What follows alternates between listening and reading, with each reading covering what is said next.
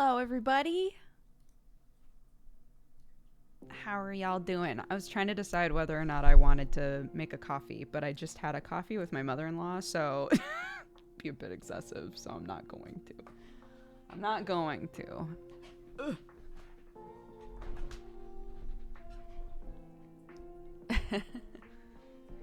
You ready? Ready? Oh my god. The 2-cam setup. Who is she? Now that I've got nice cam, I've still got the webcam. We can do both. I know. Wild. So professional. I know. It's me. Oh, and you can see how fucked up all my nails are because I've been stressing. So I've been picking at my skin a bunch and shit. Yum, yum, yum, yum, yum, yum. But that's okay, because that's not what this is about. This is about learning to mend shit in our house.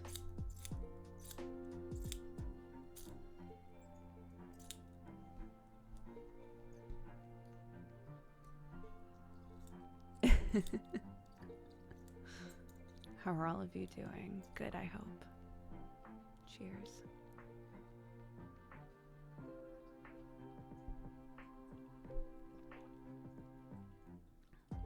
Looks like it would make a good fidget toy. Bro, it is a good fidget toy. So this stuff, you have to push back and forth as you're looming. I literally just sit and do this all the time. It's great. The hard part is when you're first like getting the stitches on, you have to make it so they're all upright, which is kind of a pain in the ass. Like, it's just easier to do this back and forth. For this study hall, I plan to reduce my open tabs from 150 plus to less than that. I'm proud of you. Is that the olive jar? It isn't. This is a different jar. This is a different jar than the one that I was using when Bronze and I got called out for drinking out of stuff that isn't technically a drinking glass. This had chili oil in it, I believe. But it's a very good jar. I like it. What are the rest of you gonna do today? You don't have to do anything. You don't have to participate in the study hall vibe.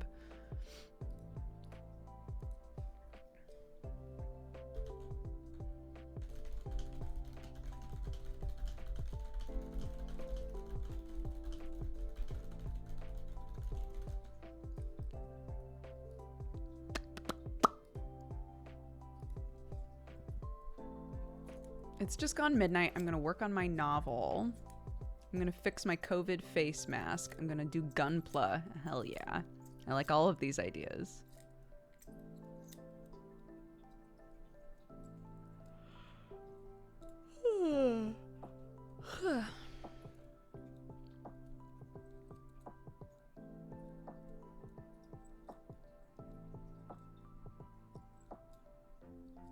Trying to take over the world. I don't know if you can do that in the amount of time that this stream takes place, but I bet you could get a good start on it. So I'm proud of you.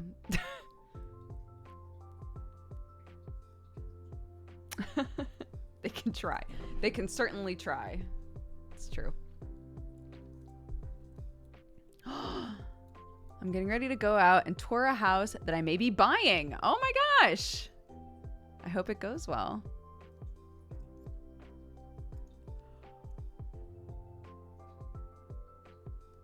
Pre-cut some veggies.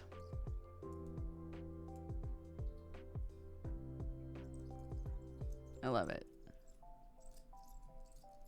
Fantastic. Well, so this is a darning loom. They're not always made of wood, but I like the wood one. It's a shape like this. And then there's this bit here, and this has the little hooks that you use to hold the threads where they need to go, right? So I've messed around with this a couple times now. I've done a couple stitches. It is difficult to wind up with a final product that looks really clean. If you don't care about that, then cool. I would like to know how to make it look nice in the end if I want to.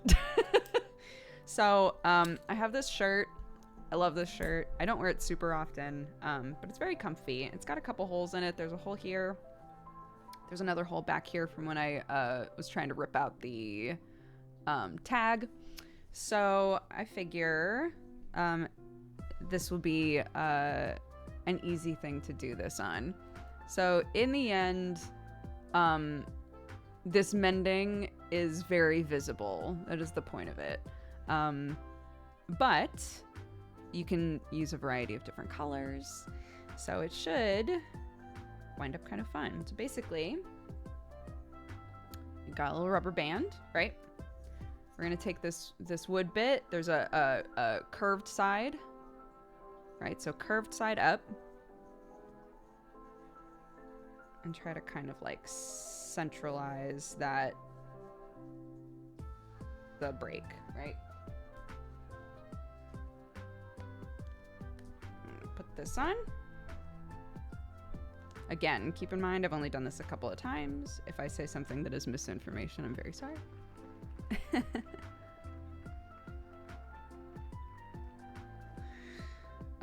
Any like loose bits of thread that are sticking up, we're gonna cut those off. We're gonna try and like clean up the hole, basically.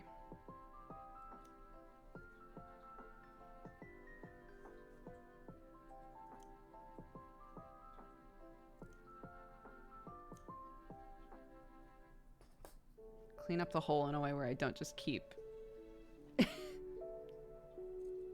making it worse.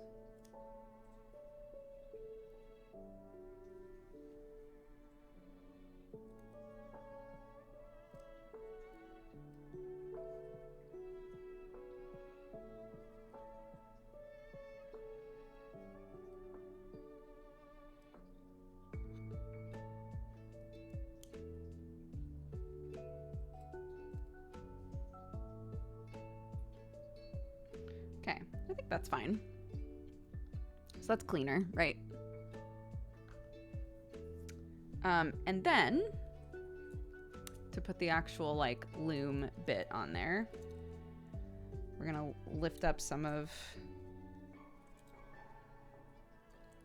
this. We slide this in between these bits, right? And then just wrap it around like that. And it'll hold it in place. Boop.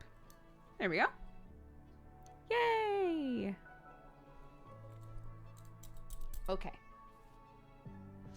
We need to choose what color of thread we're gonna do this with. I was thinking maybe yellow, because there is some like some sort of yellow threading in this already. So it might be nice to pull from that. It's kind of like mustardy. And I can do more than one color. I'm not sure though. Something like that. That sort of a thing. What other colors are in here? There's like a purpley color.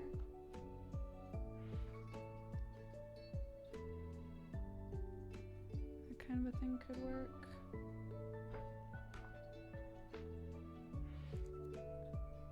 Like that? Maybe? That purple might be a bit too intense.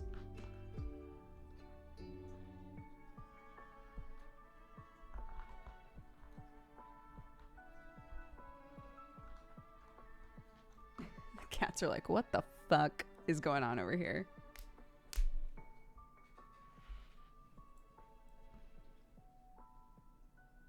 That might be better.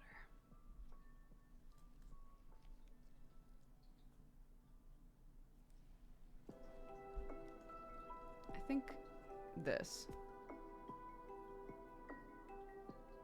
I think that. What do you think?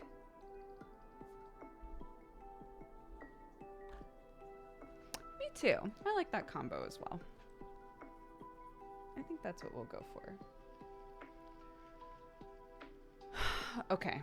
So then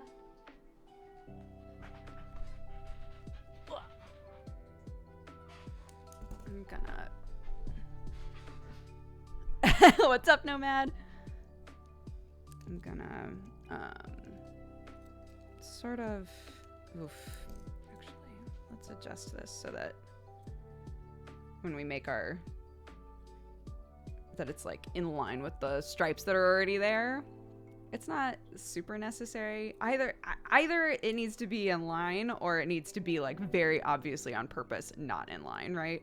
So either this way or like fully, you know, like diagonal. Well, let's see. It's part of like the collar, or not the collar, but like it's kind of up here. That could look good if it's crooked kind of like purposefully.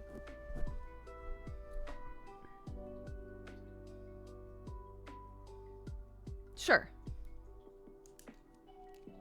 It's sleepy hours. What time is it for you, dude?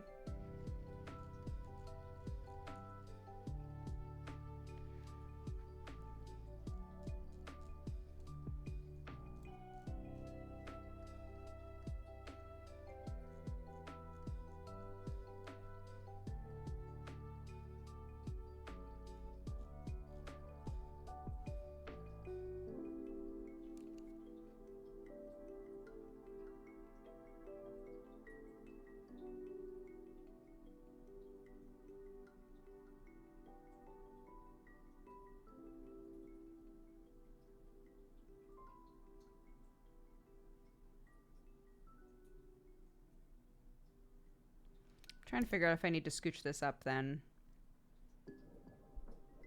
If like I need this top bit to be closer to the hooks.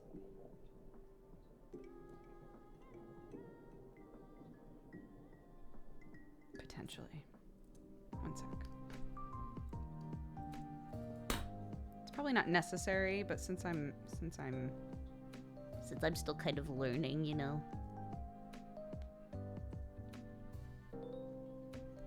I love mending clothes as well. But I get really mad when I have to mend the same part of the clothing over and over again. So, this creates like a really, like, it is mended, you know? There are a couple things that I've tried to fix. A couple bits of clothing that I've tried to fix, and it feels like it just breaks itself again so quickly, you know? And I like sort of tactile crafts like this, so.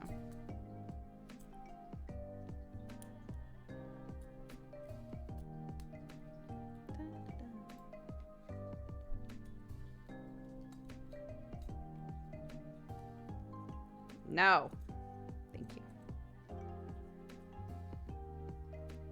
Okay, that might be a bit better. At the very least, it might make it a little bit easier on me. Okay. Sick.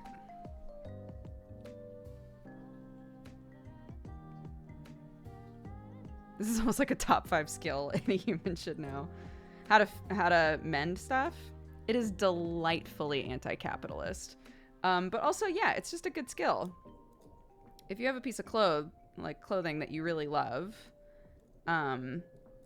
it's nice to know how to mend it in a visible or invisible way.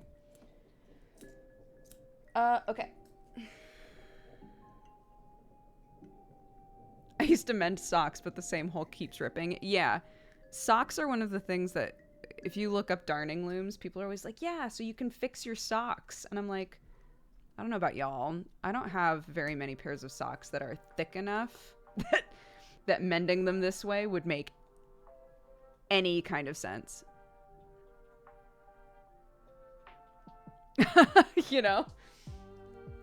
I probably should. I should probably have some just like nice, thick socks. But I don't. So, I think I probably want to. I might use this for the last part. This part, you know. Trying to mend trousers, the bane of my life.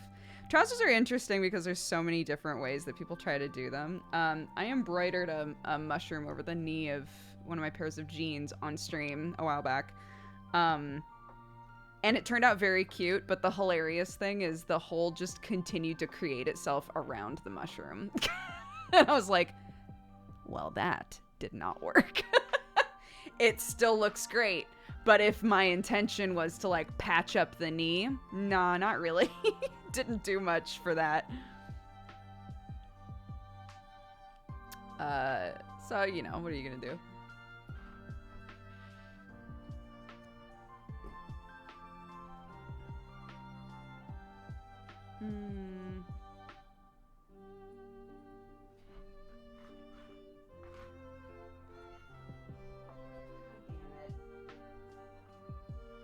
I take my threader all over the place. Why? That's such a good question.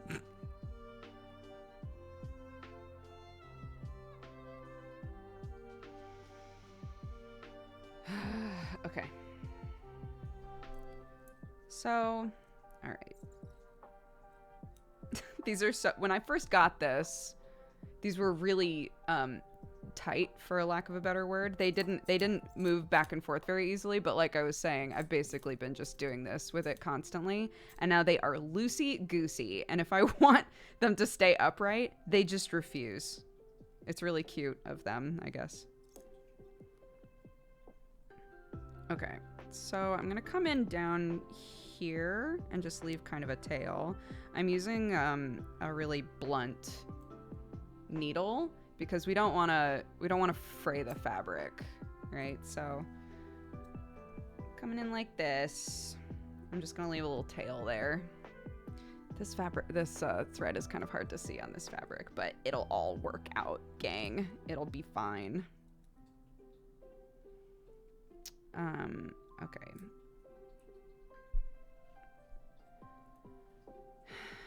So we put it around the hook like that.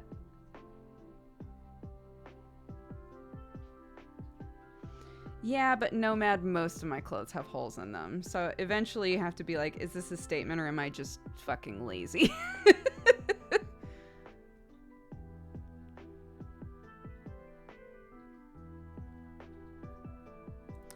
I've seen a couple different ways that people do this aspect of it.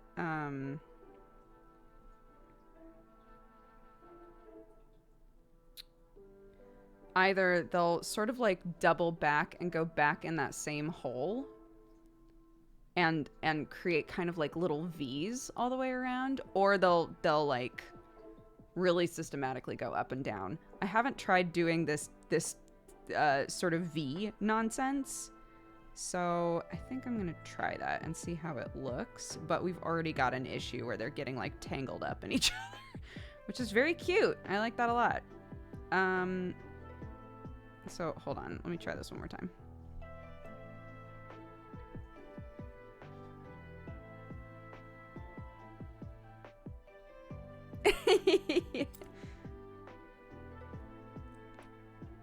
There are some clothes where I look at them and I think to myself, this could really use more holes in order to, like, suit me, I guess. But then there's clothes where I'm like, you know, it's this many holes though? Maybe not. Too many holes now.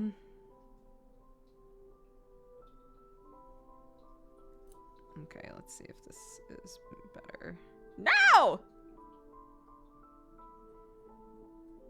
Okay. The other major thing that everything says is try to keep it not super tight. You want it to be a little bit loose. I guess kind of like with crochet, right? You don't want crochet to be... You don't want to be constantly tightening your crochet stuff.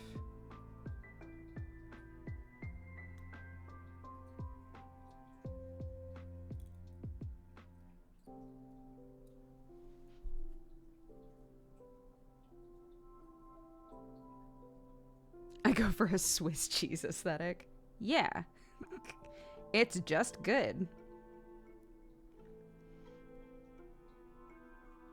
Okay, I think these hooks are kind of too far apart to do the V vibe. So I'm gonna try to do an in the middle sort of thing here.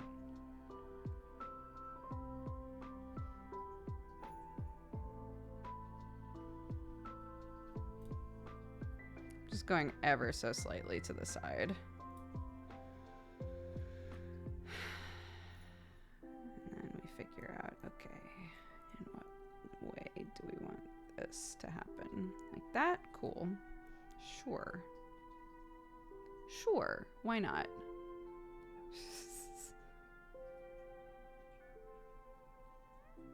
Were the threads pricey? No, I just got like a huge pack of like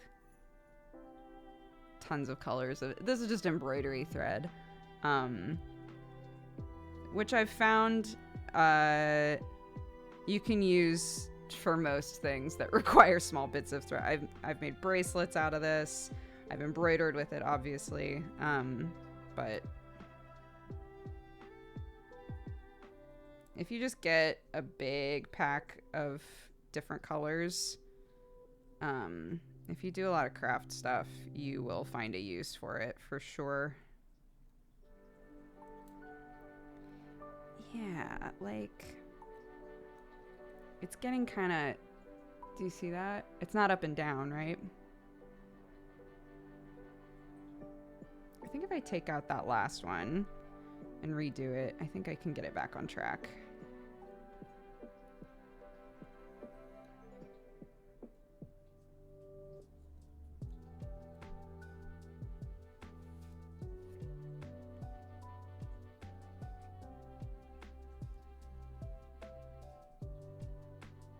I think these two are fine. They drift a little bit that way, but not so much that we can't just be like, haha, just kidding. I don't think I need to undo all of it.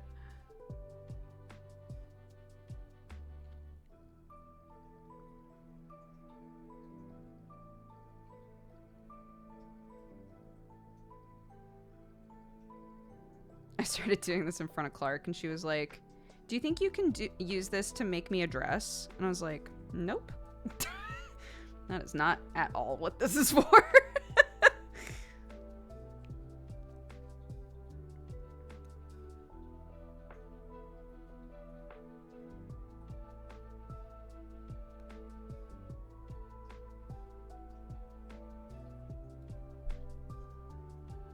I think this is such a finicky part of this process, is like getting them around the hooks.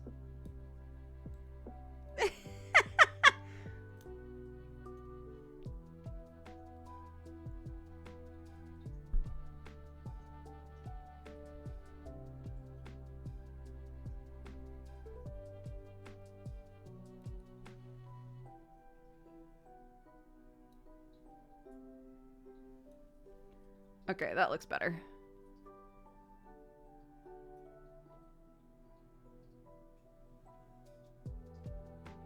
I got rid of 50 tabs. I'm so proud of you. Very proud of you, Marianne. You're doing it, bud. You're living the dream.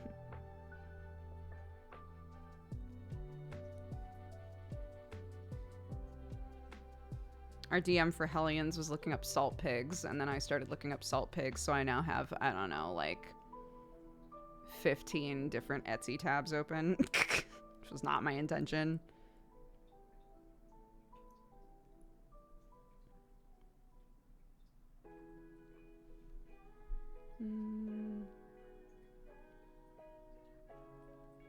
Sure.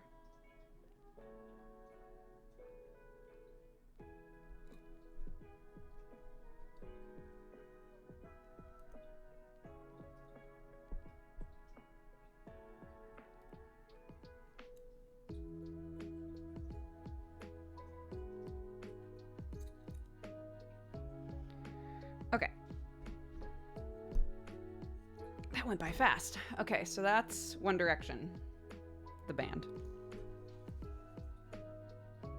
So what these do is they lift up different sides of the the thread loop to make it easier to weave. So we'll have it to this side, weave thread through, and then push it to the other side and weave thread through again. And it'll create a situation where it's over-undering opposite each time. Does that make sense? So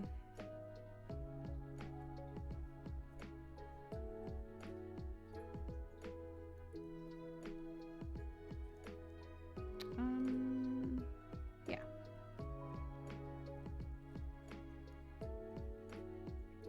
Yeah. We might not need 3 colors because this is a pretty small patch. And that will just add complexity while we're trying to learn, so it might be fine.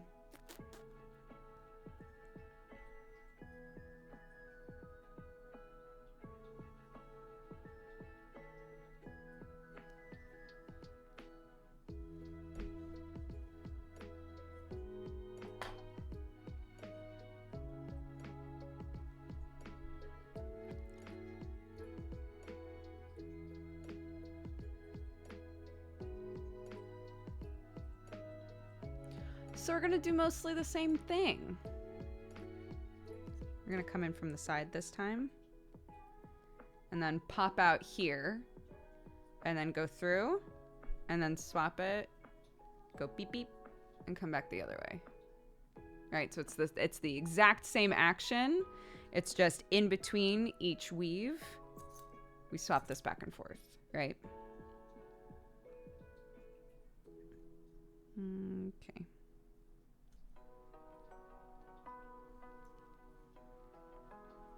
So what I am gonna do though, since that rubber band is there anyway, is I'm gonna tuck this into the rubber band just to kind of hold it in place so that I'm not worried about it.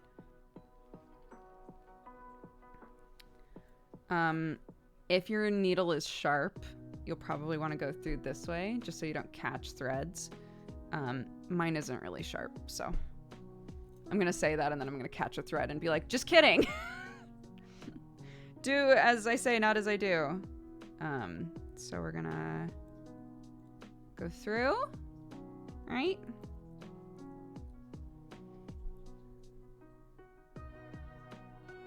And pull it through like that. And since we came in at the base here, we're gonna go right here.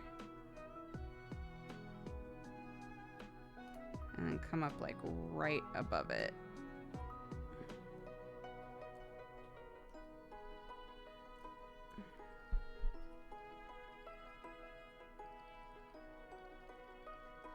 And then you can kind of use your needle like that. You can kind of use your needle to push it down and make sure it's where you want it.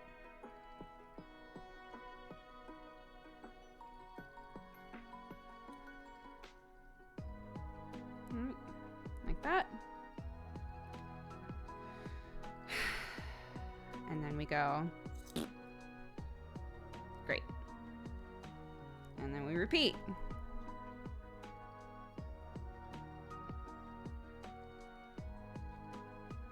Go through the hole.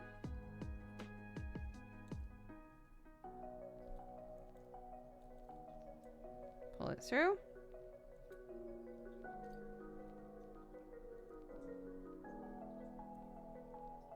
Like that, push it down.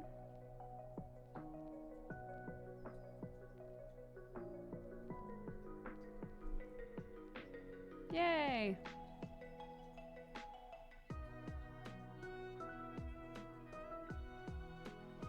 And then I think I am gonna do what we tried to do with the original weft. Is this the weft? And I am gonna go back into the original hole from the other side. So whatever hole already exists on that side, I'm gonna go back into that just to try and like make it a really tight weave. Because otherwise I think it might be a bit too loose. That might be a mistake. We'll find out together.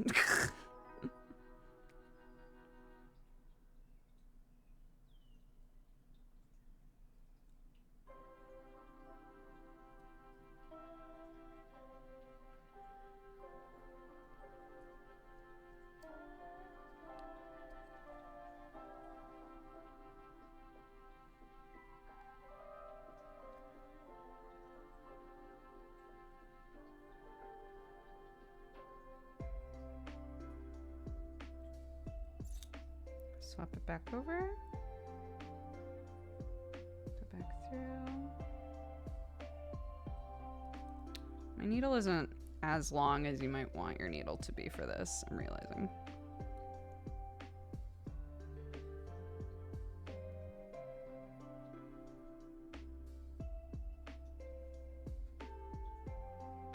Oh, I see.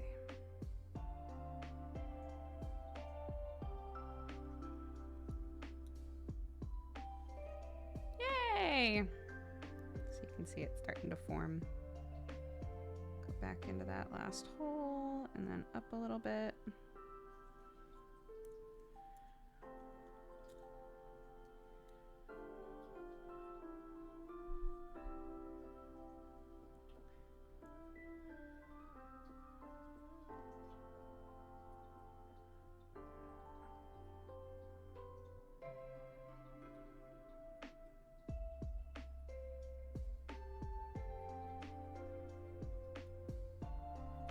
Okay.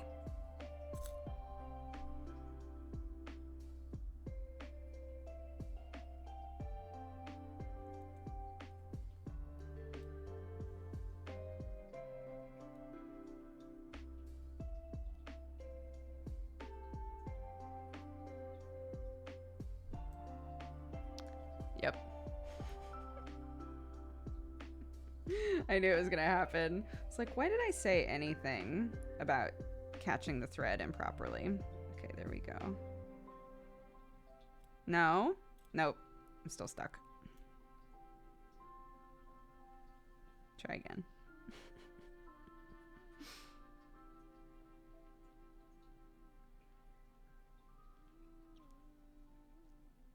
Thanks, chat, for choosing to backseat my multiple tab opener ass and not Dodger.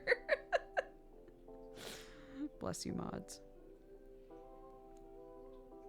Whatever it is you're working on, I hope it's going well, all of you.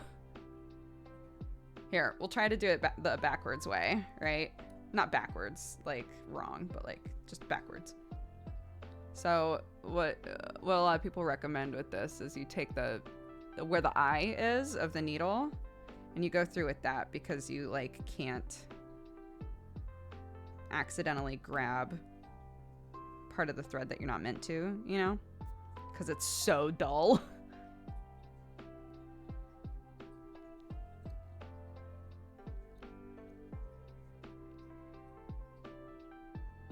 Find the hole from last time, go up a little.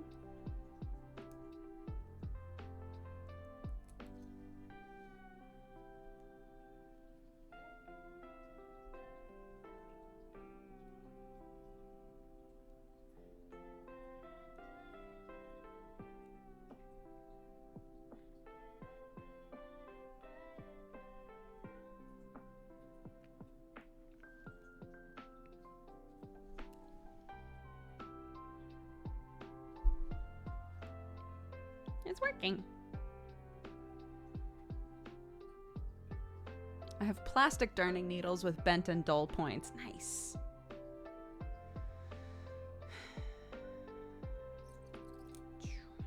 Yes. That's what I want.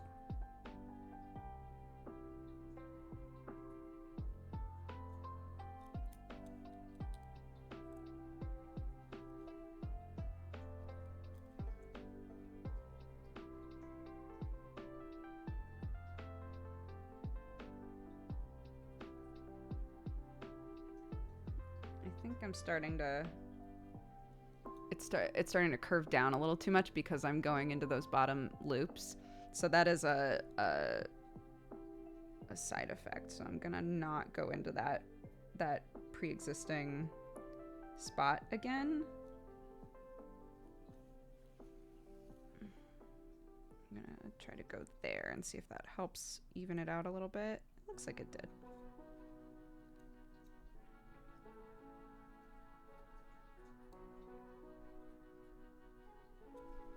Yeah.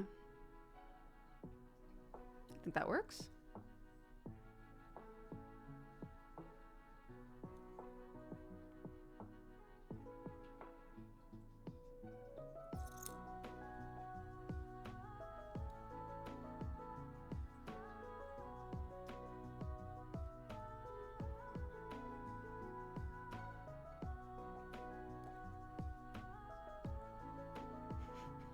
We went into the bank this morning to try and like, my mother-in-law and I, to like try and sort out a thing.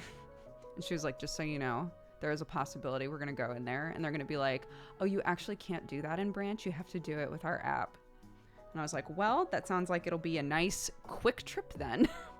And we went in and I explained what I needed. And the lady was like, oh yeah, you can't do that in branch. You have to do that on the app. And my mother-in-law was like, interesting.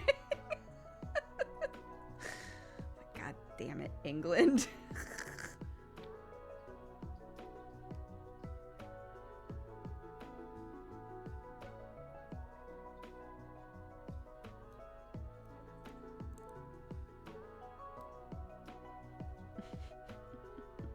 It's like, what is the branch for then? What do you do here? Just help people cash checks? Is that it?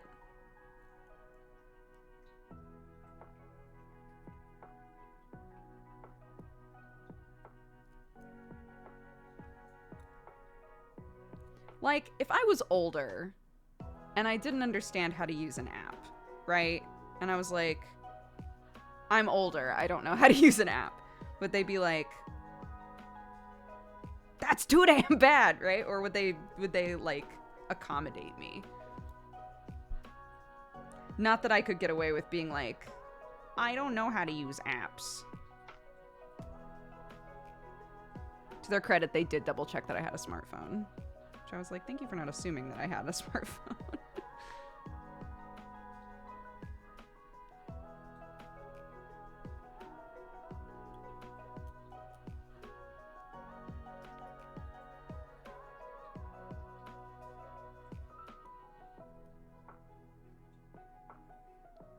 Hi, Jaws. How are you, bud?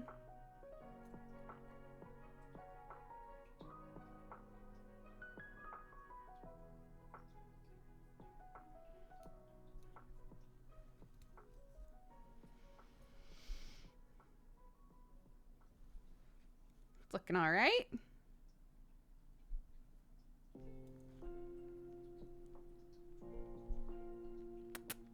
Hi. Please don't knock anything over. I adore you. Getting ready to draw smooches. I like it. It's a good use of a Friday.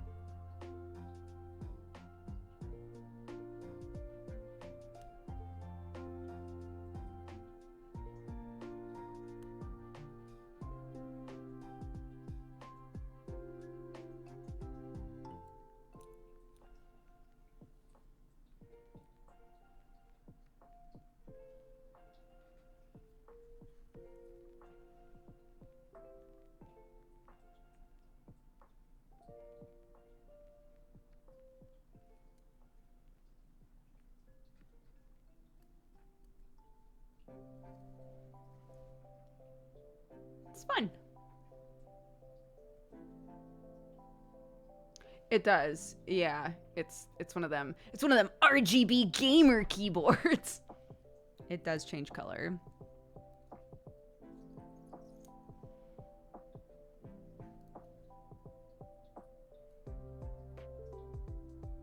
Have you seen Wednesday? Did you enjoy it? Yeah, we enjoyed it. You know, it was Addams Family Riverdale, you know? It was fine. We had a lot of fun with it.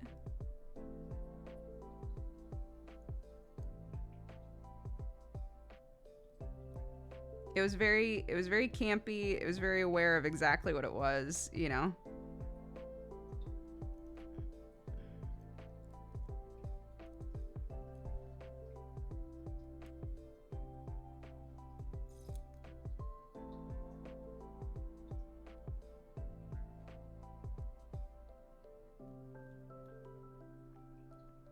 Are any of the RPG shows that you're on Spotify? I do not know. Not that I know of. I don't believe IO is. I don't know about Last Call for Adventure, if Last Call goes on Spotify or not. I'm not sure.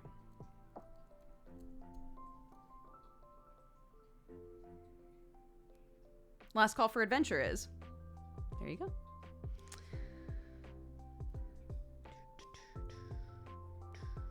That's where I play the Triton Rhesus.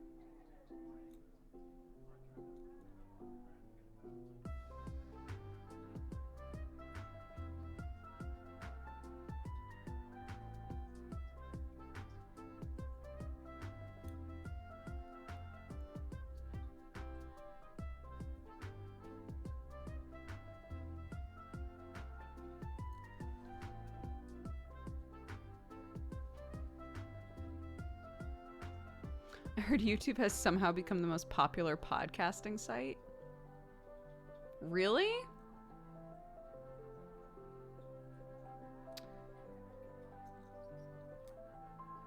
I guess, like, it's hard because there are a lot of podcasts that do a video version of their podcast now, right? Or, like, video clips for their podcast. That's become really popular. A lot of podcasts I find out exist because I see a video clip of the people filming the podcast, right? Shits and gigs. I sexted my boss. Couldn't get that one out. Help, I sexted my boss. Like, all of those sorts of shows. They do constant, like, Twitch and YouTube clips. So if those are counted, maybe that's why. Because those get pushed at me all the time.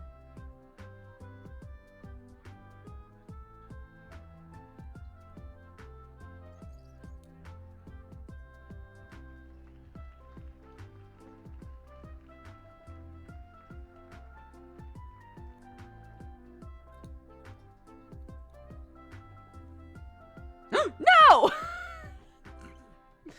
I didn't do the stitch. Oh, you goofball. What are you doing?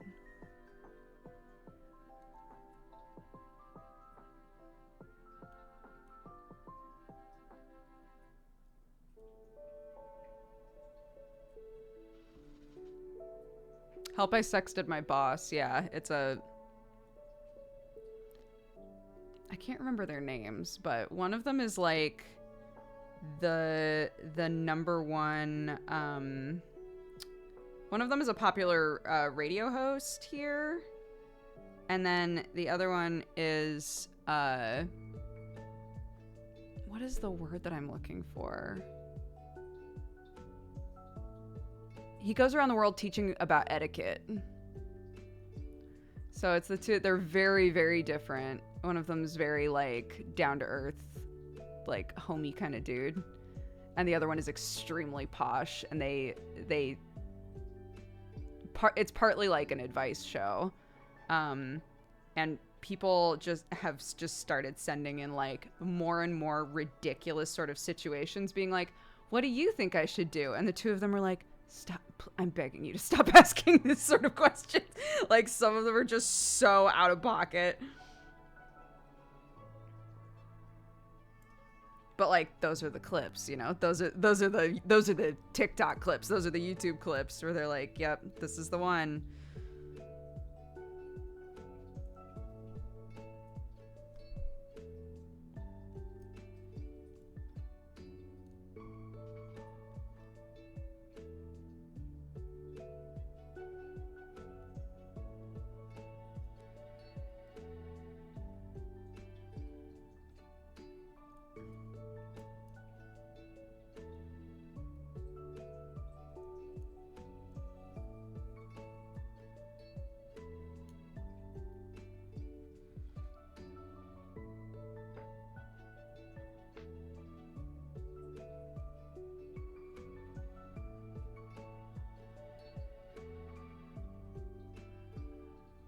Oh, I don't think I know what you're wrong about is.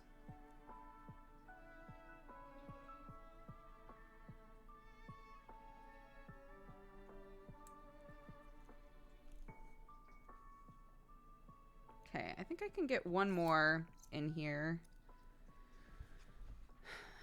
I think one last one in there, and then I'll take this off and then weave it on.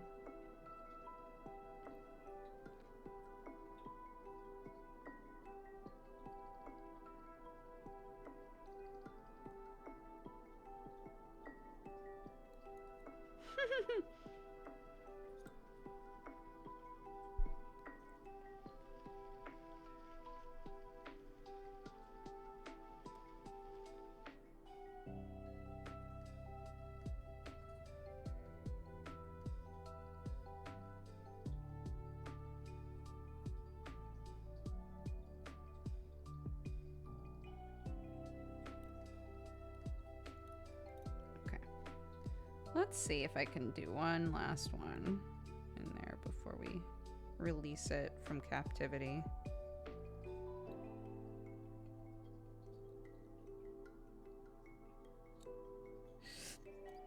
Come on, man. No!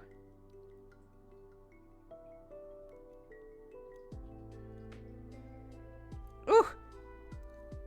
Got it through, I think. Yeah. Hoo-hoo!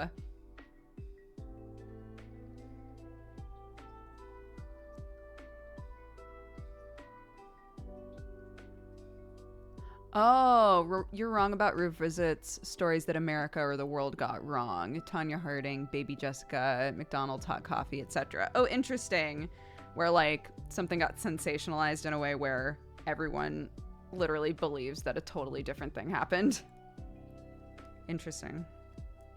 Okay, so now we try to get these all upright again so that we can gently unhook them. Oh my god.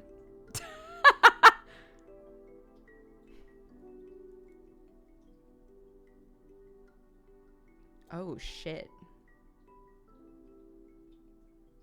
Can I even get this off of here? Well, we're gonna find out, lol.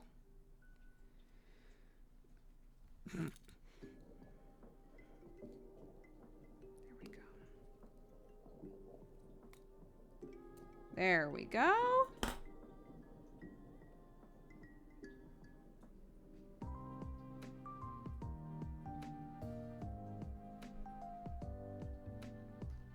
So now, I think we can take this off. I think. Oops. Shh, shh, shh, shh. Don't do that. Don't do that.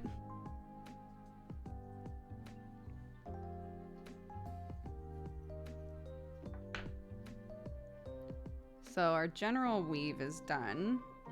So now we go in like that.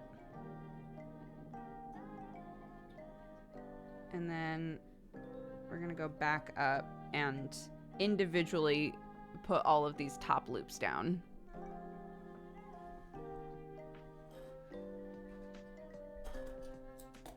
I'll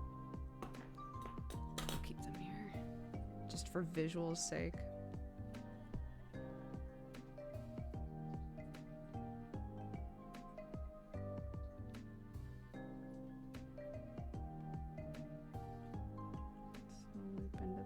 And then go back in. I'll try to make it so you can see what I'm doing, but you know, no promises.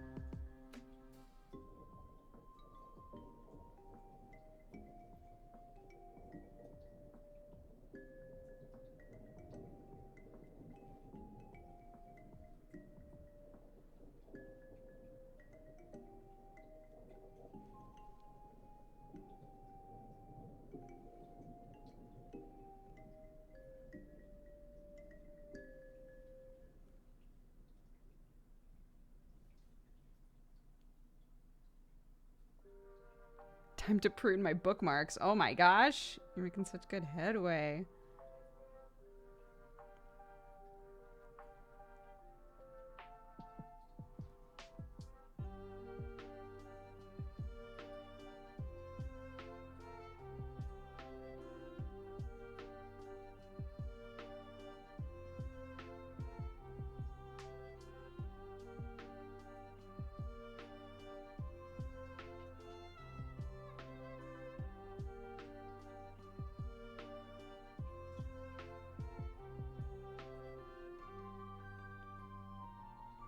Oops. Went a little too ham on that.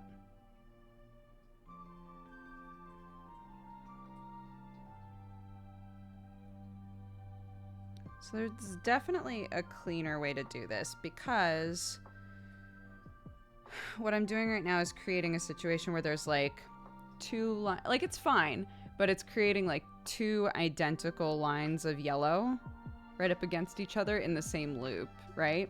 So it doesn't look as clean as I think it could, but I do think it's fine. Do you see that? Like this loop is like obviously larger than all of the other loops because there's two lines of thread in it, right? But it is a stable patch. It worked. It looks like a book. Oh, that's kind of cute. Maybe it's good.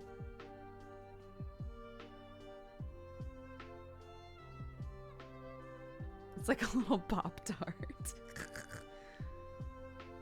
Okay. So now we can pull these back through and tie those off as well.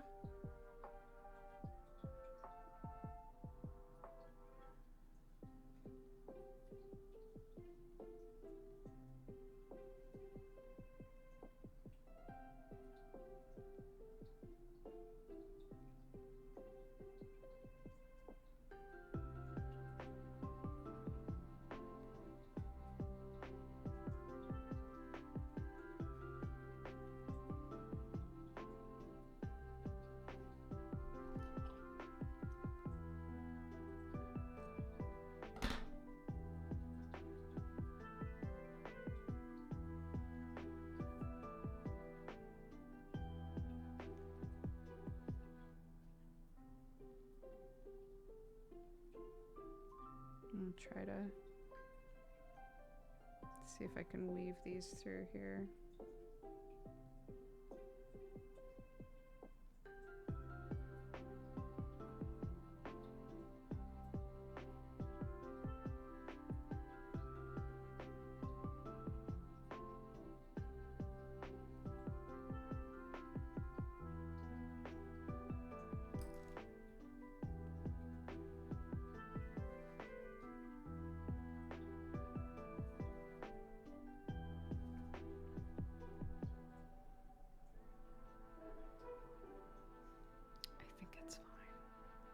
This is always the hardest part in any sewing project, really, for me, is like, how secure does this need to be?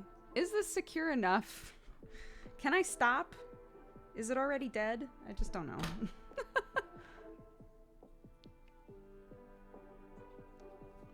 And then these two, we can just tie together. Hell yeah. Way easier.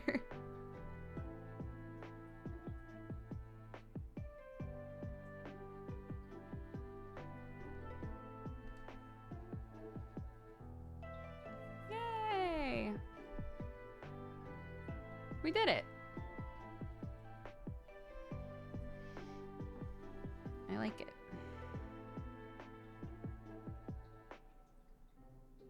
One more, because again, I'm nervous.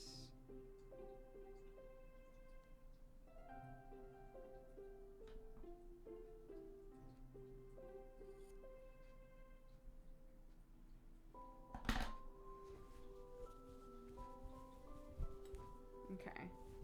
So that's what it looks like now. Yeah, I think diagonal was the right call. I think that was the right call for this.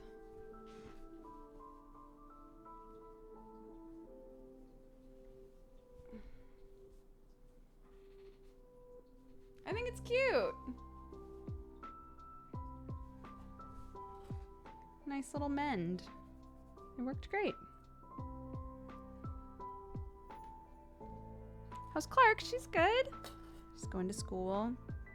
She hates it. She's not a fan.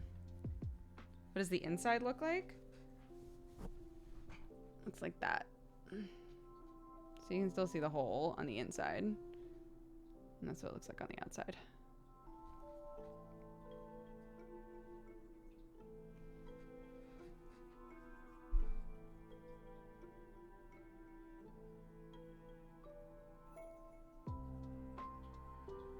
Thank you. Yeah, it turned out good. This is my first time successfully like ending it. Most of the time it gets really messy at the end. I still don't think that it's like perfectly even, but you know, that's fine. I did it by hand, so it's not it's not gonna look like a machine did it, you know? I have another hole here. I don't know how, oh. This seems like a difficult spot to try and mend, though, because the collar's right here.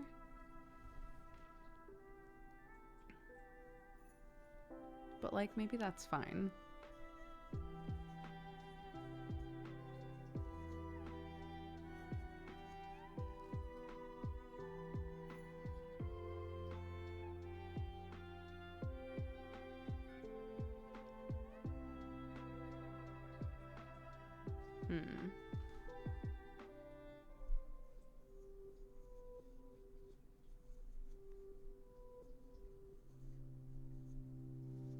We'll try it. Why not?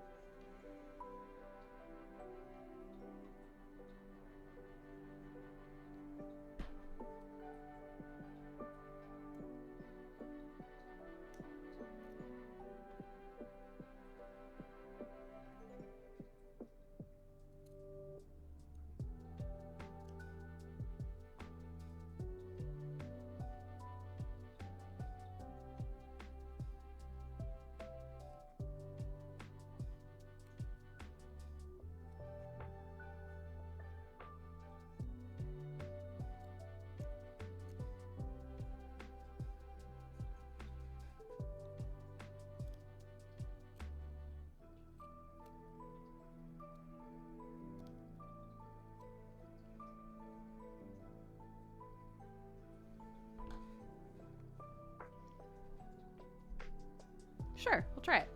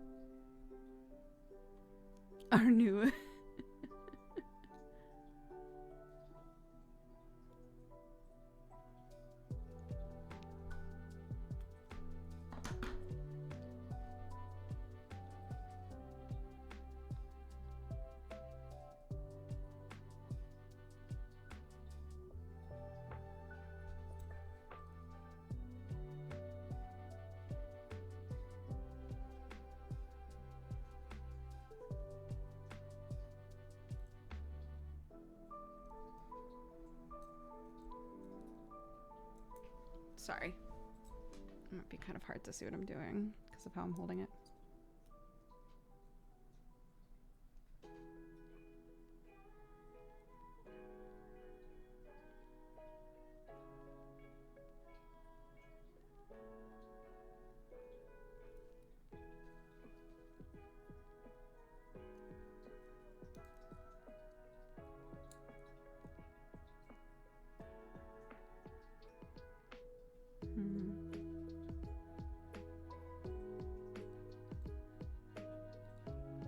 Nope.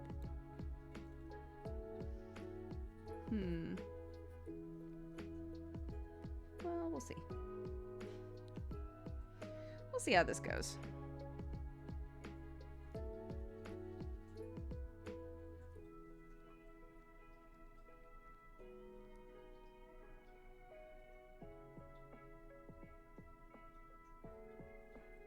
Oops. Beep. No. Get out of here. Thank you.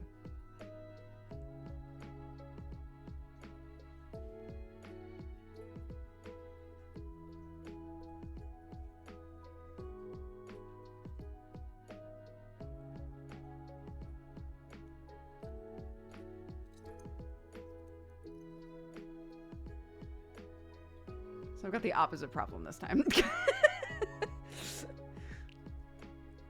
Where I probably should have started on this hook, but I started one over, and so now they're going this way. I'm gonna, hold on.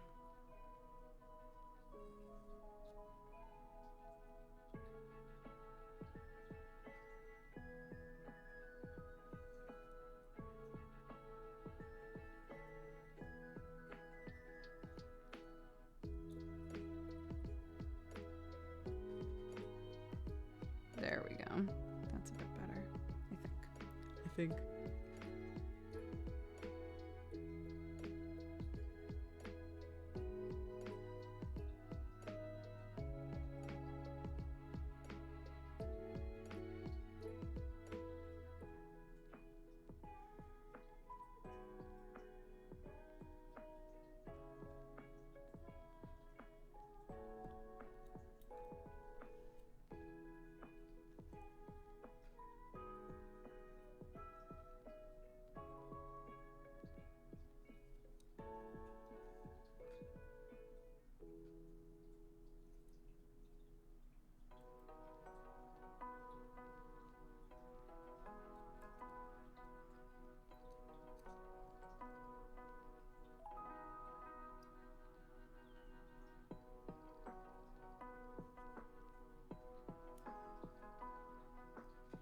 I close all my tabs every single day.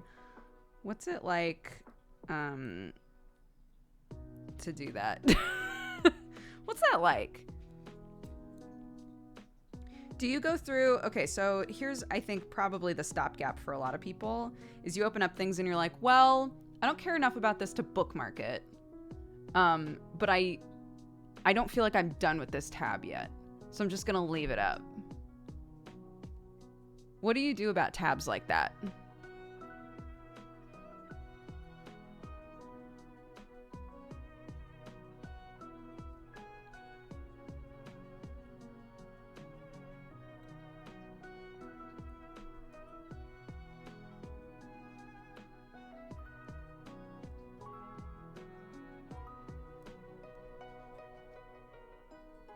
I just bookmark them. Oh, okay. I guess that's fair.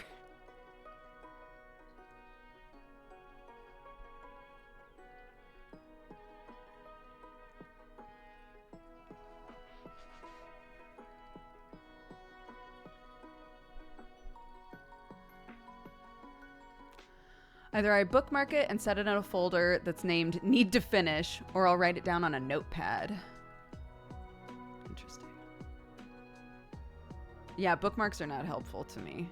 So even if I do use them, I don't know what's in my bookmarks. You know what? The only ones that I use are my D&D ones. I bookmark everything that I need for a certain character and I put it all in a folder so that when I need to play that character, I can just right-click that folder and say, open all these tabs. That is the most that I use the bookmark system, to be honest.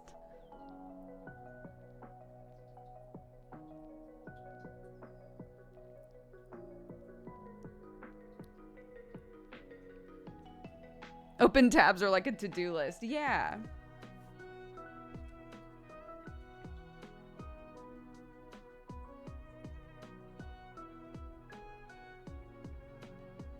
Sure.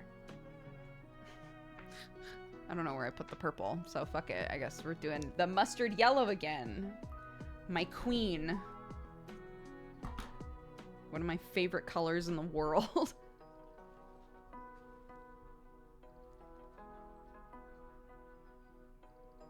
Mustard yellow really had a heyday. I don't know if it's still in its heyday. I feel like now we're in the dark emerald green era, but there was like a hot minute there where everything was mustard yellow, and I was on cloud nine. It was so great. I could go to any store and find a thing that was in yellow, and I was like, yeah.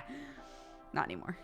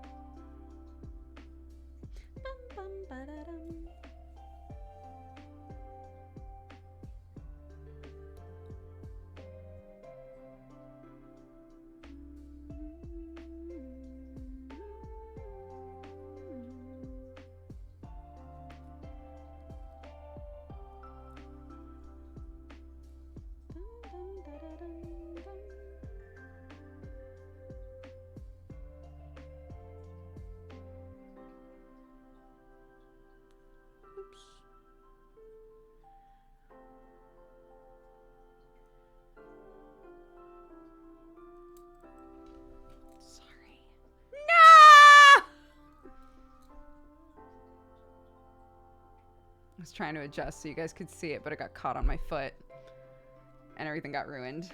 Can we save it? I think we can. Let's see. Well, first of all, I'll do this. Okay. All right, which hooks were all of you on?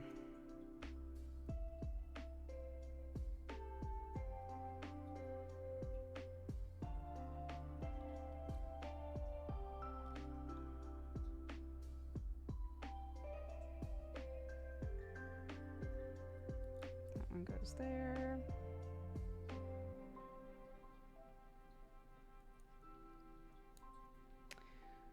One goes there.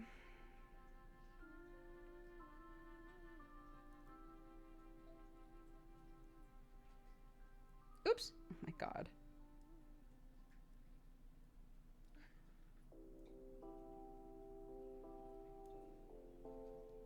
Okay.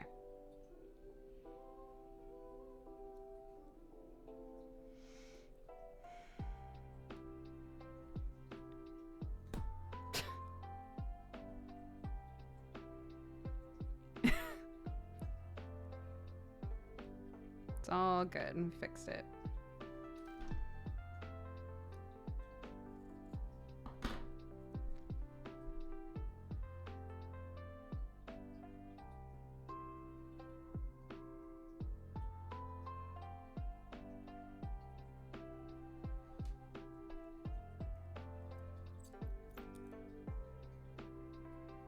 It's hard because the collar is thick enough that it doesn't, the rubber band doesn't want to hold it down very well. So literally the part that the loom is on is is kind of precarious. So I need to just be careful with it is all.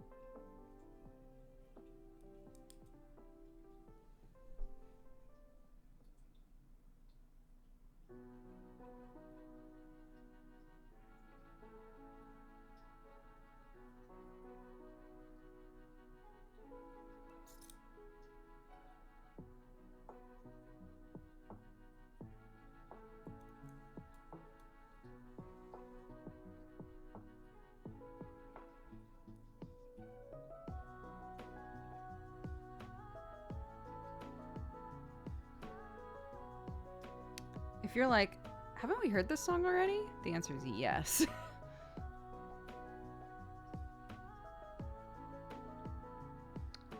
I just have the Stardew and Chill album on.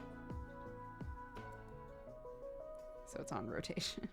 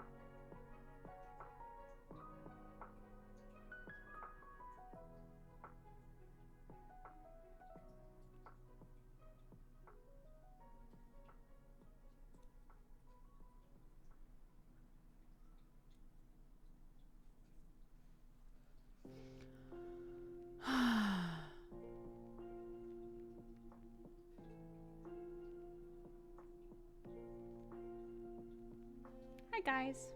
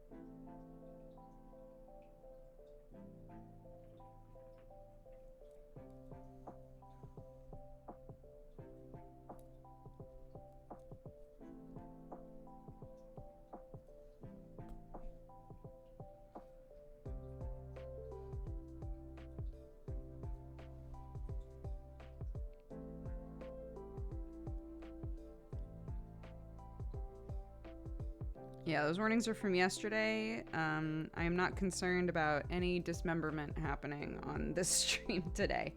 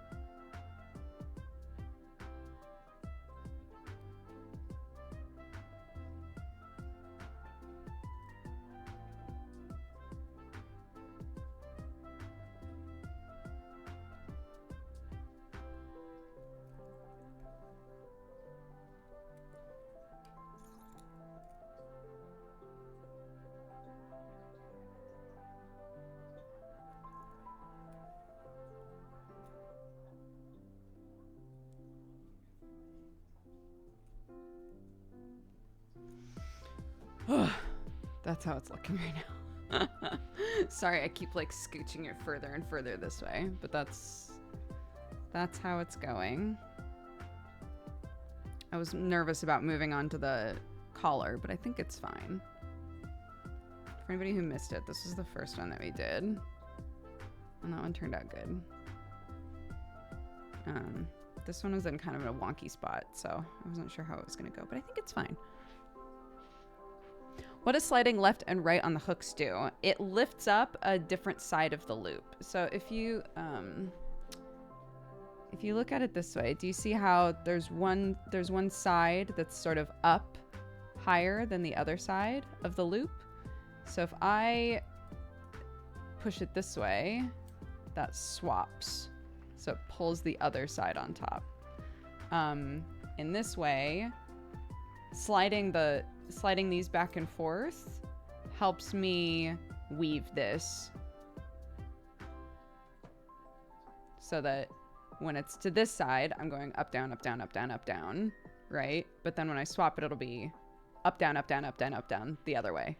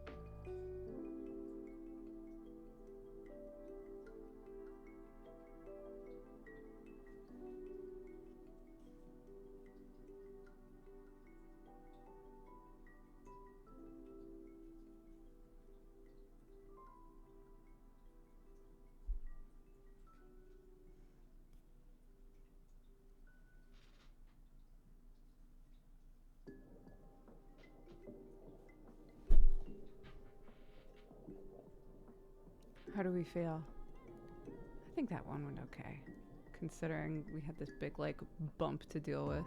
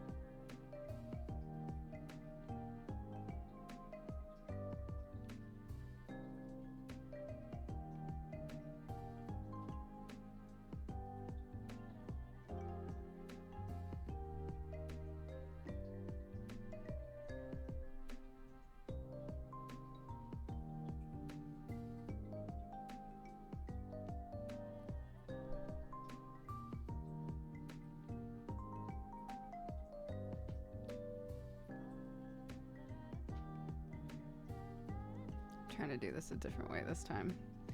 If I can weave this back down to this corner, then I can also tie this one off. And I think that'll just be cleaner, at least for me. There we go. So I wove that back down into this corner. Now I've got these two threads.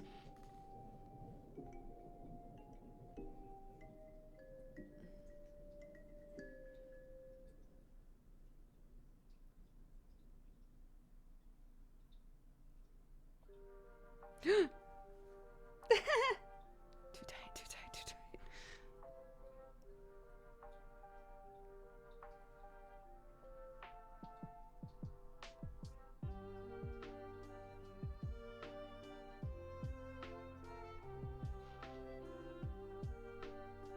Yeah, there we go. Two little mends done. Beep. It's pretty fast, right? So we mended the collar back here where there was a hole. And we mended the front here. Cute. Supposed to be a con with Jesse and Dodger like 3 years ago that I bought tickets to, but then COVID started. Yeah. Yeah, that was going to be a trial for like potentially merging CoxCon with another convention. And then for months there, it was like, well, we're just going to hang back and like see how it goes. Like, we still plan to do it. And then the next month it would be, we still plan to do it. It's probably just going to be pushed. And then, and then just the whole thing was canceled, obviously.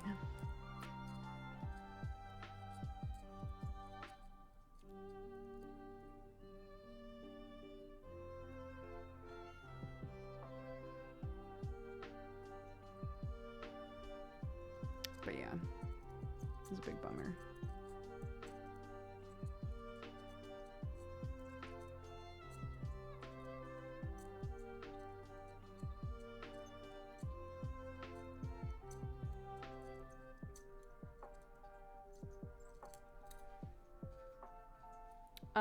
I am gonna go to the bathroom because I need to.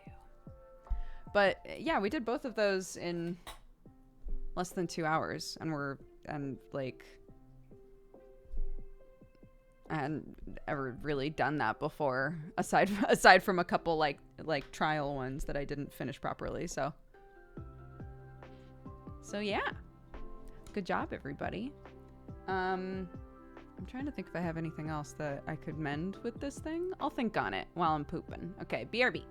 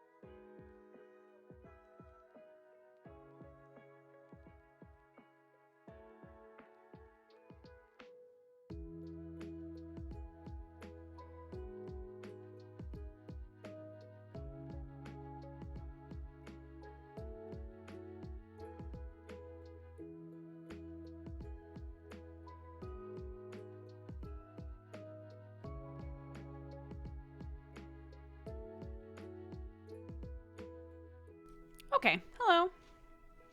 Grabbed something to eat. So, because I'm freezing. I was like, I just want to eat something so bad. Wrong camera. Let's not do this. Boop. And boop. Yeah. Ooh. Sir? Okay, there we go. Hello. Housing lottery day. I know. A couple people have been talking about that. Terry and I still definitely do not have enough money to get a different house. So.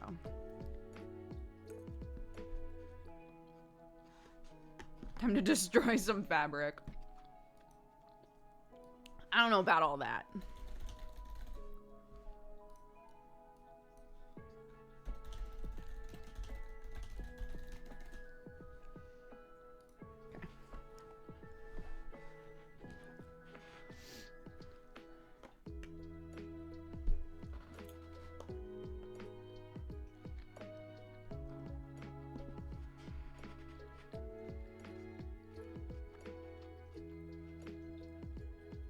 Has there been talk about MangaPod coming back? Yeah, we want MangaPod to come back for sure. We haven't like discussed a specific day that we're coming back or anything like that. And we're trying to figure out how to make the schedule a bit looser since stuff gets in the way of us doing MangaPod all the time. So like, how do we set up a schedule but not constantly break the schedule, right? So we're thinking probably it's going to be easier if we have a list of the order in which we'd like to read things.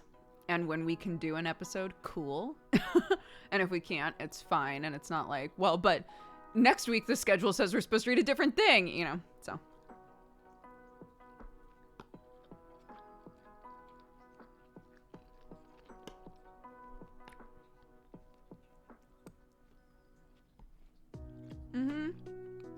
It's fun. MangaPod's a fun show.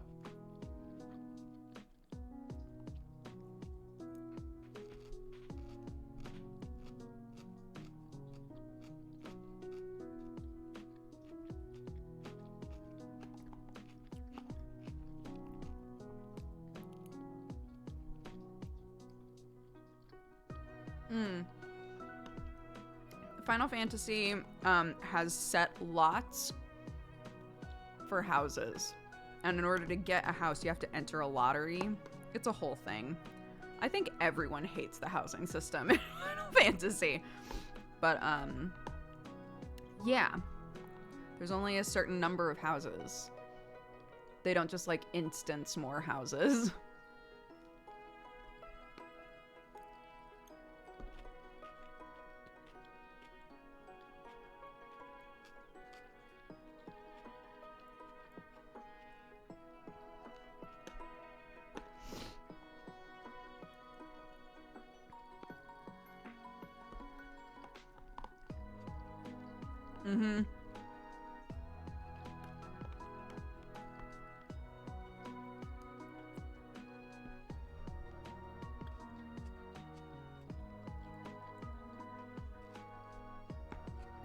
Yeah, but it's not like in some game. I think in Elder Scrolls, there's literally as many houses as people want houses. You know? So that's what I mean when it's like, they don't just say, yeah, of course there's more houses. We have as many houses as you need.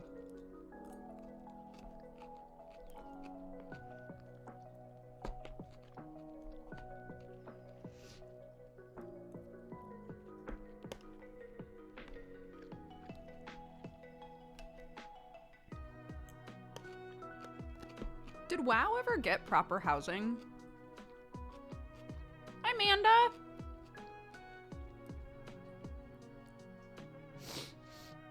The housing in ESO is crazy. I've spent IRL money to decorate my houses. Dude, Tiri is so into ESO housing.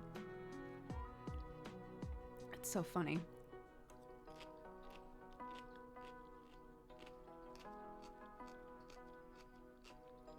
If I don't get one today, I'm gonna throw my money at a Hythlodeus minion instead. Oh my god, off the market board? You're brave.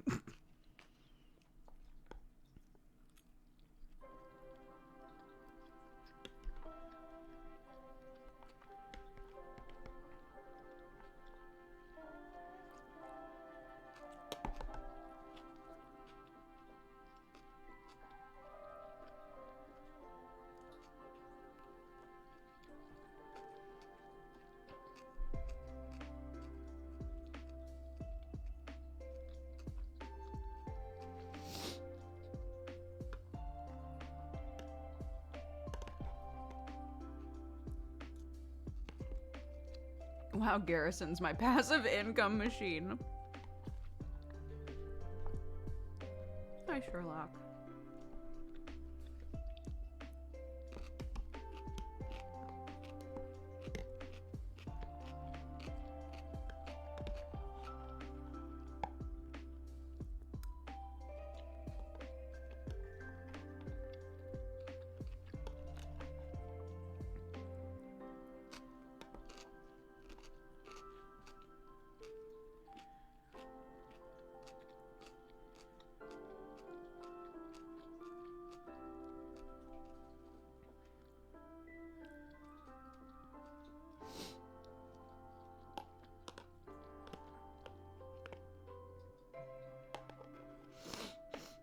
Oh my god. This is spicy.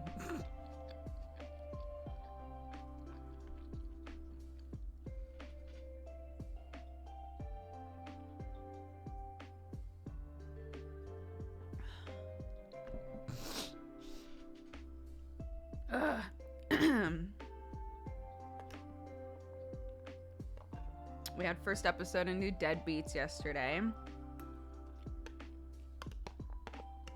It went well, I feel. I got to use my new Dash art.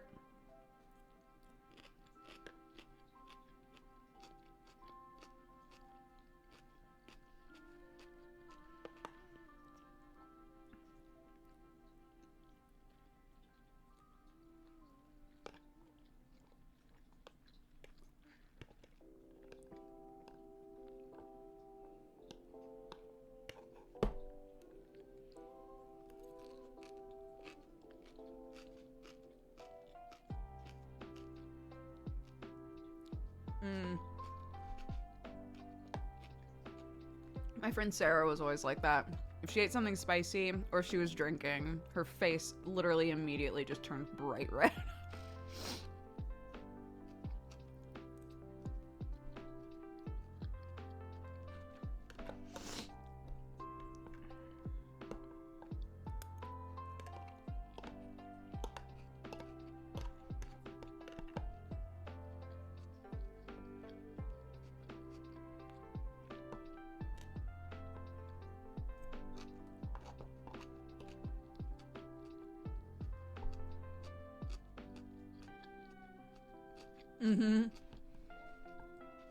I have something similar happen if I exercise.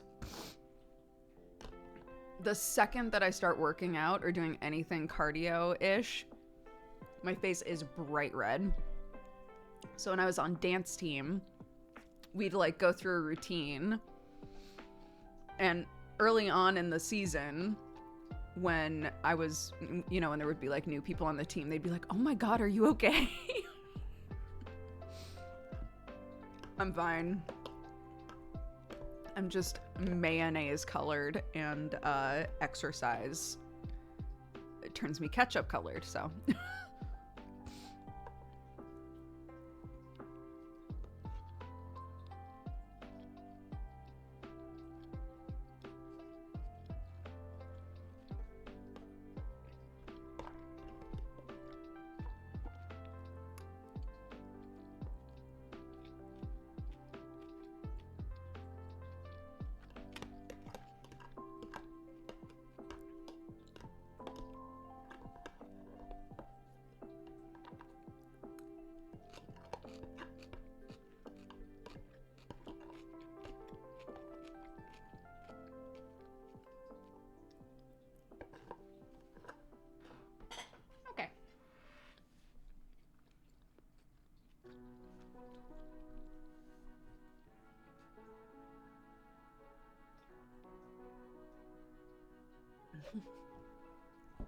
That's true. At least there's blood flow.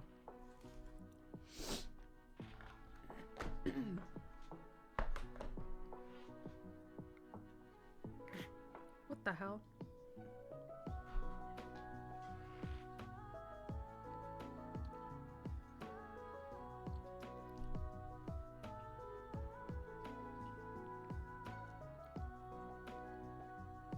Yeah, I think everybody has a a specific spice tolerance, right? Not like how spicy can you handle it, but at what point do you stop tasting anything else, you know? And I do think that that's something that is different from person to person. There's food that I eat where my sister would just be like, absolutely not, you know? Sometimes ground pepper is too much for my sister. But, you know, it's at what point does the spiciness of the thing make it so you can't enjoy anything else about the dish? Then that's too spicy for you, right?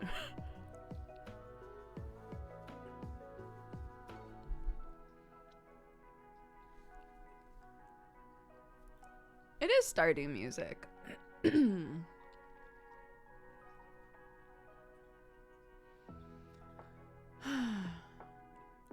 But yeah, I think your tolerance can change and fluctuate depending on, you know, what you're eating and what's going on with the rest of your body. But yeah. So someone said they don't like spicy food because then they can't taste anything else. Then yeah, I think probably the spicy food that you've tried to eat was either too spicy or just spice in general overpowers for you. Like heat spiciness, you know.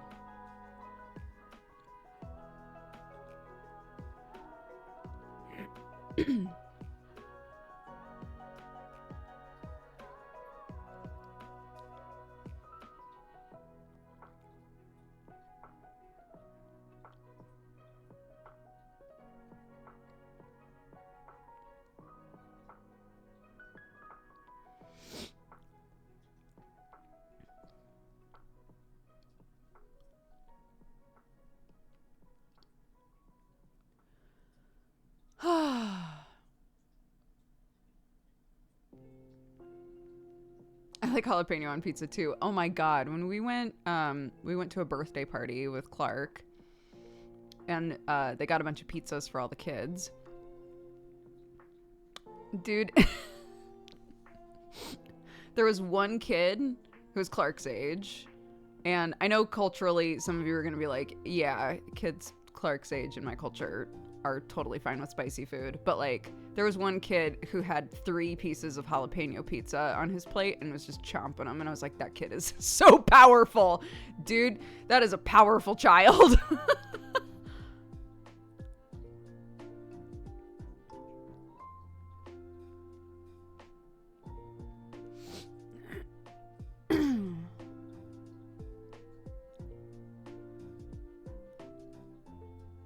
Meanwhile, my kid's current pizza thing that she's doing, she's been doing this for, I want to say like 5 months now.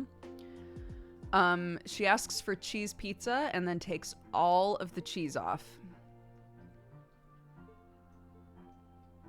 We've tried just getting her pizza with just pasta sauce, but it's not the same. She wants like, I don't know what it is. She wants cheese pizza, and then you take the cheese off. No, she does not eat the cheese. She will eat a ton of pizza that way, which is so funny to me. So, yeah. So do both of my kids. I feel so seen. Oh my god.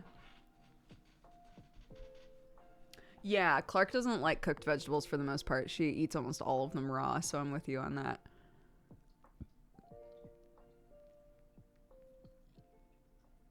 Yeah. She's also really into mixing different juices. So if we have 2 different types of juice in the house or in the fridge, she'll ask if she can mix them together. And Sam and I are usually like, that does not taste good, homie. But it's like experimentation for her. She's like, this tastes great. I love this.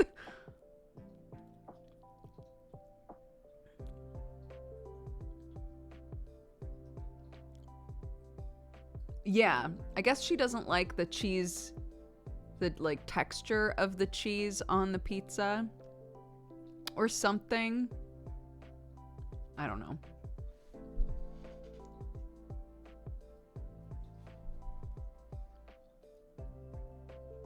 But she wants that. She wants that, some of the cheesy flav left over, I guess.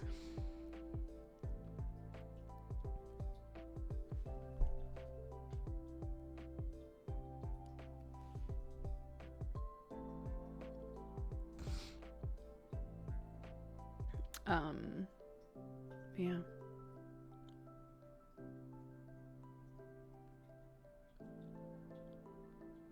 Maybe a taste or text or something. Yeah, it might be. I'm a strange one about cheese also. I can only have it melted except for Baby Bells. Clark loves a Baby Bell, for sure.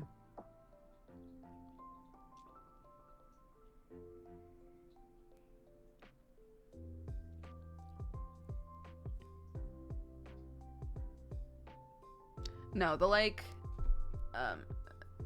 things that she will pretty much always eat if I give them to her: raw carrots, raw bell peppers, any color, cucumber, most fruits she's fine with. She goes off of bananas fairly often, which is fine because Sam and I can't eat bananas. Any kind of carb, dude. Any sort of bread, any kind of tortilla, you got pasta, any of that shit. 100% absolutely. I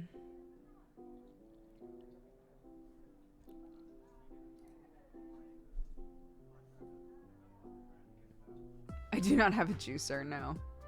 That's a good spread. Yeah. So generally, if she's feeling a bit picky about stuff, I know that I can probably put together an assortment of like cheese and a bunch of chopped up vegetables, and she'll probably nom on that.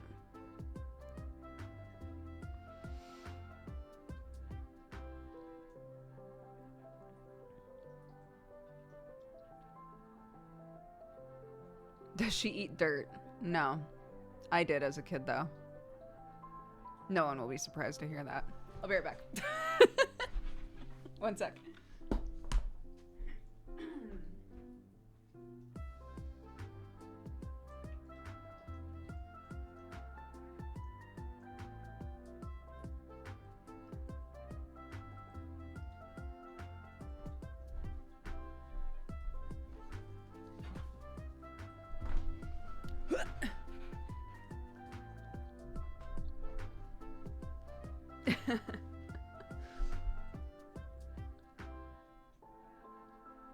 Also, dog treats. I was super into dog treats.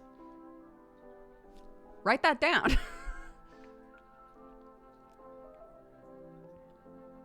My kid ate Play-Doh for the first time today. I don't remember Clark ever eating Play-Doh. We didn't really have Play-Doh in the house until she was, I want to say 3, though.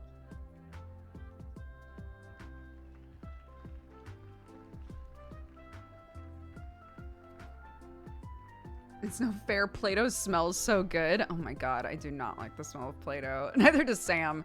Neither of us really like it. But you know what? It's real fun to play with, so we have it in the house.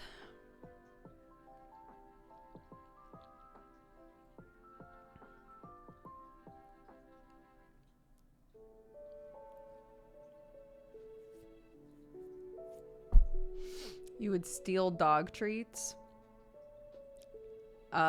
Yeah.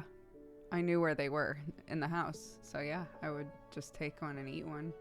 I don't remember ever getting caught doing that.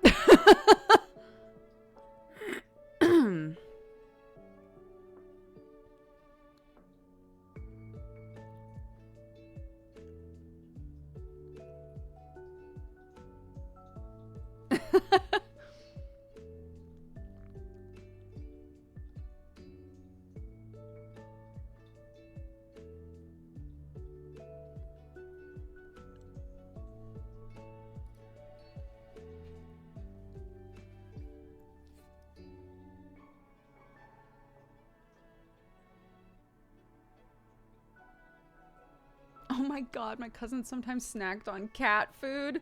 Ugh. As an adult, that makes me cringe. I once ate bird feed for parrots because it looked and smelled exactly like Fruit Loops.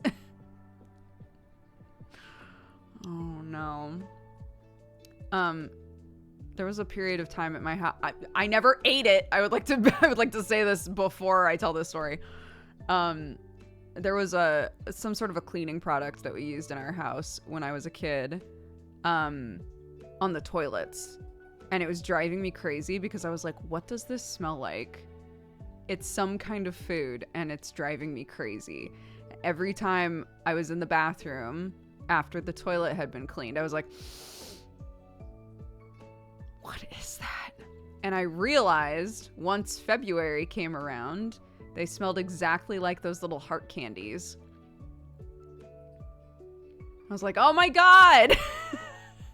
Those little heart candies smell exactly like the stuff we used to clean our toilets. I've tasted flowers before as a kid. A lot of flowers are edible. Not all of them, though. I'm glad you're still here.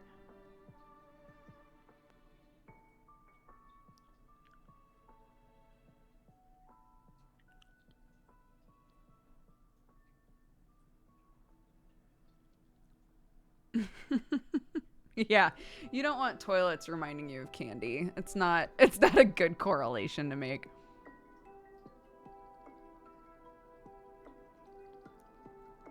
Did it make the candy better or worse discovering that? It was like, it had no, it didn't affect my relationship with the candy at all. What it did do was give me, and I still remember this incredible feeling of satisfaction because I had spent so long being like, this smells like something and I'm gonna figure it out. Months of my life not being able to figure out what it smelled like. It drove me crazy. And then when I realized what it smelled like, oh my god, the relief, the mental relief.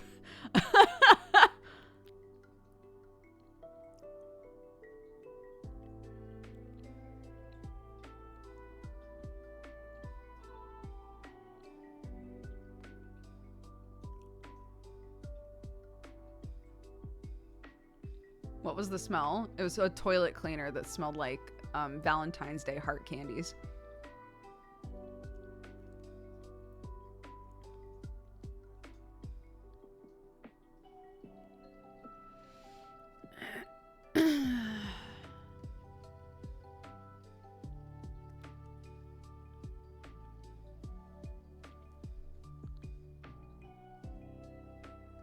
Again, to be clear, I never tried to eat the toilet cleaner.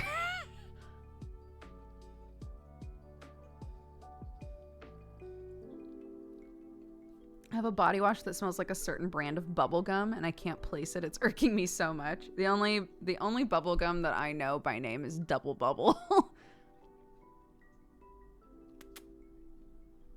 Hi, Bubby. Oh, you're so warm. You're so warm. J'adore.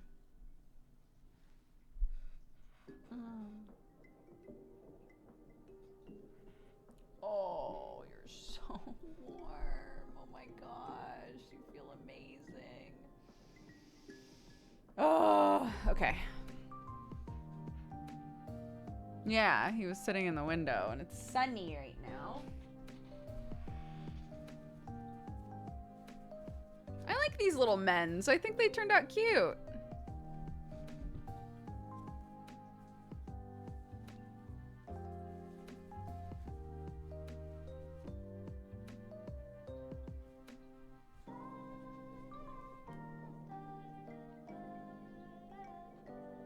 Yeah, I'm happy with them.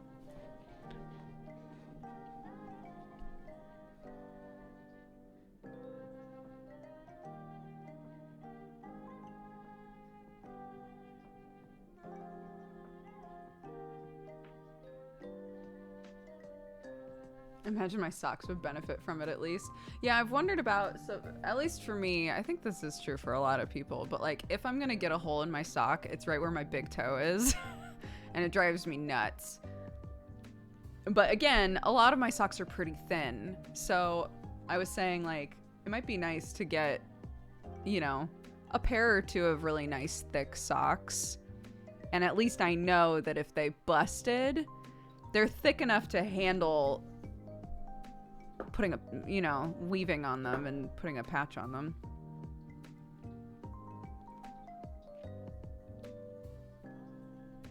For me, it's the heel. Oh, interesting. I guess it must have to do with how you walk. And also your toenail situation, right? I try to keep my toenails clipped, but...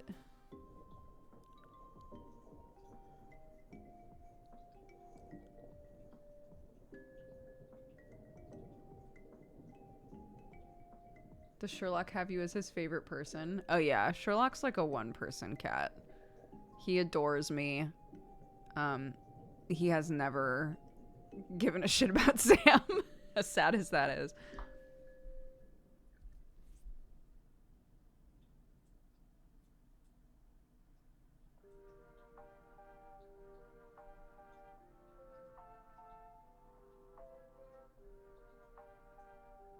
Anyone else wear socks inside out because the seam at the toes is awful?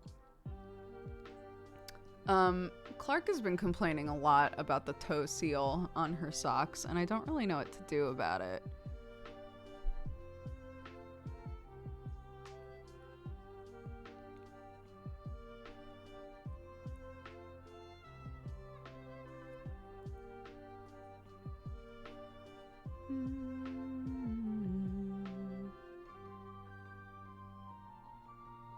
Yellow.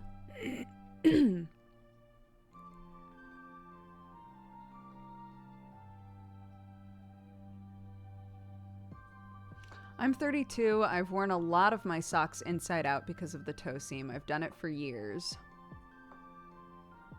There are sock brands that make them specifically with that in mind, I believe, for sensory sensitive people. I'm wondering how they would do that, though. Because the socks that I've worn with no seam at the toe do not fit comfortably at all.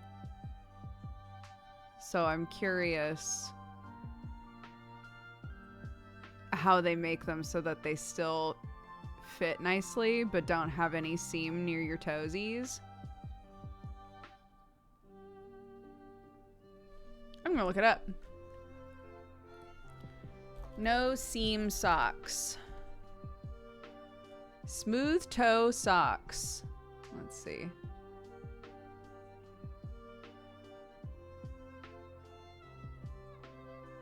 Smooth toe seams. Interesting. Sockshop.co.uk.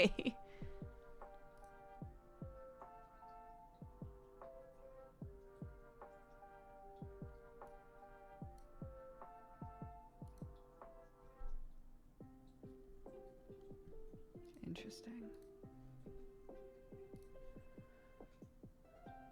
I've never thought about this. Now I'm paranoid that I'll become aware and dislike all of my socks. If you don't have any socks that actively annoy the shit out of you, then I think you're probably fine. It's when there's a pair of socks and the seam is an issue, it is a uncomfortable issue.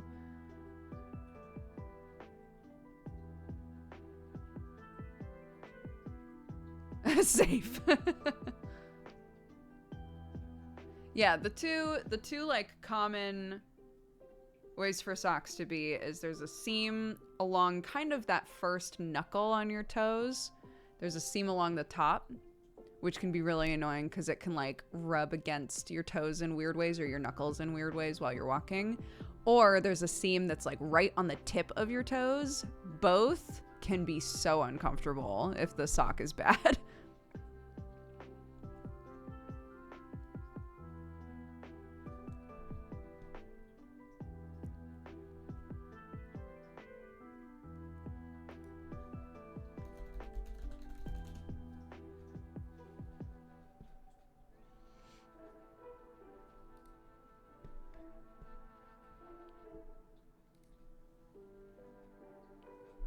The one under my toes used to drive me crazy. Under the toes? A seam under the toes? A seam under the toes? That sounds terrible.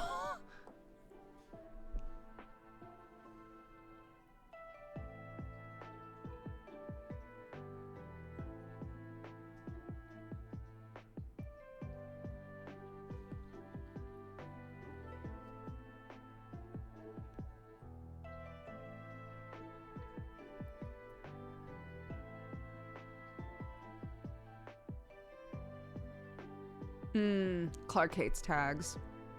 I have to cut off every single tag on her clothes. Which can be, it's fine, but when you're trying to like gift those clothes to another child and you don't have a seam to look at and double check what the original size was of those clothes, can be, that sometimes doesn't go super well, but you know, it's, at the end of the day, if it's either Clark wears them with no tag or she refuses to wear them because there's a tag, I will just cut the tag out. It's fine.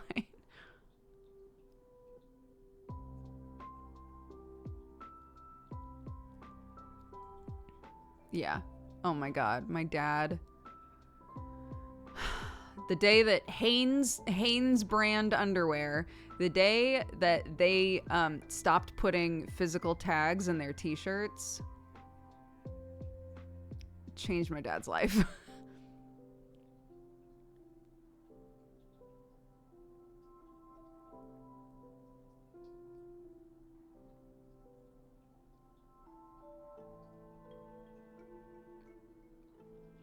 I was talking about it with him actually on the phone maybe a week or two ago. I was like, yeah, Clarky does the same thing. And he was like, yeah, it's because we have royal skin.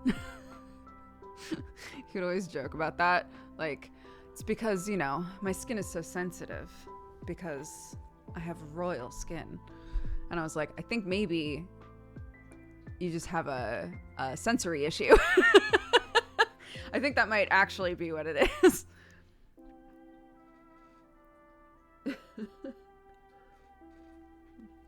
He was like, nah, that's not what it is. That's not it.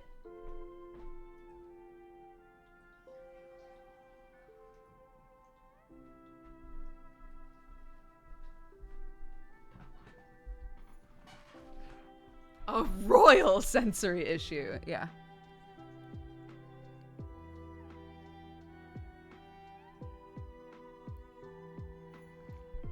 Hi from the Pacific Northwest. Hello. How is my home doing? Is it raining there?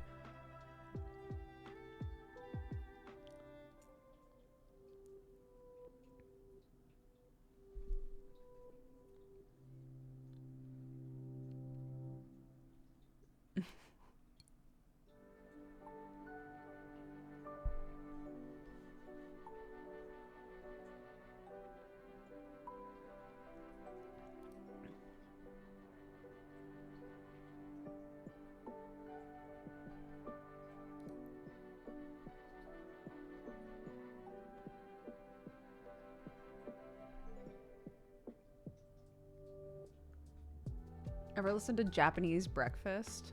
No. What is that?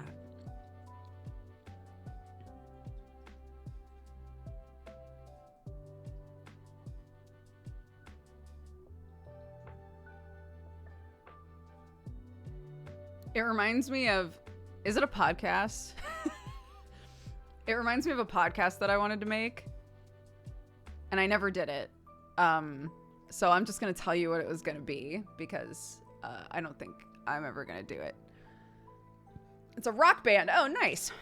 I was gonna do a podcast years ago where I went to, and I was not gonna put my name on it anywhere. It was just gonna be like a weird ASMR podcast with like a fake name on it. I was gonna go to ramen restaurants with like nice audio equipment and double check with the people working there that it was okay. but I would just record the ambiance of the ramen restaurant while I had a bowl of ramen and upload it as an ASMR podcast. And then the title would just be the name of the ramen restaurant and then a score out of 5. And that's all that it would be.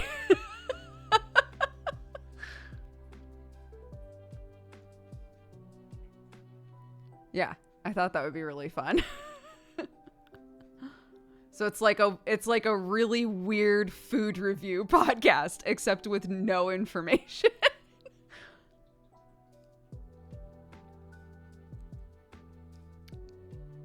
Yeah. So, if any of you want to take that idea, feel free. I don't think I'll ever wind up doing it, but who knows? I might get really bored one day and be like, I've got nothing going on. I was pitching a business idea to my mother-in-law because she's such a business bro. And she was like, I don't know anything about this, but I know people who do. I'm going to call all of them and see if they know anything about it or if anybody's doing this idea. I was like, okay. Name of the place and a score, that's enough. I think so. If you're just listening to it for restaurant ambiance and to hear someone slurp a little bit sometimes, you know.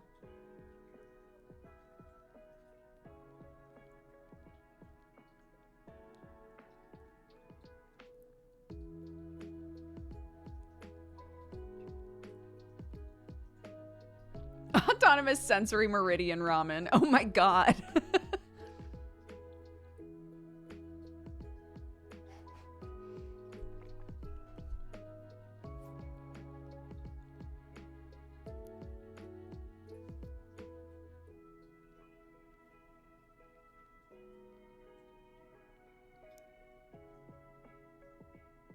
When all the socks have been mended, there's nothing else to do. It'll be the ASMR podcast slurping time. Yeah. One of these days I'm going to wake up and be like, I have nothing going on in my life. My child's an adult. My husband lives in VR. I need something to do. It's time.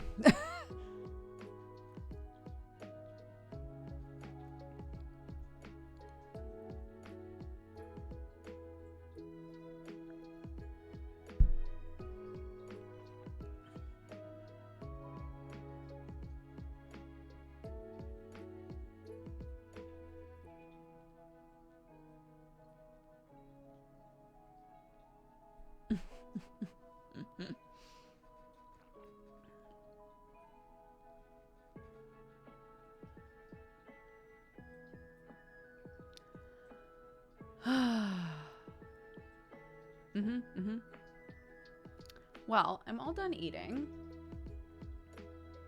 We did 2 patches with the darning loom.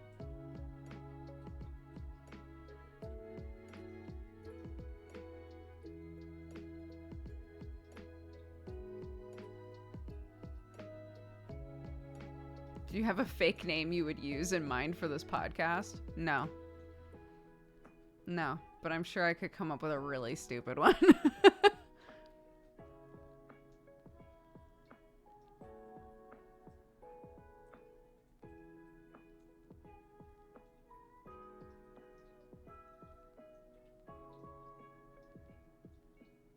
Debbie Ramen.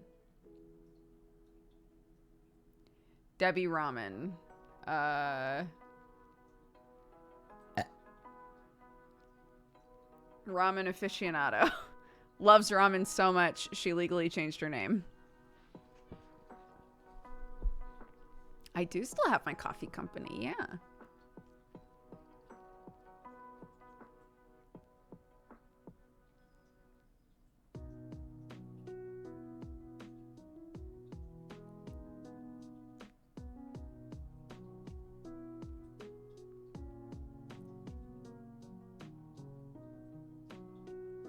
Socks and Sugars? That's a cute name.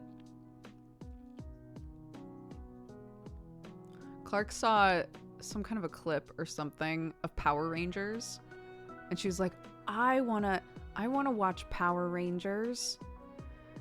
And I was like, well, maybe eventually we can watch Power Rangers, sure. And she was like, they look like knights. Are they knights? I was like, kind of.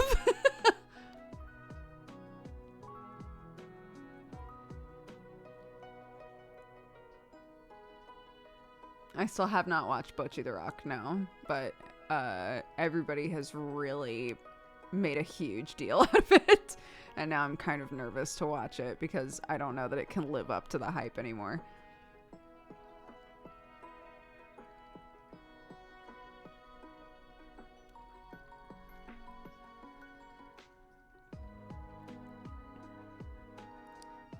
Me and my partner were joking. I would change my name to Barbecue Sauce. That's such a good name. Oh my God, Telly. That would be an incredible name for you to do roller derby with. I don't know that you have any interest in doing roller derby, but if you did and you needed a name, Barbecue Sauce is so good.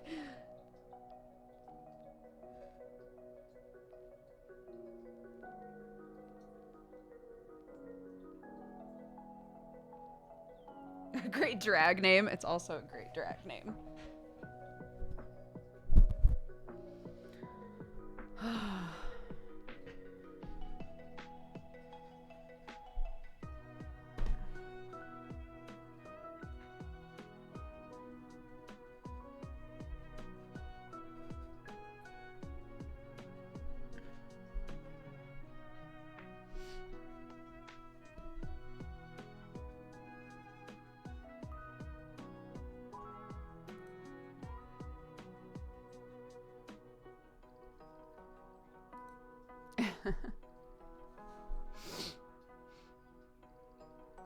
Yeah, forever ago when I was in LA, my friend was like, I've got a roller derby name for you if you ever do roller derby. And I was like, okay.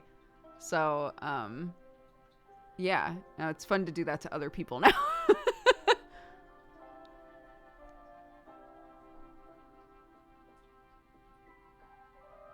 Clark might enjoy Power Rangers Mystic Force one day because it's more fantasy based. And there's a Fairy Ranger. A Fairy Ranger is very good. Yeah, mine was Painbow. At the time, my hair was very multicolored. So he was like, I got it. I've got you.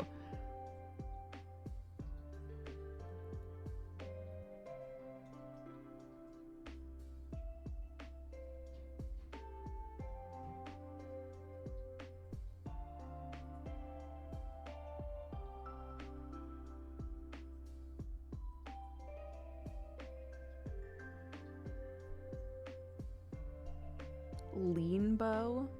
God. The Power Rangers that I like knew anything about really was like original Power Rangers and then whatever came after that. And that was pretty much it. Ninja Force? No, it wasn't Ninja Force. Oh no.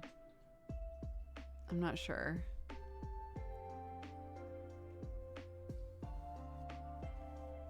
Ever gonna go back to bright neon-esque hair? I'm still young, maybe. I tried to do green hair this last time and it was just brown. So. Telly's the one who has colored my hair the few times before this and was like, if you want green, I could get your hair green.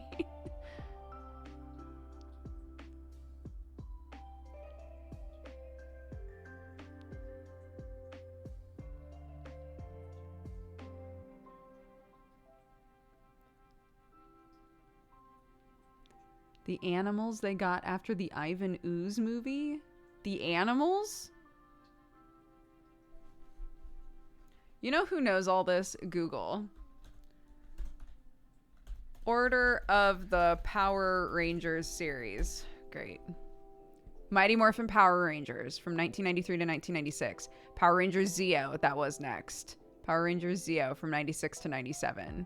So I do not remember Turbo, In Space, Lost Galaxy, Lightspeed Rescue, Time Force. I didn't watch any of these. Wait, there's more. Time Force was 2001. Let's see. Wild Force was after that. Ninja Storm. Oh my god, Ninja Storm was way later than I thought it was. Ninja Storm, Dino Thunder. SPD, Space Patrol Delta. Mystic Force is the one that you're talking about. That was 2006. It is the only one. Oh, that's not true. A couple of them are listed as family shows, but only a couple. Mystic Force is one of them that's listed as a family show. Operation Overdrive comes after that, then Jungle Fury. RPM. Hey, my love. Samurai. Megaforce. There are a lot of Power Rangers shows. R.I.P. Tommy. R.I.P. Tommy.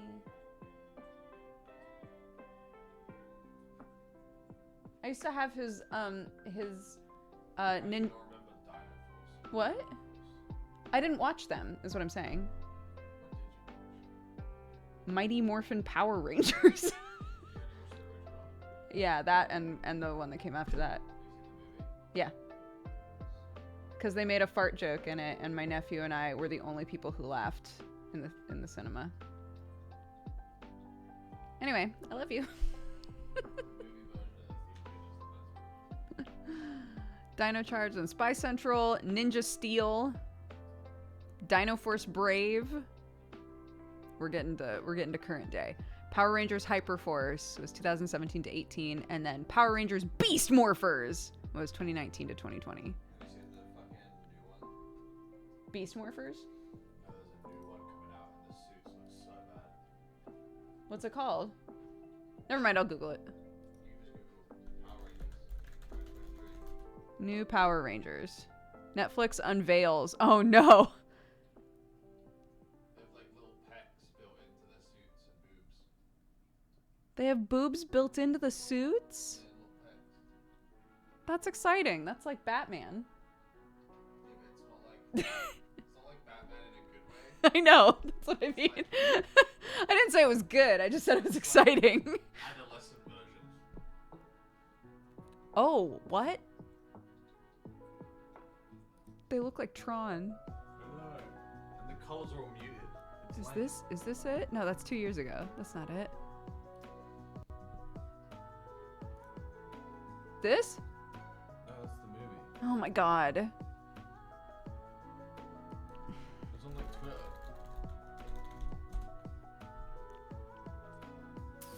Cosmic Fury? Is that it? Yeah. Wait, I don't know. We just don't know anymore. Search Power Rangers on Twitter. I did. You're on Google. Yeah, because Google should have my back. Celebrate 30 years of action and adventure with an all-new standalone special, Mighty Morphin Power Rangers Once and Always. No, that's not it. Keep going.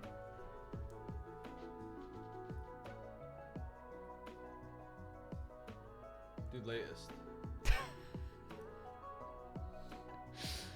You made it sound so easy. So easy to find this.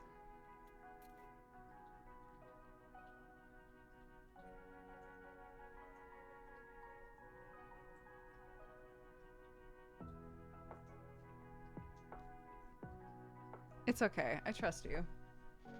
I believe you that it exists. What do you mean? I'm gonna send it to your Discord. Bye.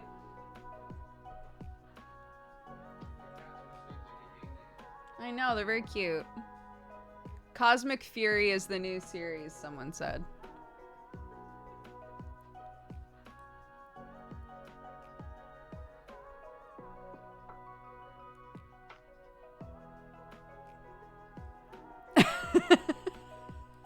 I couldn't see you guys while that conversation was happening, so I scrolled back up.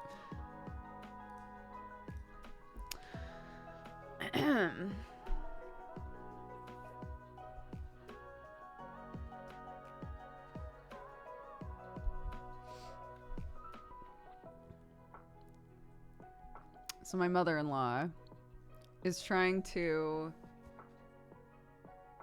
They currently live in a 7-bedroom house, right? The house that they raised all their kids in. It's the house that they're like currently trying to sell and everything, right? But they're having to pare down all of their things to be able to fit into a 1-bedroom annex. And she and I were talking while we got coffee this morning. She and I were talking about how I was like, yeah, you know, I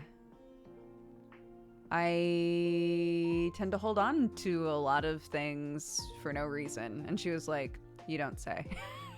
Because everyone knows this about me. And she was like, if it makes you feel better. I'm having a very difficult time getting rid of shit right now. We're going through everything. I will find a reason to keep absolutely everything in that house. It's very bad. I don't know what to do.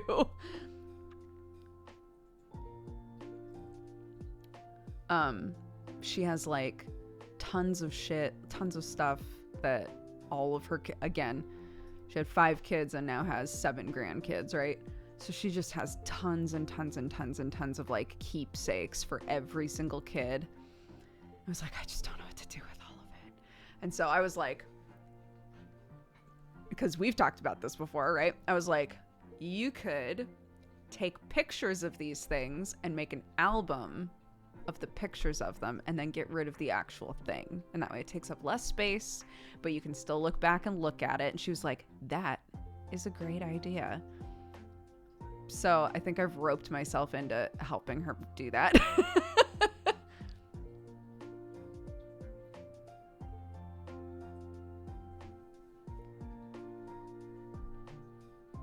Yeah, it is, because, yeah, she's very emotionally attached to this stuff. She was like, I've got, like, their baby teeth and stuff. They don't want those. No one wants those. But, like, it hurts my heart to get rid of them.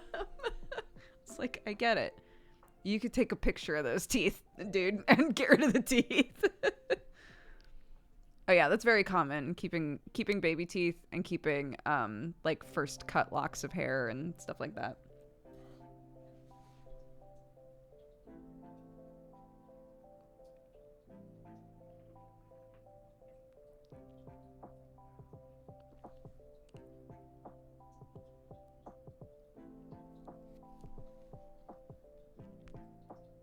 Give them back to the kids? No, that's the whole point. No one wants their own baby teeth.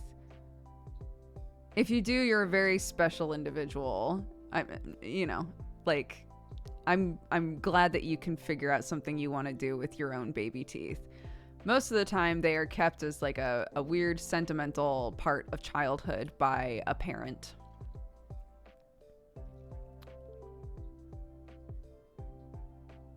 You could make a necklace. This is the sort of shit. This is the sort of cursed shit that I'm talking about. Tell me if you've ever had this happen to you. I met a new friend not too long ago. Yesterday we were talking about birth years. I was hit with the, wait, you're older than me? I feel like this is a too common occurrence. I'm just going to have to accept as part of my life now. Adult friendships are just like this. Yeah. I have a friend that we knew each other for a couple of years before I realized that he was in his 40s. And I was like, what? Like, I think at a certain age, you just sort of assume that most people are like around your age, unless there's like a really visible difference in like, you know, for lack of a better word, like the wear and tear of your body. Yeah, it blew my mind. But I do think that you hit a point where it's like it gets harder to gauge with other adults, like how old people are.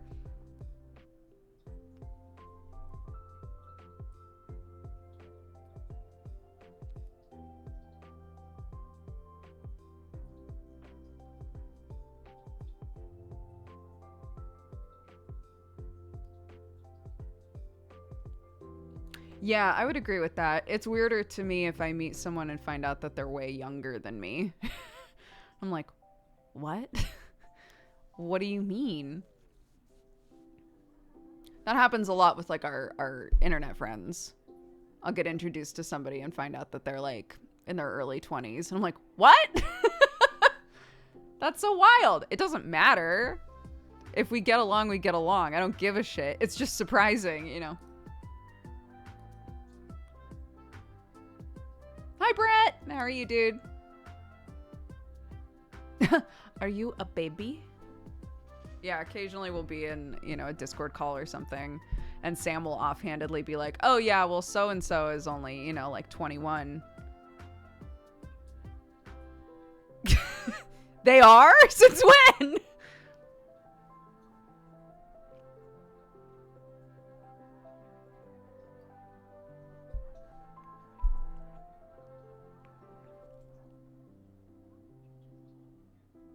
Started to turn into dust. Yeah.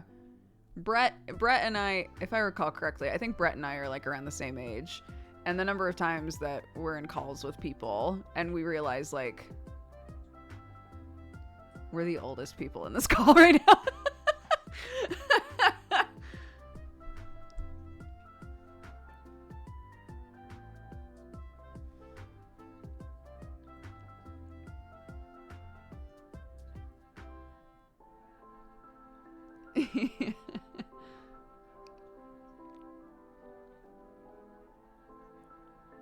Yeah, because like someone was saying earlier in chat, when you're really young, you're sold this idea that like how old you are will also be equivalent to like your maturity level, right? And so you gauge maturity level by age in a weird way. You like equate those things together. But the older you get, you know, because we're all on different journeys. Mentally, we all go through different shit, right? And the longer that you're alive, the more shit you go through and experience and like grow or not grow. And potentially you meet people and you're like, we vibe well. It feels like we're sort of in the same place in some way, right? And then maybe an assumption you make based on that information will not be true. You know?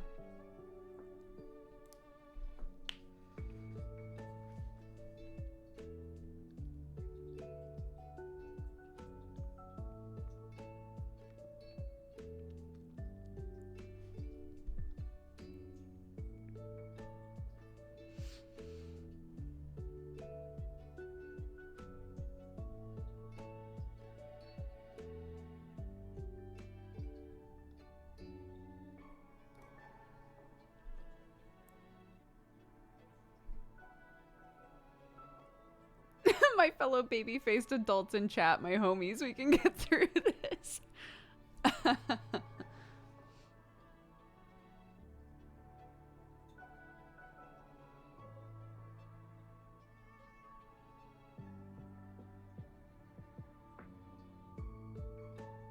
One of my friends is such a middle-aged dude in vibe, but he's in his early 20s.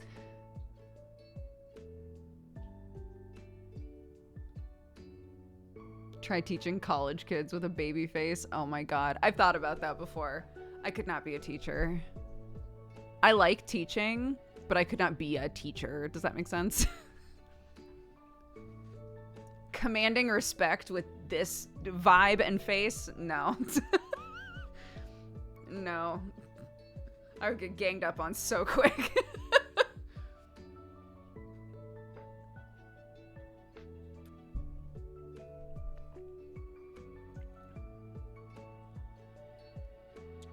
Hello, fellow kids approach can work. Surely, yeah.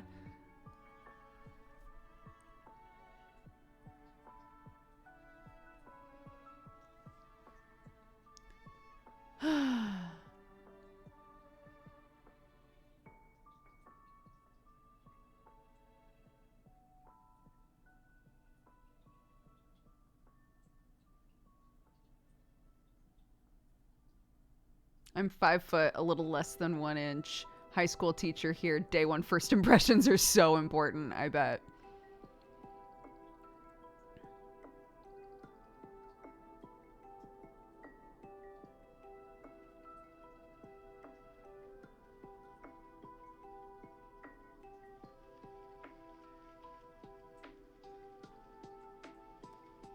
Yeah. When I was in LA, I would get consistently asked which school I was going to, which is fine. But it was always funny to me.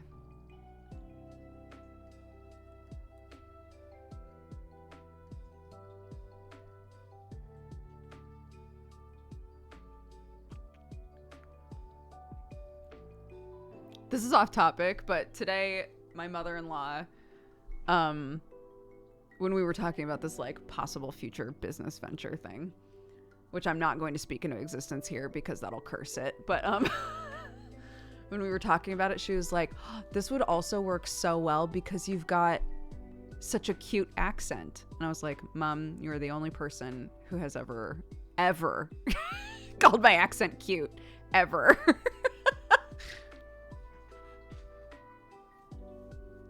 She's like, no, it'll work. It'll really work for you. I was like, okay, thanks.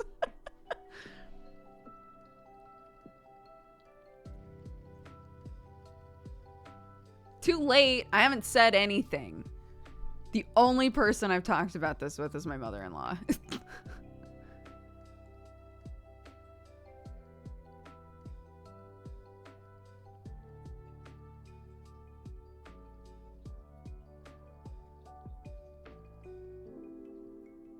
I think the accents were...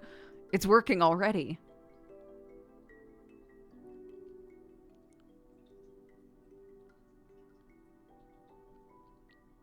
Yeah.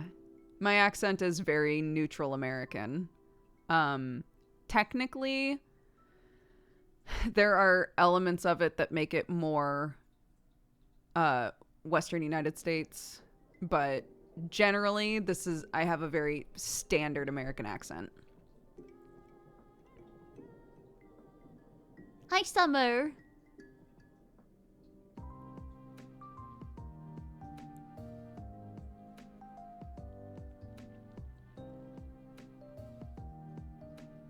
Are American accents cute? I don't think they are most of the time. This isn't to say like that's not the same as do people like American accents. I think there's so much media made with American speakers that it's not particularly special to hear an American accent, you know? But it's been made pretty clear to me that like there's nothing in the way that if we're in America and we hear someone with an English accent, say, just to swap it, right? We would go, oh, I love that accent, right? I don't think that happens here. I don't think I talk to people and they go, I love your accent, right? They will go, are you American?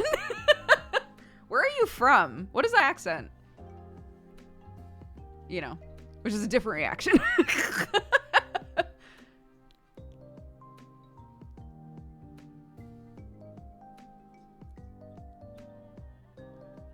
Yes, that's my experience too. Yeah. I've said this before, but my sister-in-law works with a lot of Americans, and one time they were doing like a mixer of some kind, and one of the Americans she works with was like, so, in England, do you guys think that American accents are like super sexy? And she was like, no. Just fucking body slammed this man.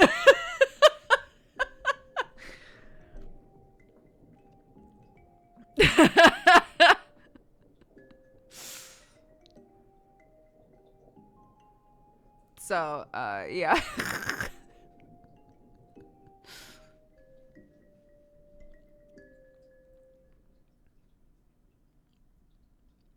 Yeah, and this isn't like, I think that probably the reaction to like a thick Bostonian accent or like some sort of a nice southern drawl, right? Those are very different from the way that I speak. I think those have a certain sort of pizzazz to them, but just like a normal American accent, no.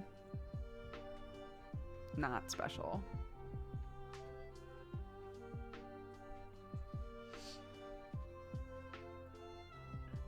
The Benoit Blanc, exactly.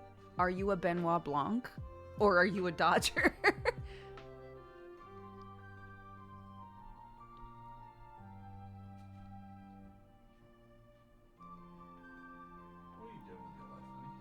What am I doing with my life? Are you asking because there's plates in here, or? No, just seem a bit cursed today. I seem cursed? Why?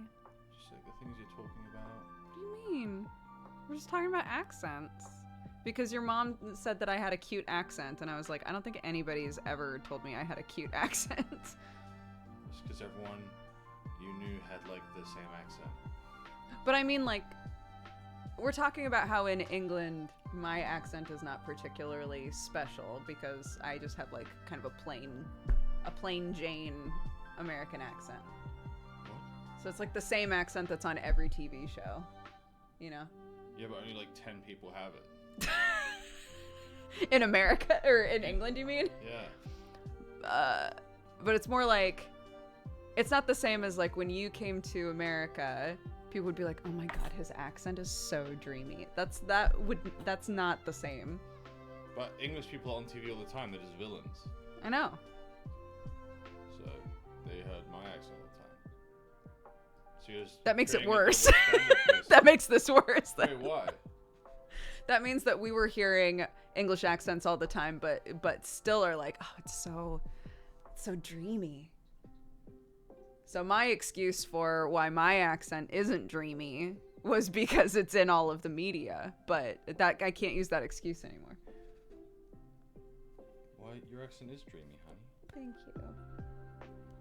That's why I picked you up and brought you back, because you're exotic. Because of my accent? Yeah.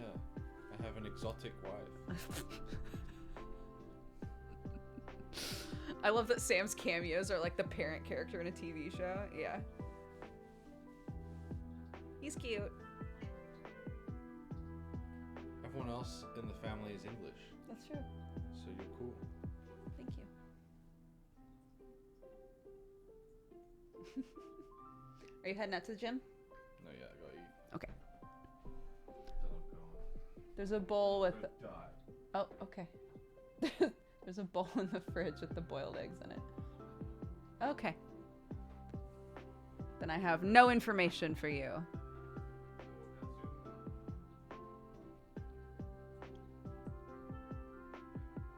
You're welcome, darling. I love you.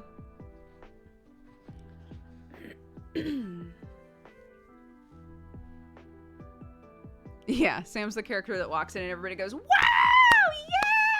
yeah! And then he says one thing and then the laugh track plays and then he leaves.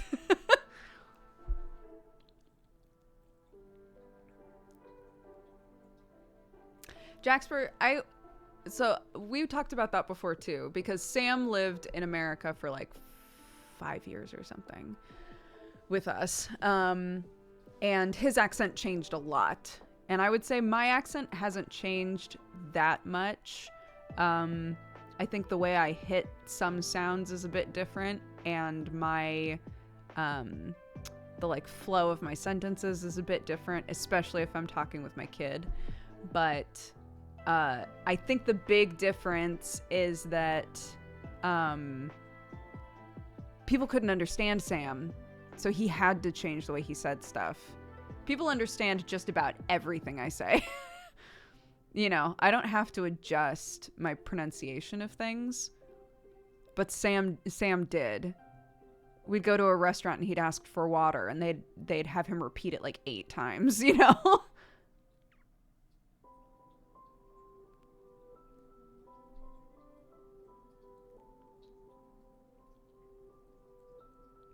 So I think that's the big difference here. Is I probably won't, for the most part, I probably will not lose my accent because I just don't have to adjust it that much, you know? So in a parroting, you know, wanting to be part of the community instinctual way, I will mimic the ways that people say some things, but it will never be because people don't know what I'm talking about, which is what I think accelerates that.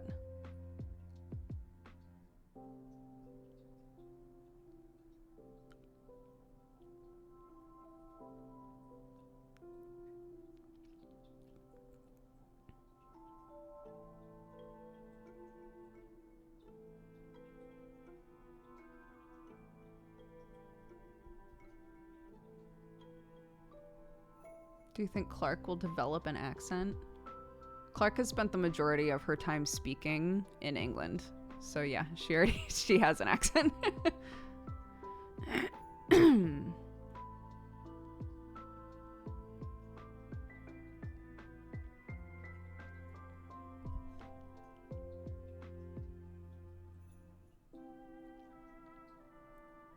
Yeah, I mean, of course everyone has an accent, but I assumed that they mean, does she sound English? Which is why I answered the way that I did. That there wasn't really, it's not like she had an established American accent to change.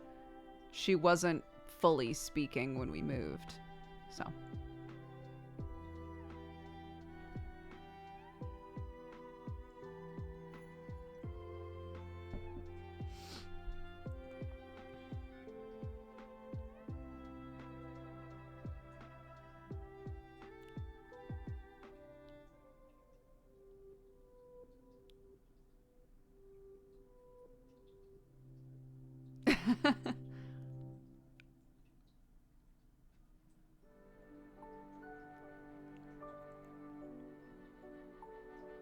yeah.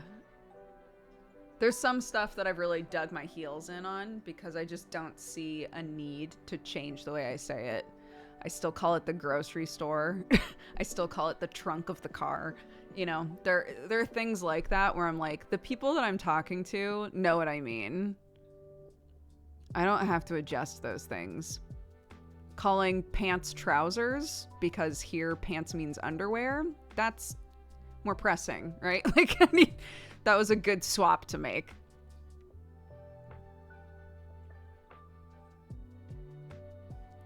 A trunk is called a boot here. It's the boot of the car.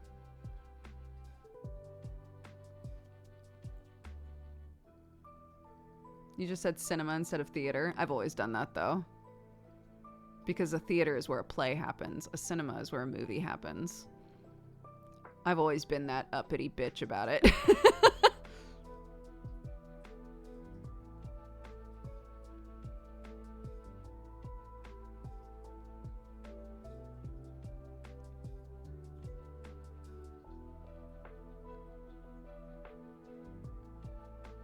I've wavered on chips meaning fries. I'll never call the 15 things they call pudding pudding. Oh my god. When is it a cookie? When is it not a cookie? Drives me crazy. For a long time I was like, they just don't say cookie here. And then they started saying cookie about like chocolate chip cookies. They're like, yeah, because this is a cookie. It's not a biscuit. And I was like, I hate it here. I hate it here, actually.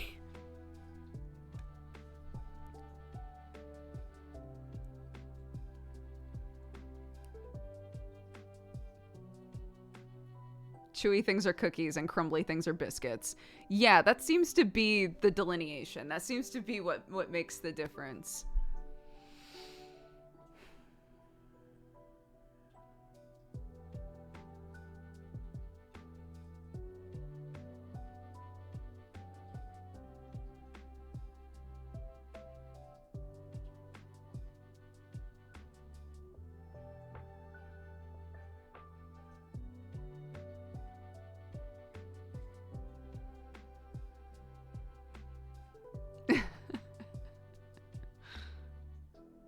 I had to learn the differences for my baking apprenticeship. Interesting.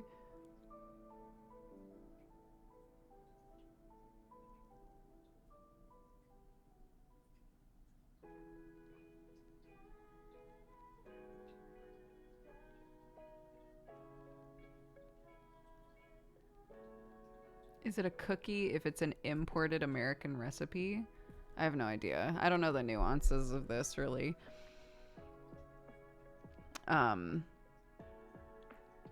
Who calls it the movies? Like we're going to the movies? Yeah, that's pretty common. Most people in America don't call it the cinema, though.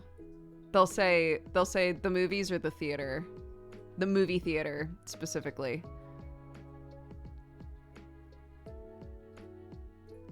But I've said cinema for a long time, again, because I was a drama kid. And I hated that they were both called the same thing. So.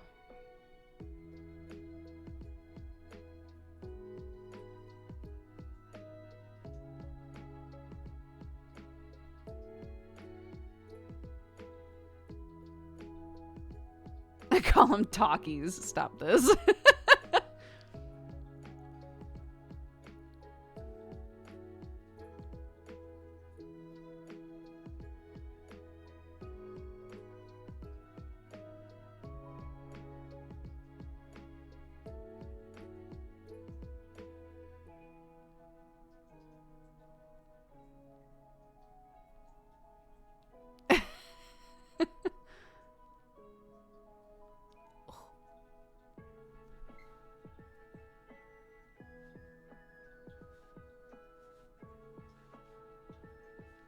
I can't figure out why they say hospital instead of the hospital. That is a weird one.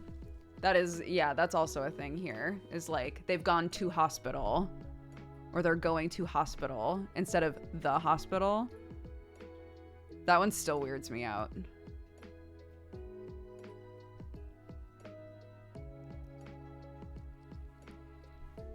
They do that with university too.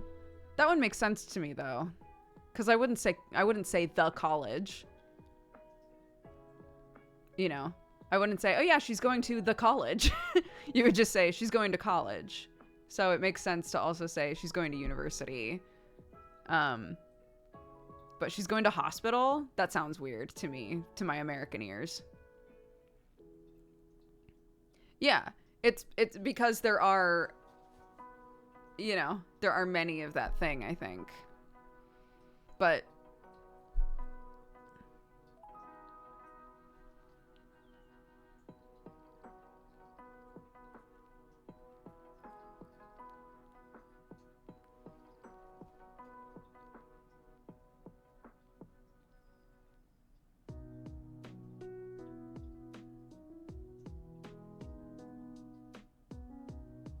it is the same structurally. That's what I'm saying.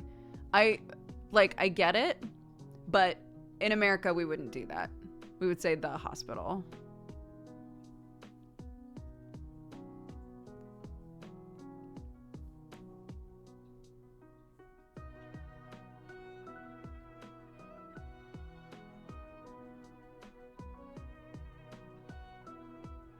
Up north we drop H's off a cliff and just forget about them.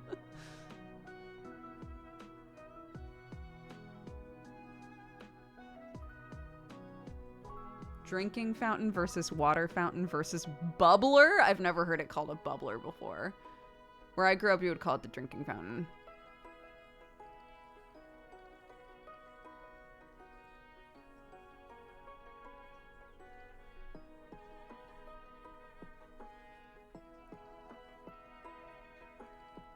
Wisconsin says bubbler. That's pretty funny.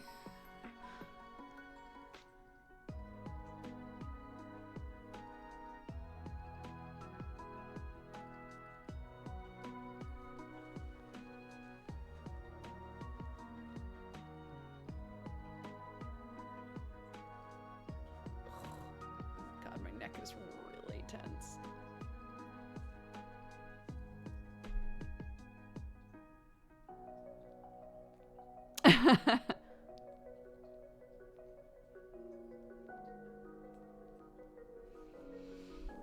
It's like tennis shoes versus gym shoes.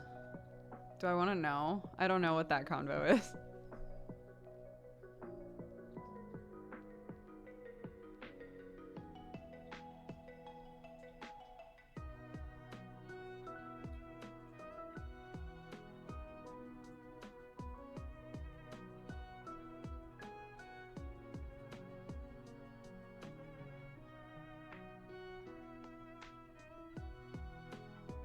Tennis shoes are all sneakers in the Midwest. Oh, it's like Coke. How everything is like different forms of Coke.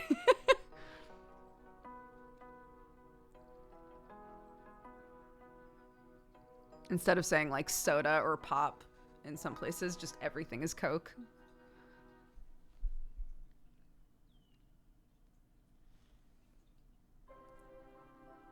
Tennis shoes are all sneakers in the Midwest. That's pretty funny. I didn't know that.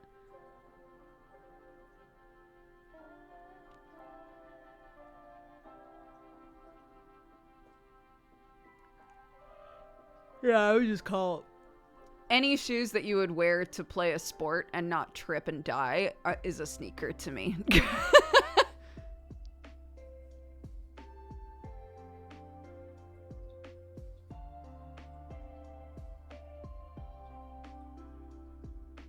Wait, oh my god. I'm trying to think if my parents call them all tennis shoes.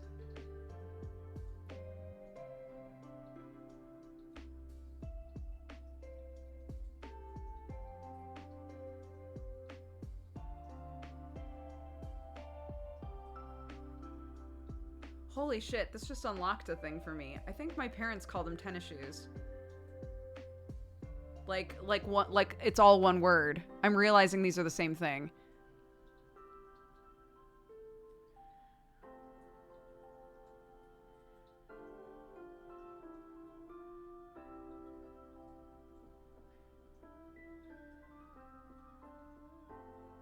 Can I take this one step further? If you call them all tennis shoes, did you ever call them tennies?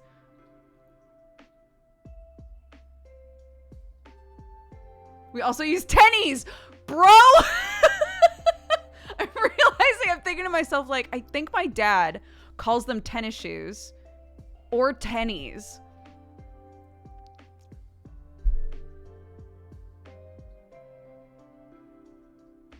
That is so weird. I've completely forgot that until now. I've called them sneakers for so long.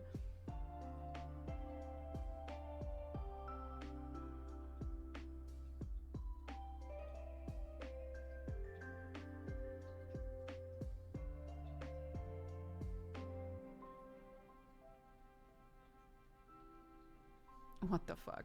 This is so weird. This is so weird.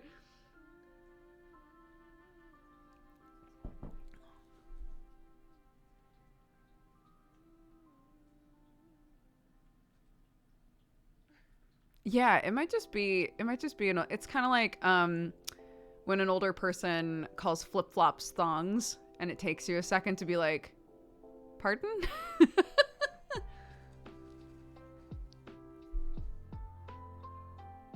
Yeah, everyone here calls them trainers. Yeah, flip-flops used to be called thongs, and then that didn't work anymore. Because thongs are now a type of underwear, and they couldn't share the name. It got too confusing. They're both articles of clothing. They still are in Australia. Incredible. I say Worcester.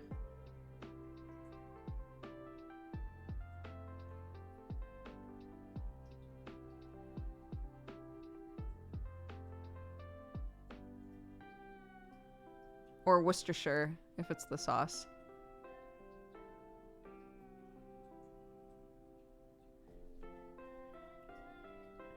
But I adore videos of people pronouncing it in like completely wacky ways. I love that shit.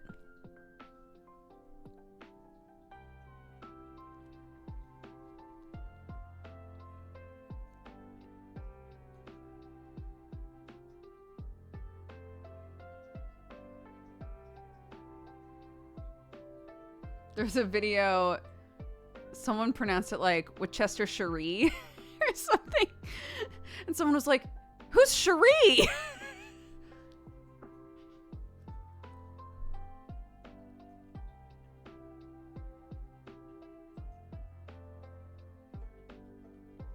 We're Sister Sherry, that's what it was.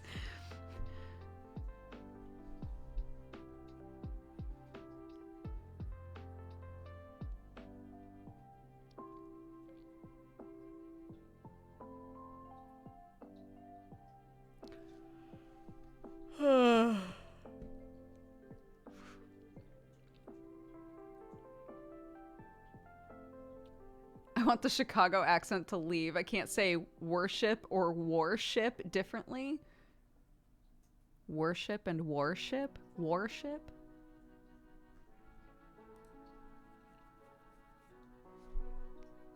Jesse pronounces wolf as woof. Oh, yeah.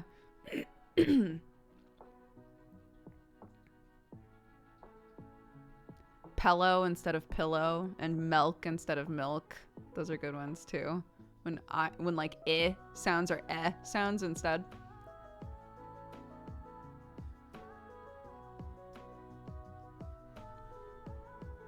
Yeah, the looming went good. We patched up 2 holes.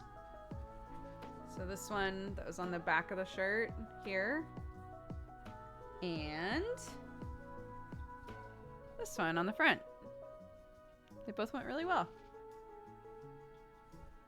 I like them.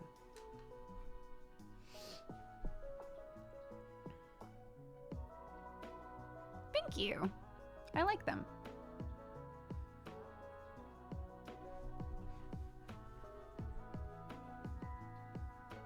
Yeah. So now, those are like really sturdy men's. And they're very visible, which I like. I like visible mending stuff, so it was fun to do. And now some of the things that I keep trying to patch up, but the hole just constantly breaks, I can be like, all right, cracks knuckles.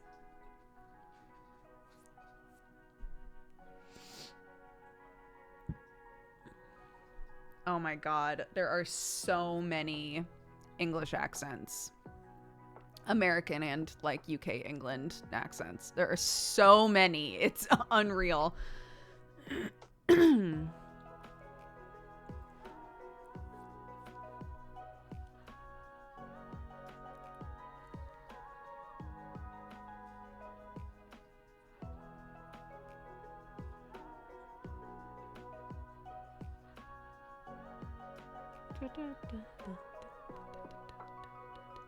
For a small island, we have way too many. Yeah. I made the mistake of telling Clark that most schools in America don't have uniforms. And she was like, let's go to America. I want to move. I was like, oh no. But it started a conversation because I was talking about my school that I went to, and I was like, yeah, we could wear anything that we wanted, but there were plenty of problems with it. Like, I would not want you to go to that school. And she was like, oh, is that the only school in America? And I was like, no. It's like, honey, just the United States alone is so large.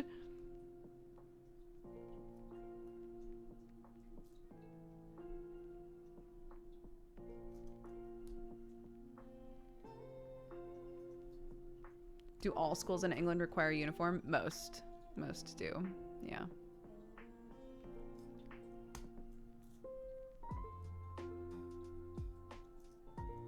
Yeah, she's been to America.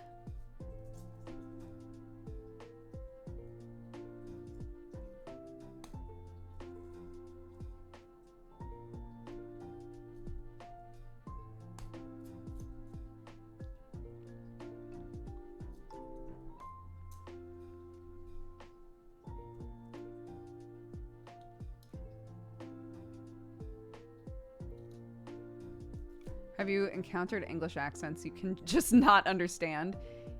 Yes. I would be really curious because when I came to England the first time, when I was 19, when we went to Nottingham, I could not understand a word anyone said up north. I had a really hard time. But I know a decent number of people who are from up, like, further north in the country now, and I understand them fine. So part of me is like, I think maybe if revisited with those same people in that same situation, I might be able to understand them better now. Yeah, I've been training.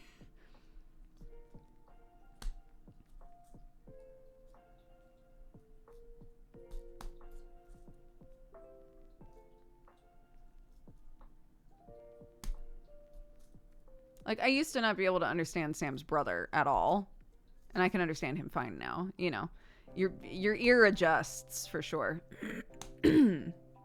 if I went to fucking Ireland, that's a whole new training system that I have not been part of, right?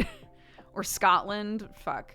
Edinburgh, from what I remember, it was easy to understand people in Edinburgh for the most part. But I don't remember going anywhere in Ireland and being like pretty crisp and clear. No. Do hard mode and go to Wales. I've been wanting to go to Wales for a while. I hear that camping there is incredible. That it's just like a gorgeous place to go. But that a decent amount of stuff is written in Welsh. So you have to like prepare for that.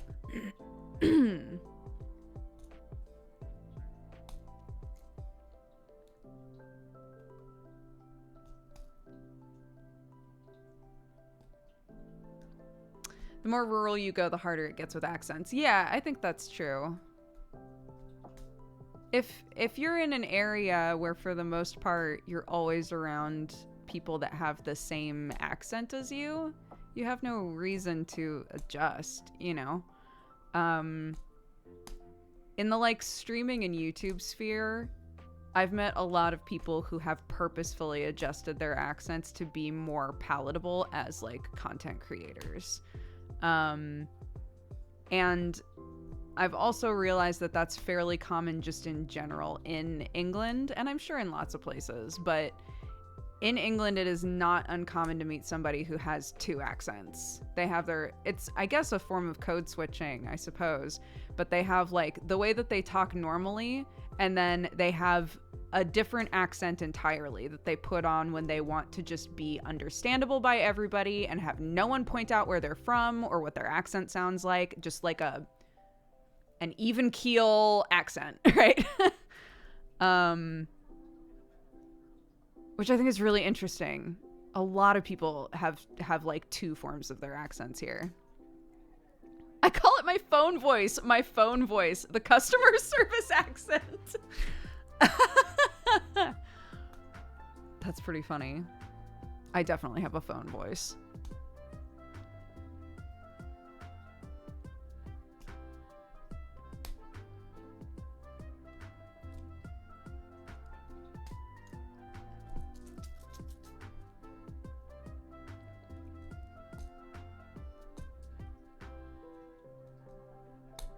Yeah, I definitely do like we're talking, we're having a nice time, whatever.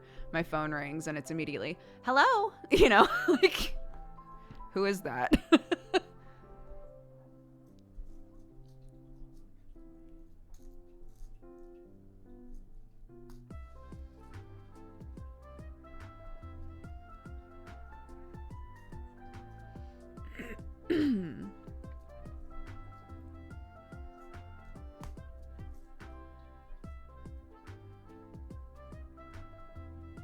My phone voice is me not swearing. I'm proud of you.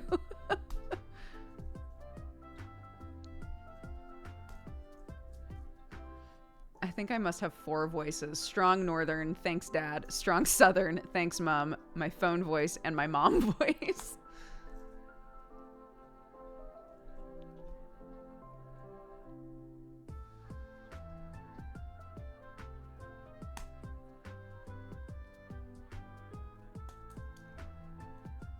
Yeah, I totally understand what you mean. I definitely, and I don't even know why I do it. It's actually something that I'm actively trying to stop doing so much. I definitely hyper feminize myself when I'm on the phone or when I'm talking to somebody like behind a counter. I don't know why. And I hate it. I really don't like that I do that. That's something that I've been trying to actively stop doing, is to just talk to people in my normal voice all the time. But it's something you have to like notice and purposefully swap, you know? Same, why do we do that? I don't know. It's literally, right? Hello? Like, why? Like,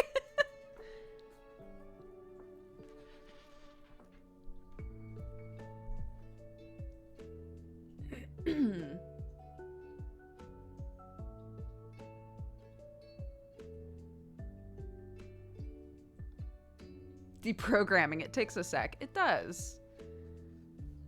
Yeah. I think probably something that also contributes to that is if you have any phone anxiety at all, you try to like make yourself sound as like unaggressive as possible. I don't know what it is. That's not the right word, but I think you probably know what I mean, right?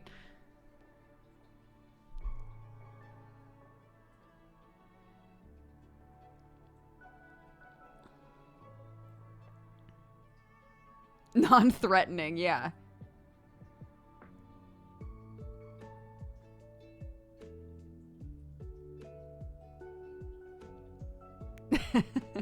Yeah, I'm having a perfectly normal day, and I'm really excited to be making this phone call and get things done, which I do all the time and have no problem with.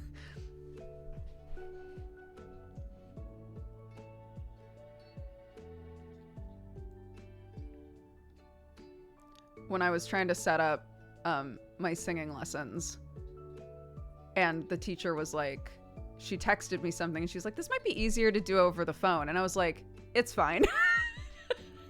We can keep texting. Don't worry about it.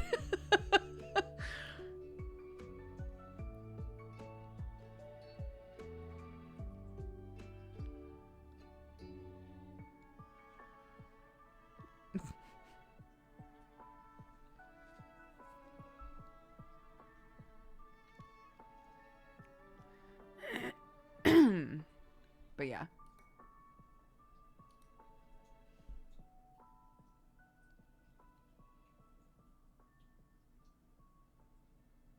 There are certain things that I think some of us have done. Non-threatening might be a good just overall term for it, but like I think there's some things that a lot of us have done basically anytime we're out of the house that is just like not working in our favor, really, if we want any kind of respect in our day-to-day lives, you know?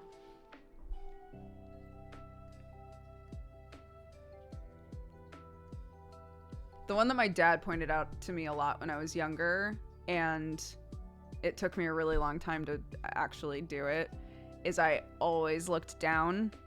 Whenever I would walk around outside, I would just stare at the ground. My dad would be like, why are you doing that? So I try really hard to walk upright. Even if I get into an uncomfortable, like, lock eyes situation with somebody else, I try to stay upright.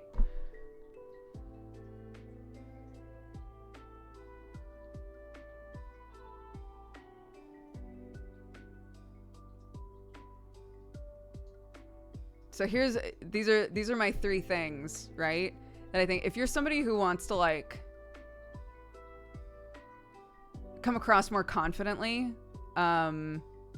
just like for yourself, but also potentially for like safety issues, right? So that you're like more aware and more like actively engaged in what you're doing when you're walking around. Try to practice keeping your head up. Number 2, if you tend to smile at people for no reason because you're uncomfortable, this one's really hard. If you tend to smile at people because you're uncomfortable, or just like the second you make eye contact, look away immediately, like like you're gonna get burned. Try to like more casually stop looking at people, but also don't just smile at people for no reason. It's not that I think there's anything wrong with smiling at people, but like you don't gotta smile at everybody. You can just like exist.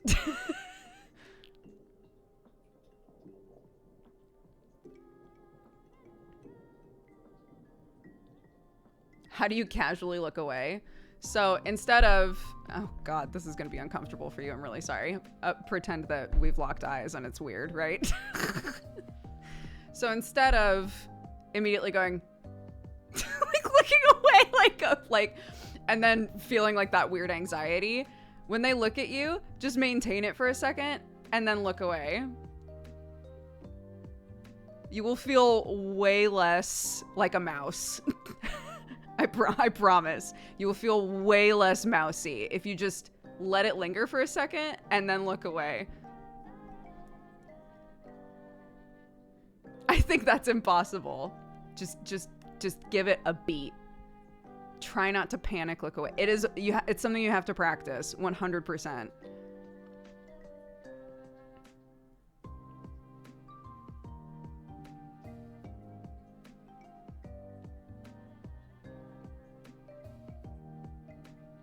If you want to take it to like the next level,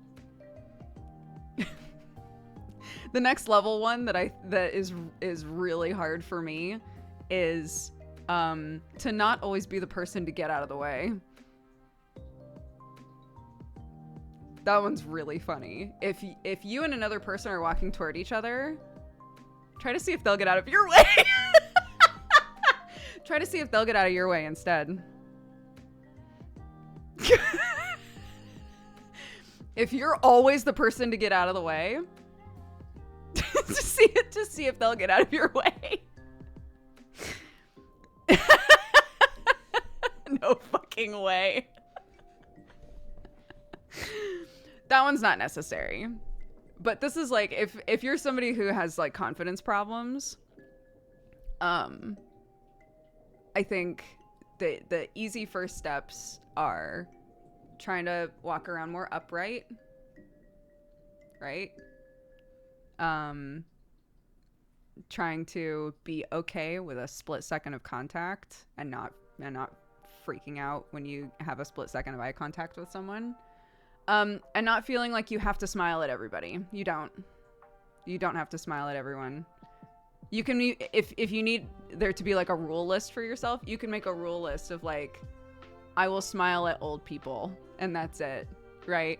I think maybe generally old people don't have as many people being nice to them. So if I see an old person and they seem nice, I'll give them a little a little smile. But everybody else, I'm just not gonna smile at them. Just see how it feels. Just let it sink in for you, you know?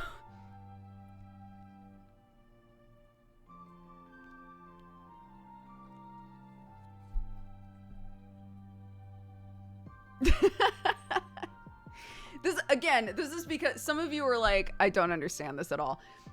This is because some of us feel like we have to smile at everybody. Like we're apologizing for existing in the same space as that other person. And if we smile, it makes it okay. And sometimes it's actually a good exercise to act as though you are just the most important person in the room.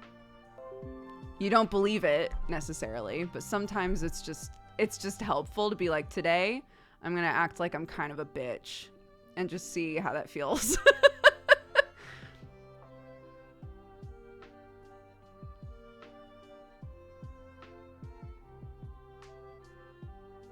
Oh yeah, animals? I will smile at every animal. I will smile at every animal.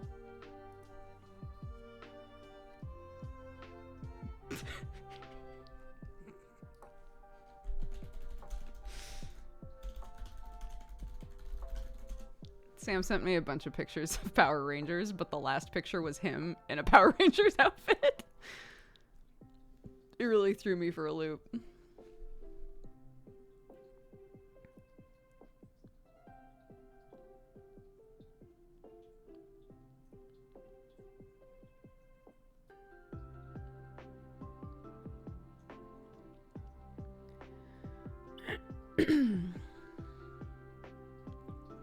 I don't think animals really care or notice smiling. I don't either, but I like smiling at animals.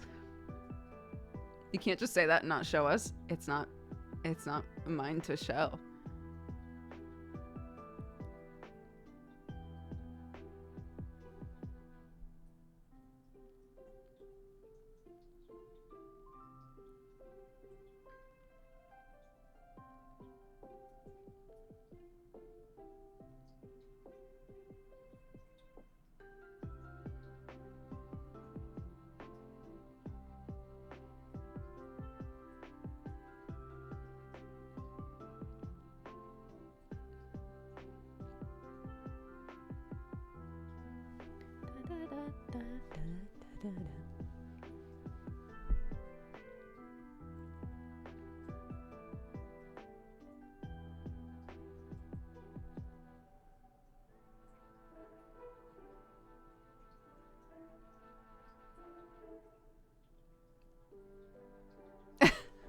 Wait.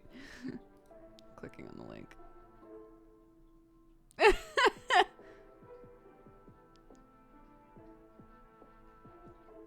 Oh no.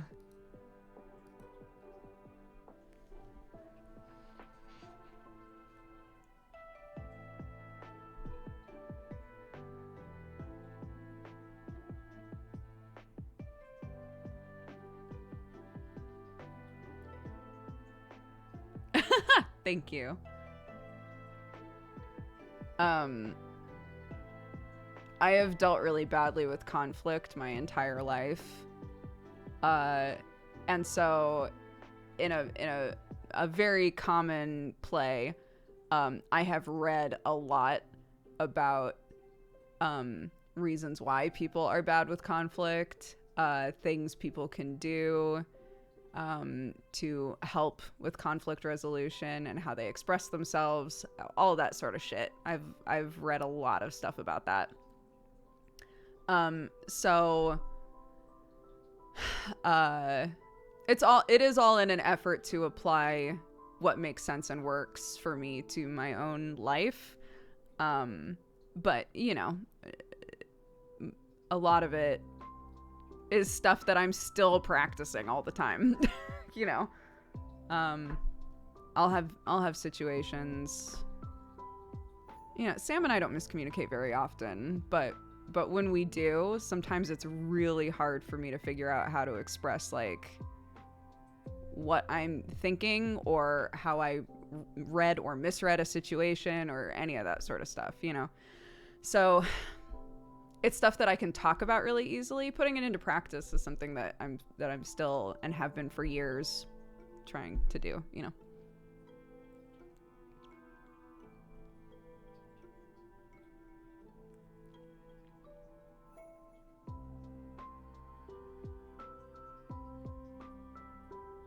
Yeah, the things that I read said, only smile at old people, fuck everyone else. That's word for word.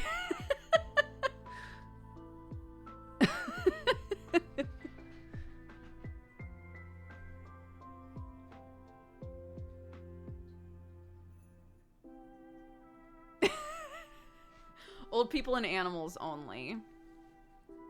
It's more just like, what are the sorts of things that I don't do on purpose? I do them because I think there's a societal expectation for me to do them. And what can I do to make it so that I do those things on purpose?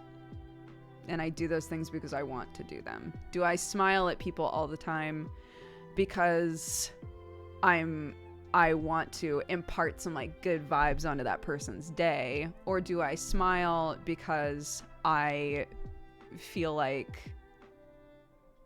I want to make myself like smaller and you know, like I don't know what the words are, but it's more that kind of concept, right? Like identifying what are things that I do because I just want to blend in or be likable or whatever when it doesn't benefit you.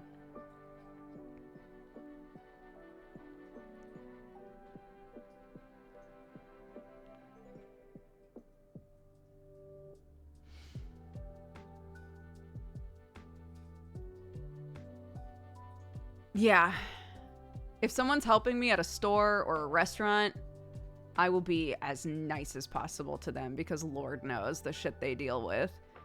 If I'm in line for a coffee and someone turns around and looks at me and I'm like, you know, giving them a fucking white person smile, why did I do that?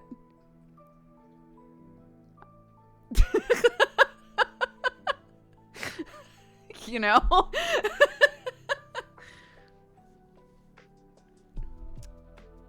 So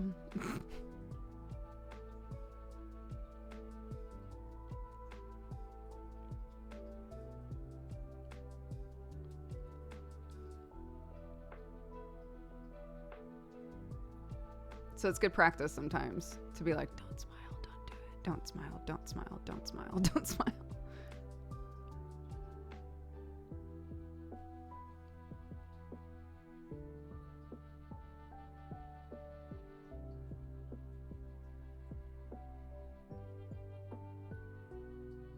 It doesn't seem that bad of a thing to do. It's harmless. I don't know, maybe I'm weird. Again, are you doing it because you want to smile at people? Or are you doing it because you think there's a social expectation for you to smile at people? Are you doing it because you're a people pleaser and you want everyone to like you and think that you seem nice? Or are you doing it because you actually want to smile? That's the only difference. I don't think there's anything wrong with smiling at everybody if you actually want to smile at everybody.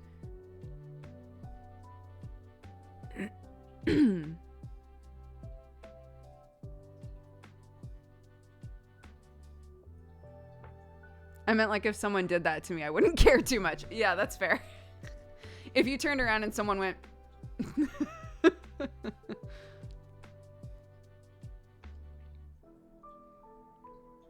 Yeah, I wouldn't, you know. If I turned around and someone smiled at me, I also wouldn't think that that was weird. It's more just like, I guess this is more of like a self-focused thing.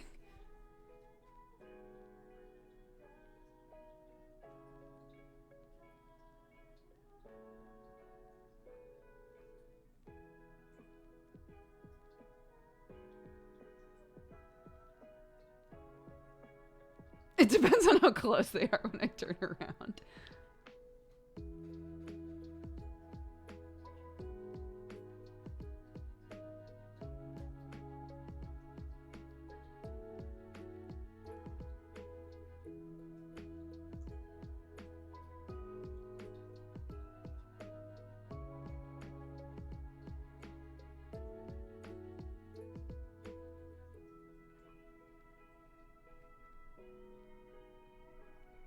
Oh my god.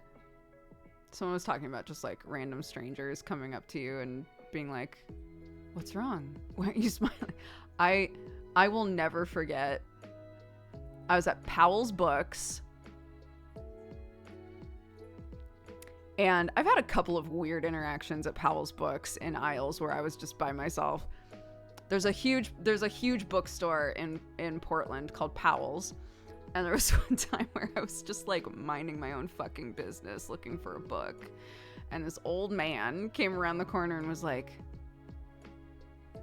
why do you look so upset? Are you having a bad day? Why aren't you smiling? I was like, I'm looking for a book, dude. Like, you're so uncomfortable. I was like, I need to go. Goodbye.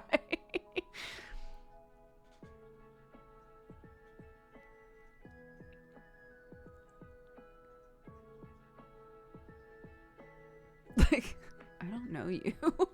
Go away. You're the reason I'm not smiling. Yeah.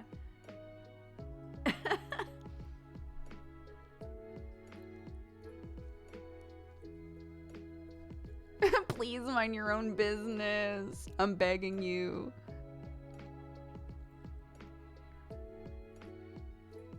How do you look for books? I get overwhelmed by choice. In a place like Powell's that is like, 6 stories tall or something crazy like that, it'll be more like genre browsing. I'll be like, okay, here are a couple of genres that I would like to look around in. But beyond that, a place like Powell's is more like a wandering sort of situation for me. I wander around until I see a big sign that's like, over here is Spooky Bitches Books. And I go, ooh, Spooky Bitches Books? I wonder what's over there,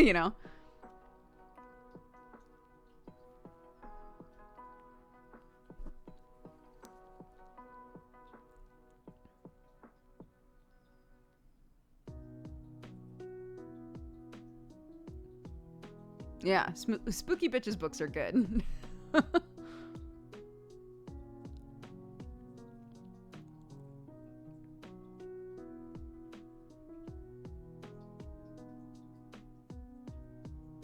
Yeah, I'm gonna message Powell's. Just send him a little email.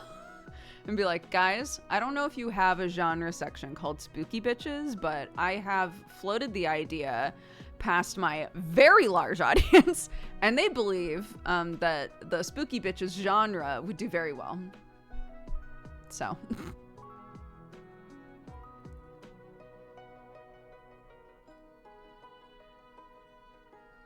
Oh my gosh, one of the mugs that got shattered a while ago.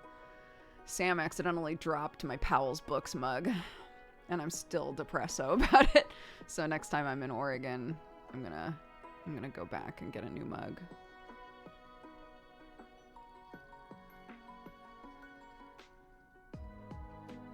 I know, it was so big. It was like this big. It was very cute. It had umbrellas all over it and said Powell City of Books. I will go back.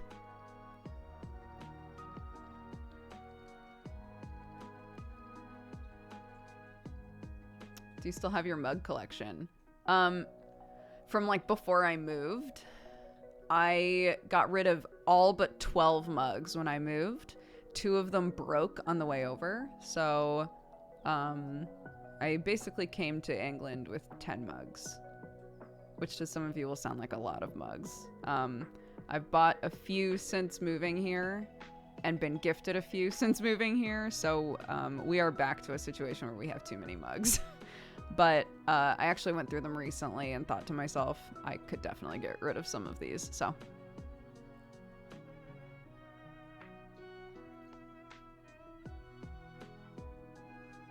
Will Powell's ship to you? They probably would, but I want to go there. My family lives in Oregon still, so I'll be going back to Oregon. It won't be too much of a ball ache to just go to Powell's and buy one myself, you know.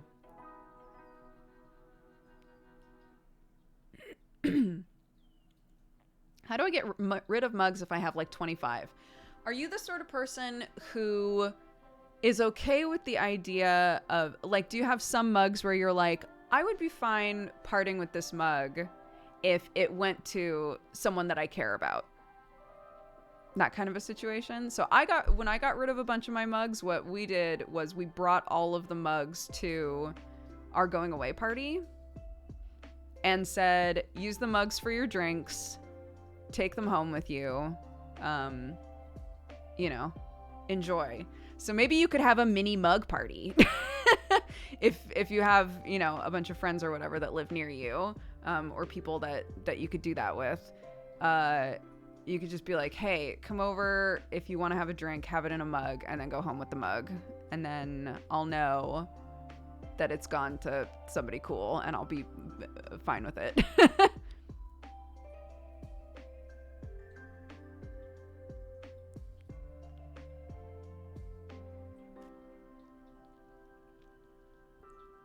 My friend left the country. All I got was this mug. Exactly.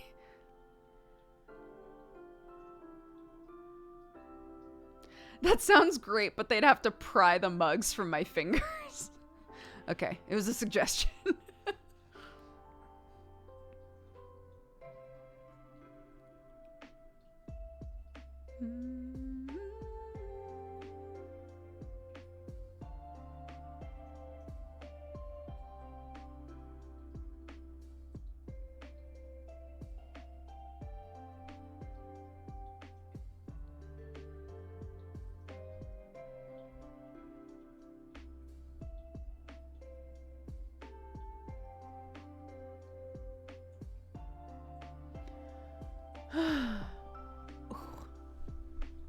Oh my God.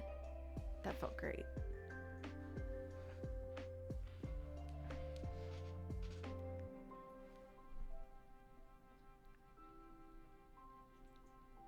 How am I today? I'm okay.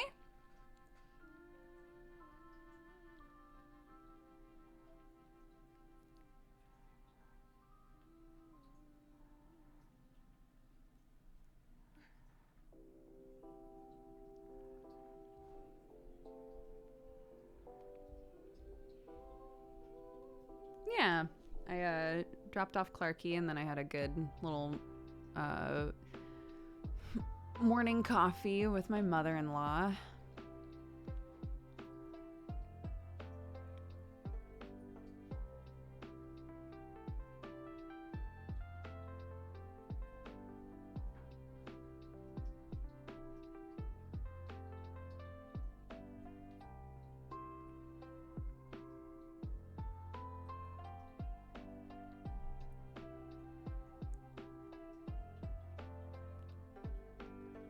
Do you like your mother-in-law? Was that a good thing? I adore my mother-in-law.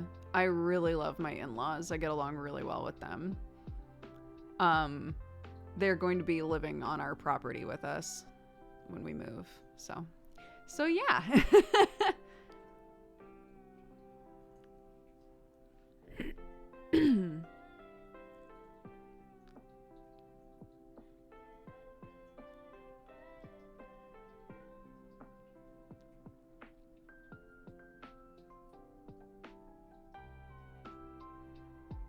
Thank you. Yeah, we're signing papers for the house. It's very exciting.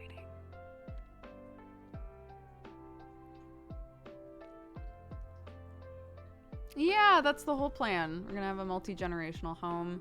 It'll be us, and then there's an annex that my in-laws are moving into, and then potentially, this is still a maybe thing, but potentially his sister will also live on the property and put like a little tiny home or a mobile home of some kind somewhere on the property as well. So yeah.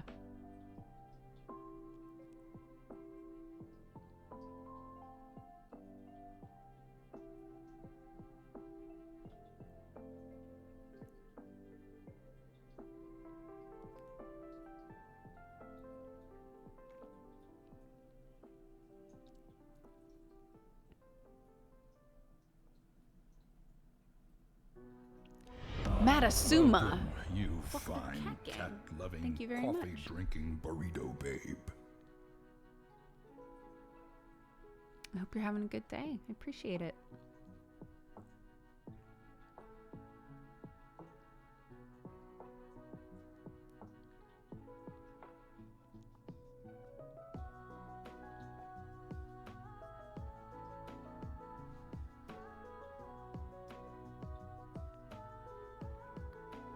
Is Clarky excited about the new home? When I was a kid, moving out gave me tons of anxiety. Yeah, she's super excited. She wants to be living there now. But like, she doesn't remember any of the moves that we've done. You know, she was too little. So this will be the first move that she's like actively part of and will remember, I think. So she might hate it. She might hate this whole thing because moving sucks, dude. It's a lot. We did, yeah. We got the farm that we put a bid on months ago. So we bought it, yeah. But we've been renters up until now. It's our first home purchase.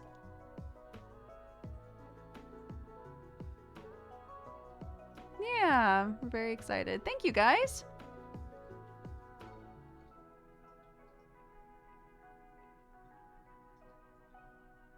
Every time I move, I lose something. Oh my God, I feel that. I thought my mother-in-law gave me a necklace that she wore when she had Sam that has like little indentations on it from when he was teething and he would bite the necklace. It's very cute. She gave that to me to wear on our wedding day. And I forgot it. I forgot to bring it to England when we got married. And she was like, oh, it's fine. But I did wear it when we signed papers in America. Anyway, after we had moved to the house that we were in before we came here, before we came to England, I was like, where is that necklace? And I hadn't seen it since we moved houses. And I was convinced that whatever box it had been in was lost at some point, and I was just a mess about it. Like, I cannot believe, like, you know, I can count on one hand the number of things that are like legitimately like sentimental things that I would be devastated to lose. I was just like, I can't believe that we lost this in the move. And it wasn't until we were packing up to move here that I found it. And I was like, fuck. Like, so relieved, but also so mad at how much energy I had used being upset about it being lost.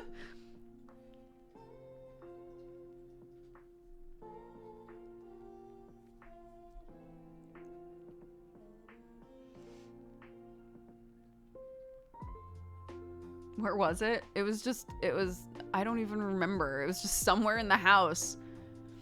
It was just one of those situations where it was like, I'm positive I looked here. I know I looked here a million times. But it was just there, sure.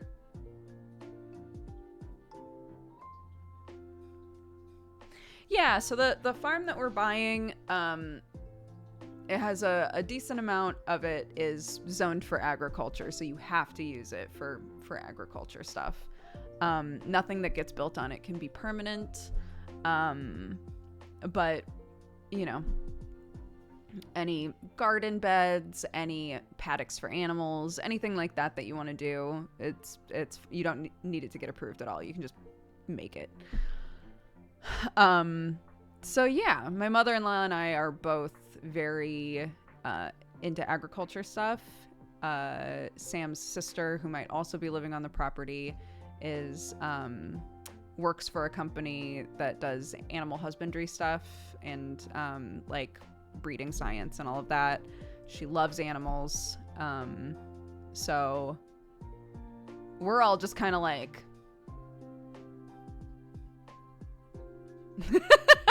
you know, anything that we set up, it would be like a 3-pronged attack, right? Like all of us would be helping out with it. So yeah.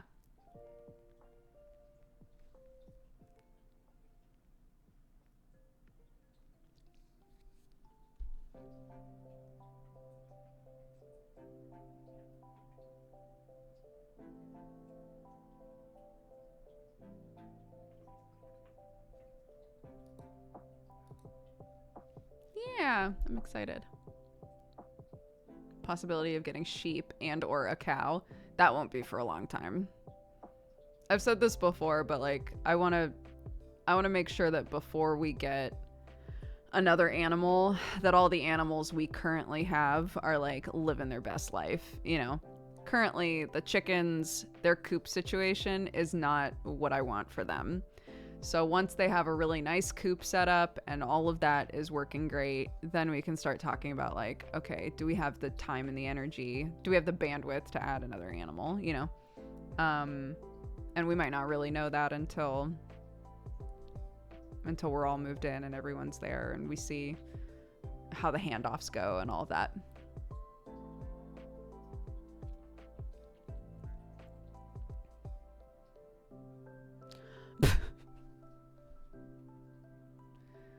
My mom just came back from helping someone move and was like, yeah, we found a gallon of holy water. I haven't seen the new Trigun anime yet. I hear it's good though. Like different, but really good.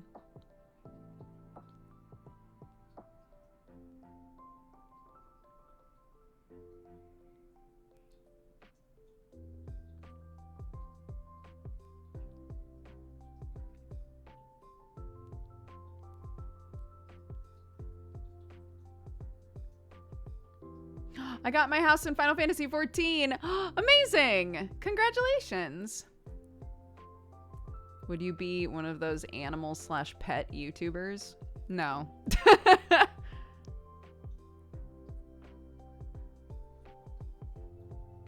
The holy water is dated 1998. What the fuck?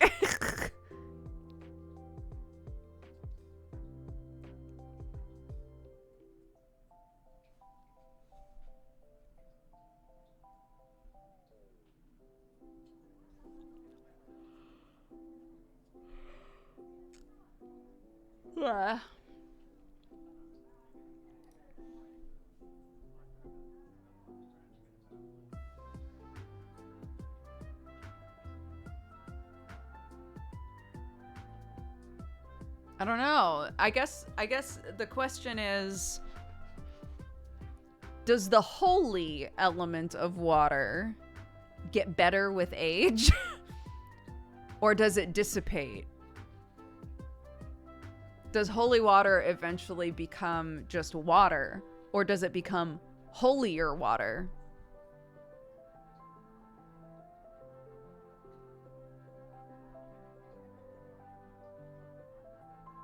Is this a nice 1998 vintage of holy water?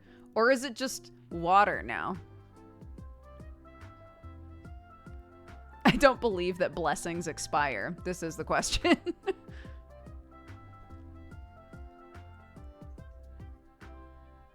That's true. If we're following like Christian sort of stuff, then, you know, are we saying that this is like holy water, blood of Christ situation? Because the blood of Christ is wine. And wine gets better with age. So does holy water get better with age?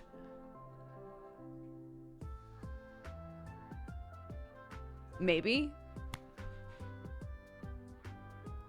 I rest my case.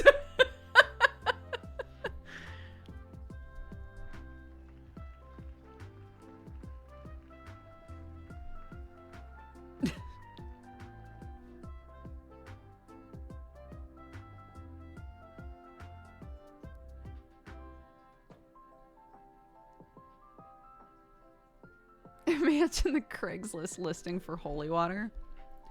We don't have to imagine it. Holy water for sale. Holy water on Amazon.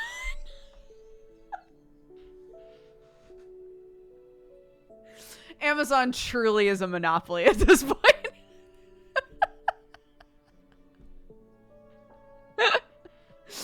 Oh no. Okay, let's see. Catholic gift shop holy water. Oh fuck. Holy water on Etsy. I'm opening all of them. Okay, what does it say on Amazon? There's a 2010 comedy called Holy Water. It has 4 out of 5 stars actually. Okay, yep. You can straight up just buy a plastic bottle that says holy water on it. Holy water from the Jordan River has a house blessing label. So there you go. Which it seems kind of like the candles, the label that you would see on the candles. Yeah, you can get fancy glass bottles of holy water, but we're looking for a gallon. 100 ml?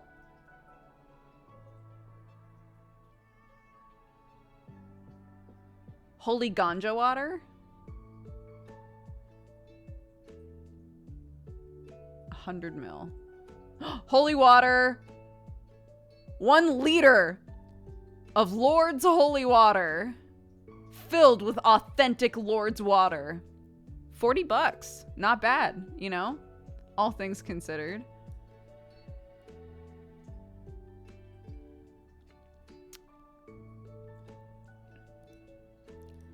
Okay. If we go to the Catholic gift shop, it's a lot of the same things you can find on Amazon. I think that they are simultaneously selling on Amazon as well as catholicgiftshop.co.uk. But they have many different aesthetics of holy water. Lots of different glass jars of different shapes and sizes. Lots of different sorts of labels to make sure that it, you know, matches and suits your home. Overall rating, a 4.8. Damn, they're killing it. Okay, on Etsy. Oh.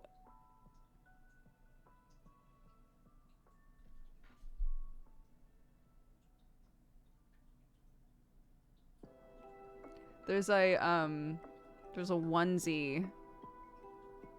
You know the memes, the straight out of Compton sort of like goof, and then you replace the bottom. So it's a onesie for baptism day that says straight out of holy water.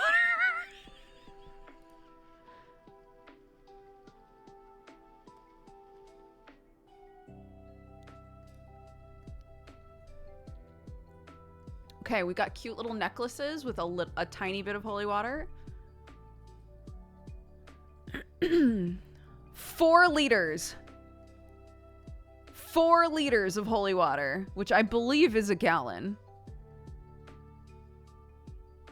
Those are jugs. Big old jugs of holy water.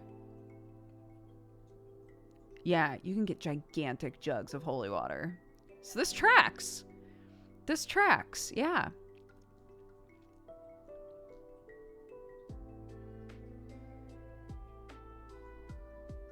Fascinating. This is not something I ever would have looked up if not for this conversation.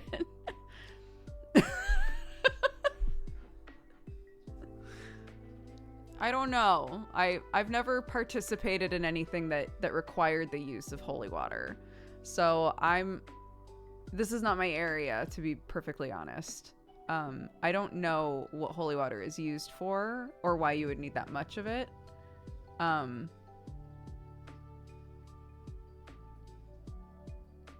But there is something interesting about just like a giant plastic jug that just says holy water on it.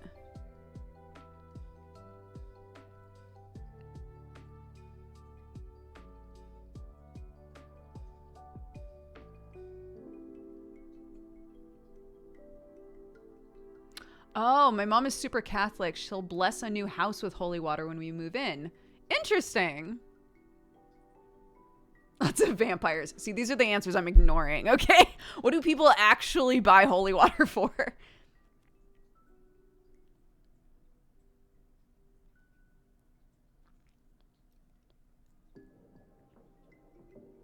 Zamzam water? I'm not. Is this something I'm going to regret looking up?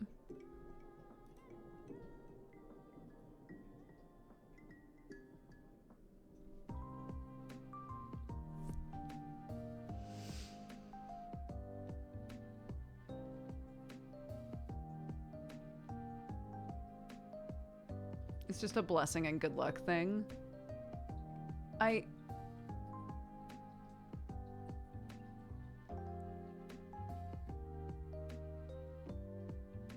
This seems like the sort of thing that a grifter would really love.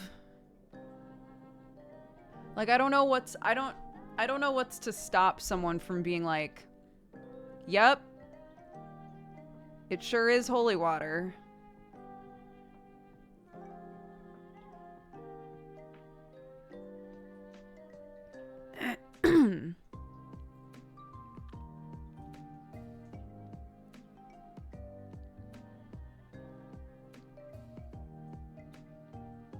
Like, I don't want this to turn into a, like, do you believe in religion or not sort of situation. I'm saying, like, if someone, like, surely there are variables that contribute to what counts as holy water, right? For the people who use it. But, like, if you're just buying holy water online, I don't see why a person couldn't just be like, it's holy water, trust me, you know?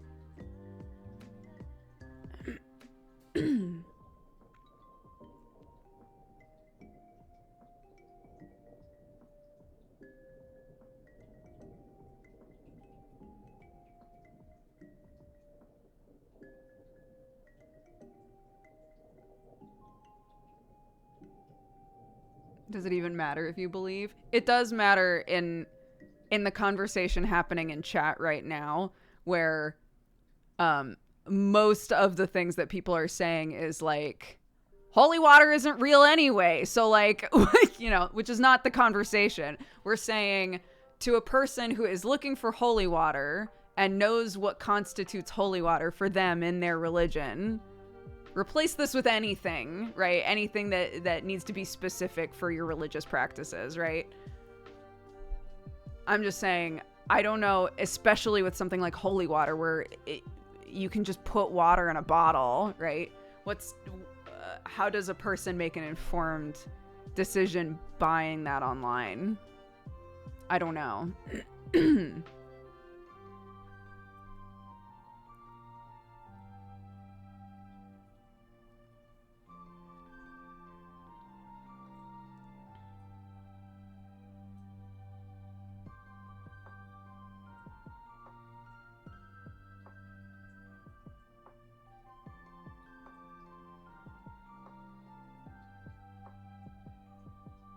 Anyways, this turned into a weird thing.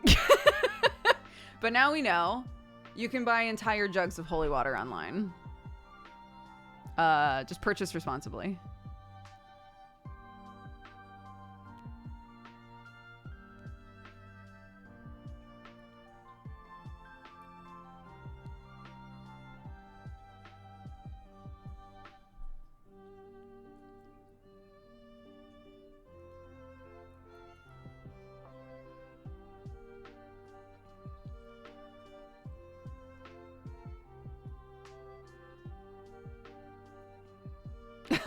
Yes.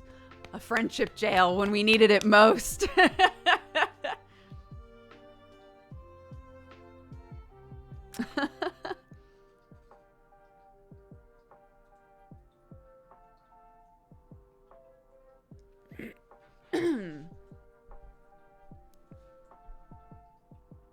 This reminds me of there was if any of you watch Strange Eons on YouTube, there was a whole video that was about how you can go on Etsy and buy contracts with devils. It was incredible. Like, what a fucking incredible video. Like, the deep dive that happened with that.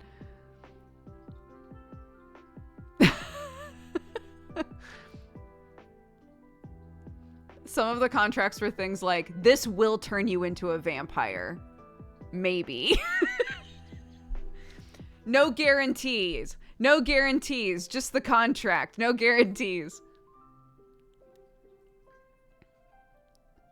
It's funny shit.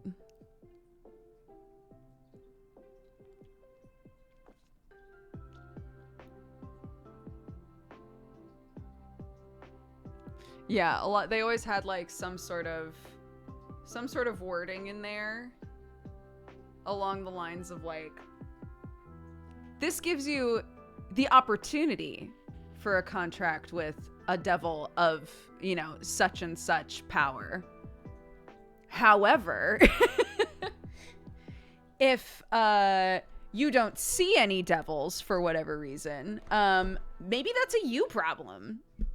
Maybe there's something wrong with you, you know? All sales final.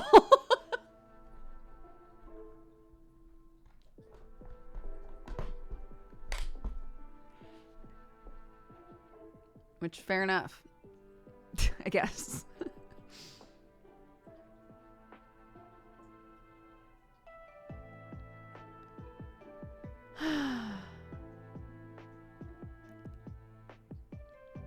Maybe the Emperor has no clothes, but like, are you sure you're cool enough to see them? I don't know, I guess. Like, sure, maybe the Emperor's naked. Or...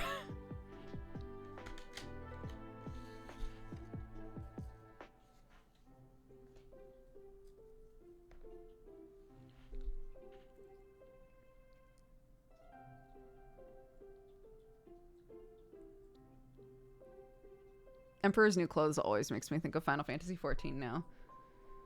I'll put my loom back together so that I don't lose any bits.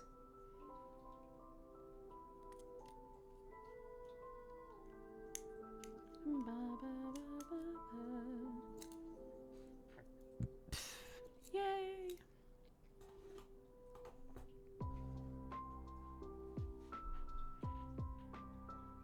Can someone link the video about the vampire contracts in the Discord? Hold on, I'll try to find it.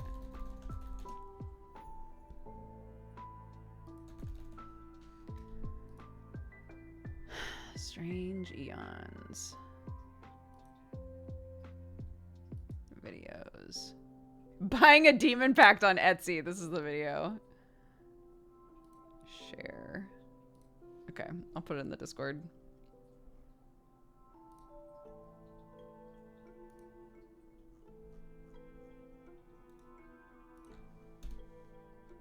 There we go. There you go. Enjoy.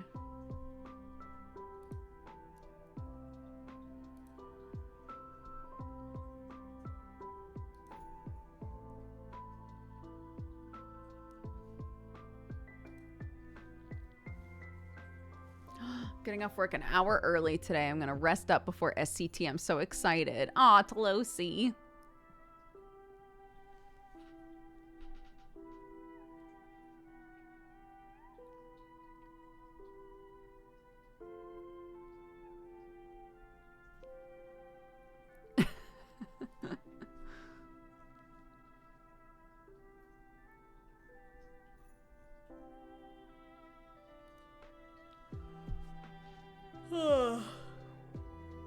Oh my gosh.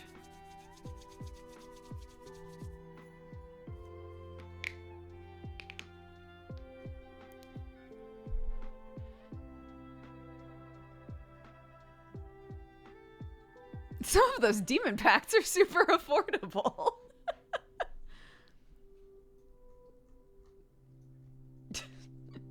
In stream chat, there's now a debate over whether or not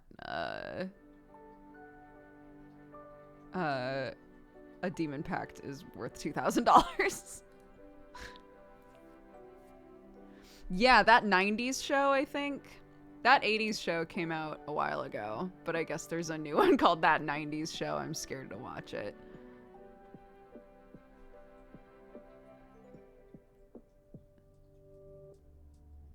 That's true. There are different tiers of demon, you know? This conversation is jumping all over the place.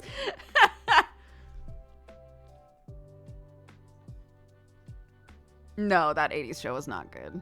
That 70s show went on for so long. That 80s show was not a good show. It lasted, I think, for a season, and that was it.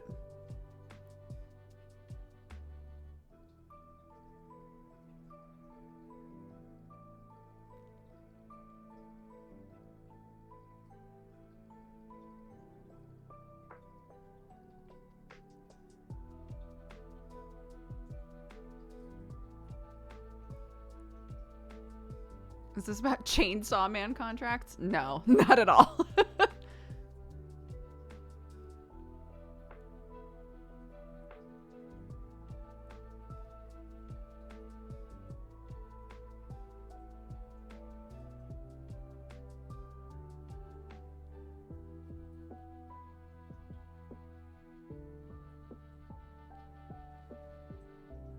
My friends showed me a dumb way you can use macros with emotes. I gotta show y'all how to instant dab in Final Fantasy XIV. Oh my god.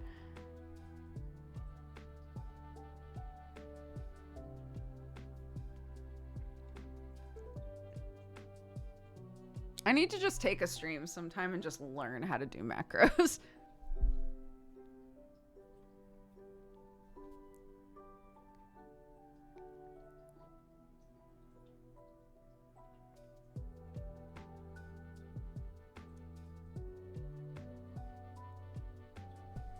Yeah, we can all learn together.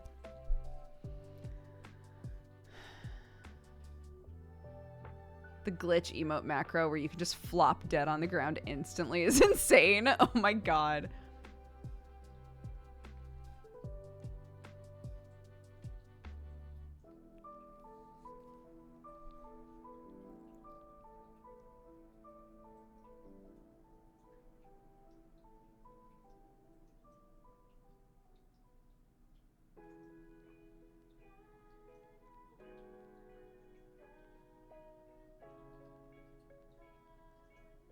I should find leatherworker macros. Grinding leatherwork became tedious for me. Oh, thank you. Appreciate it.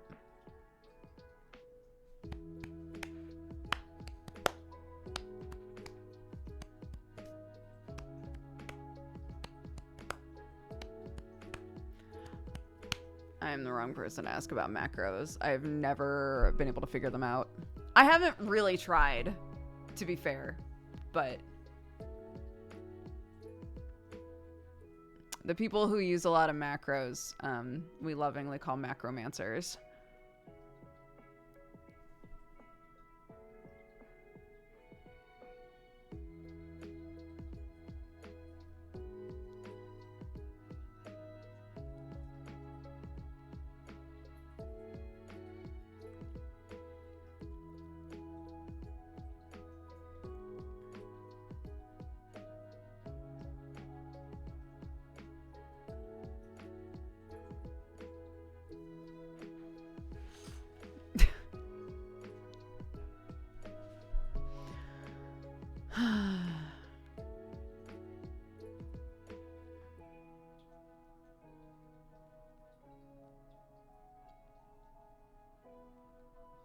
I'm not sure what all people use macros for. I know that I know there are macros that are really useful if you're a healer. So I've been curious about that, but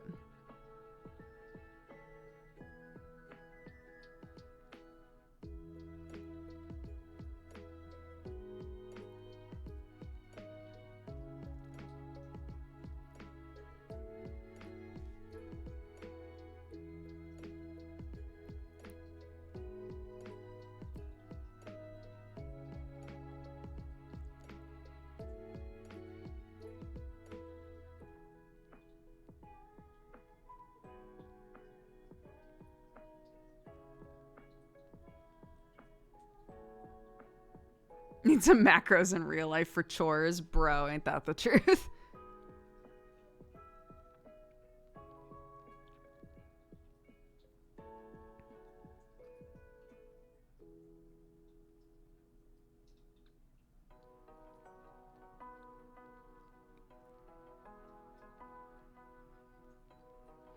Yeah, I think the one that I see the most consistently, like from afar, is where when you res someone, it posts in chat like, I'm resing so and so, essentially, so that the other healer knows, like, oh.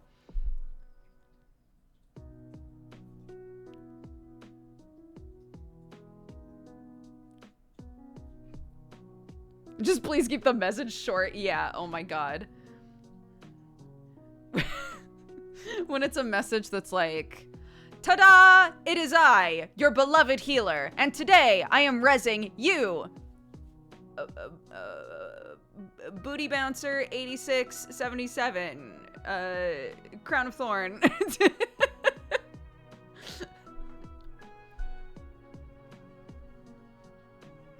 It's just like, sometimes it's such a huge chunk of text.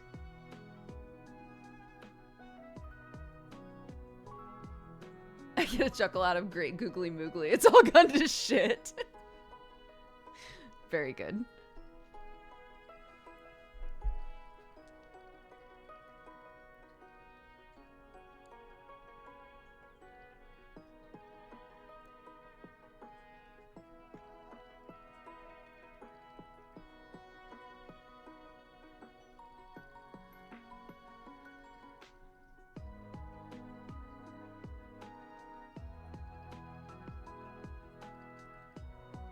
Someone rezzed me and it was like, get up, Tolosi senpai, we still have work to do. Ooh woo. Oh, it's good. That's good.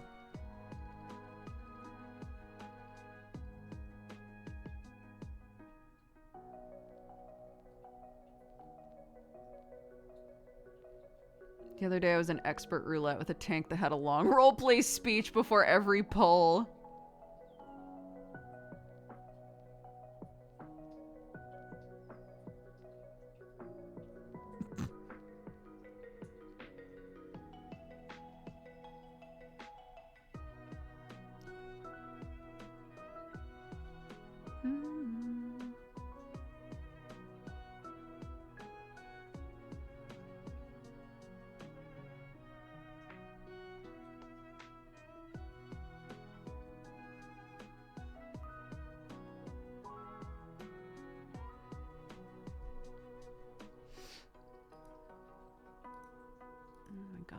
Everything lit up.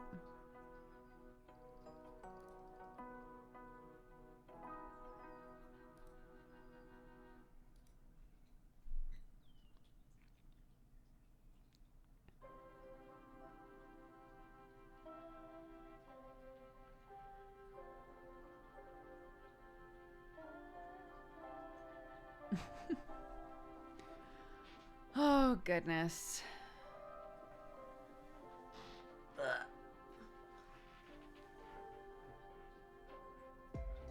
Gosh, I feel so tense today.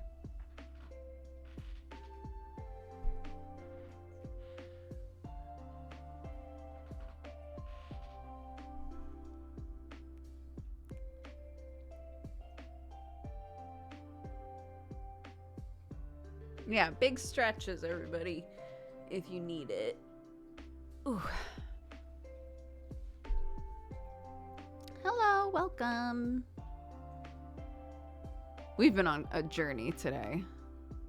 We've looked up so many things.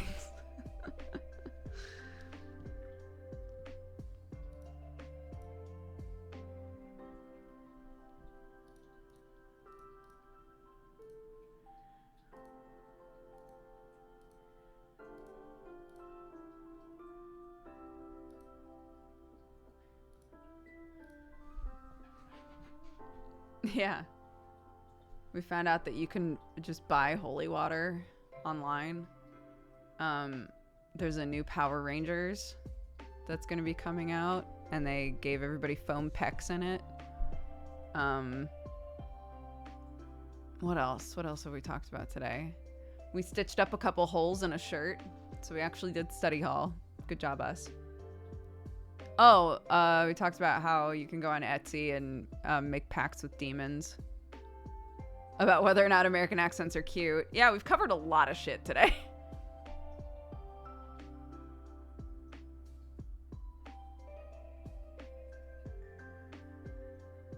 From darning to demons.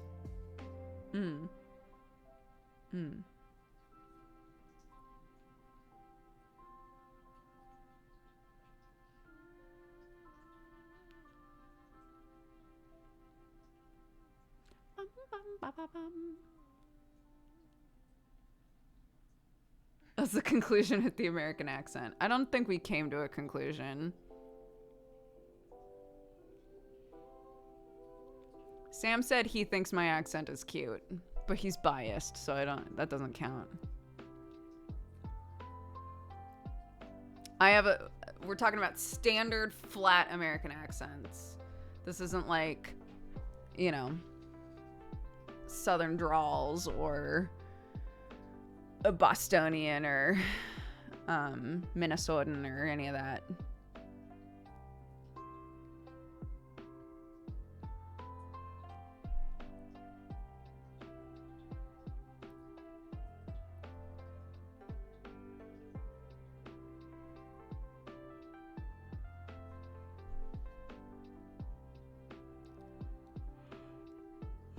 I did.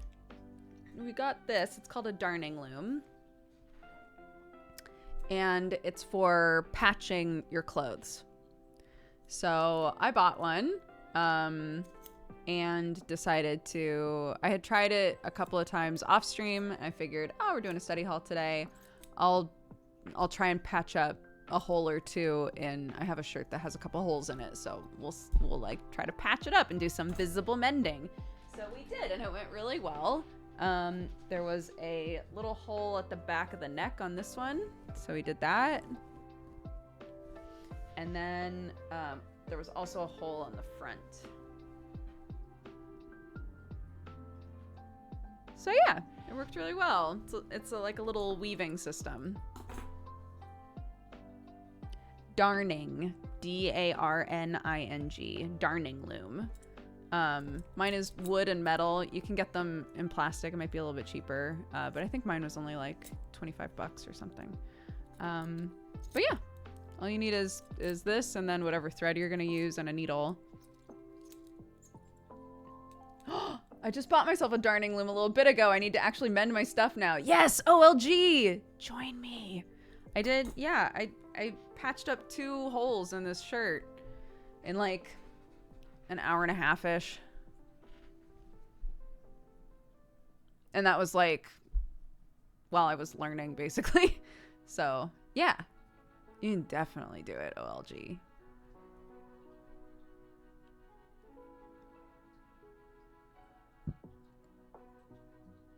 Hour and a half. I'll just slap some duct tape on there. I guess, yeah, if this doesn't sound like it's any fun to you, I love doing stuff like this. So if it means that my clothes will last longer and that I get to, you know, put my own flavor on my clothing, I think that's very fun. Would it work on jeans? Absolutely. Yep.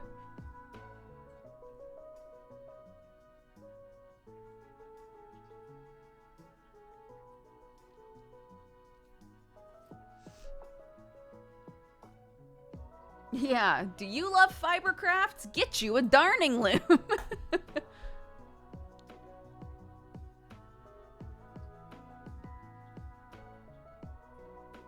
New hobby.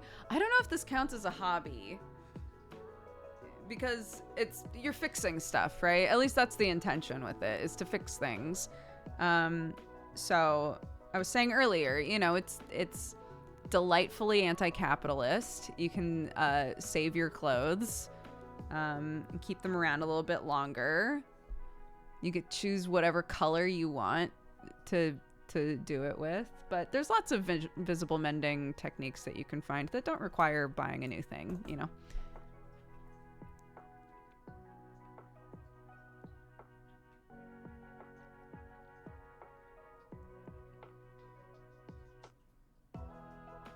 Please help me sell this purchase. Yeah.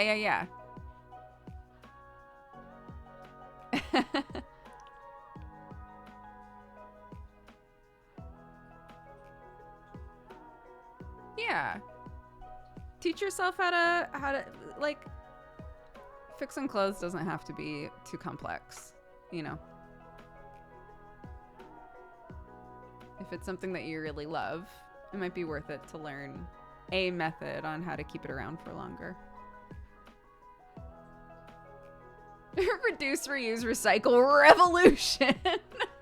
Yeah, it's just like that.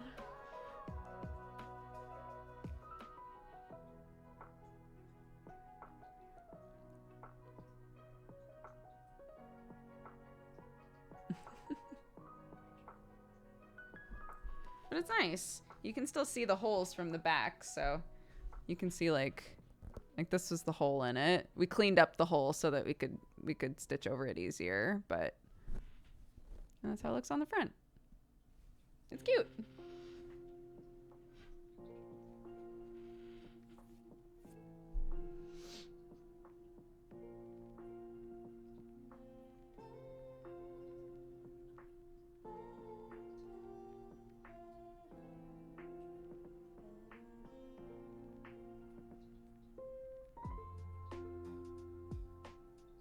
Would it make sense to do the back too and strengthen the hole? I guess if you wanted to put something on the back, there's like iron-on like fabric, like backing fabric that you can get for embroidery and for like patchwork. That might be good for this sort of a thing if you wanted to do it.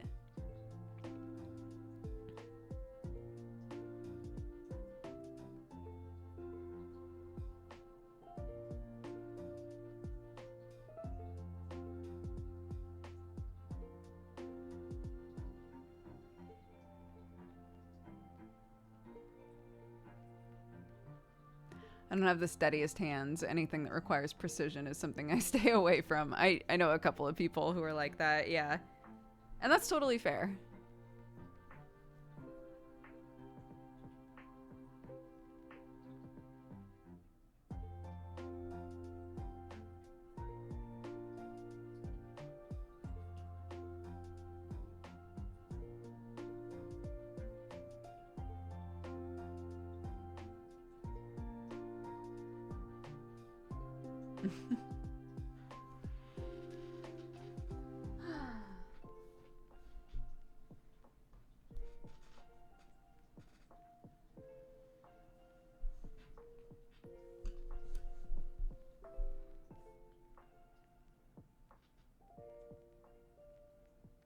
A darned patch. I might get into darning just so I can call my clothes darned.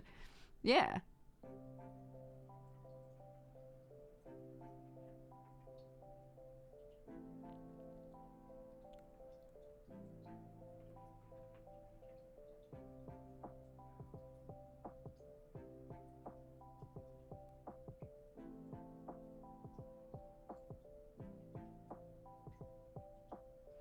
Oof, I hate adding zippers to anything.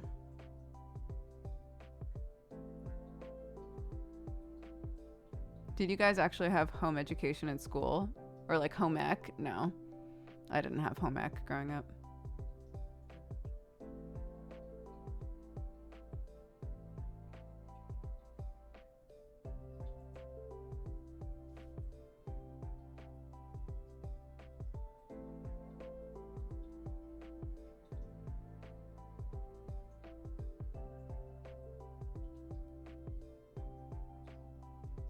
I did textiles in school and I still don't know how to repair my own clothes. I feel like repairing clothing is like a separate skill set from like making clothing, right? Like making something and knowing properly how to fix it so that the problem doesn't persist or it keeps unraveling or whatever the issue is. I think those are separate bits of information, right?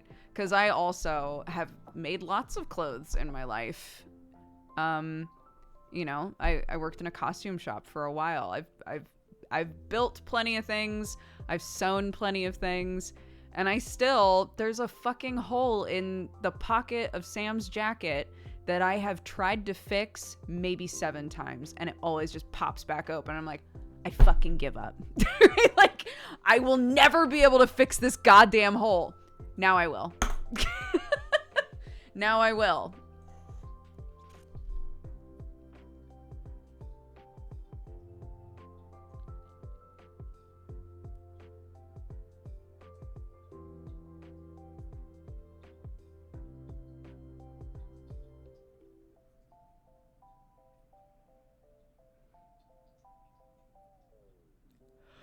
Yeah, some people have argued that currently it would be more valuable, like a more modern version of a home ec class would include things like, what are taxes? What are taxes? How do they work? You know, like depending from state to state, like preparing people for, okay, once you're out of high school and you have like a normal job, this is the shit you will have to deal with. Yeah, insurance. What are deductibles? What's all this shit that you're gonna have to like figure out?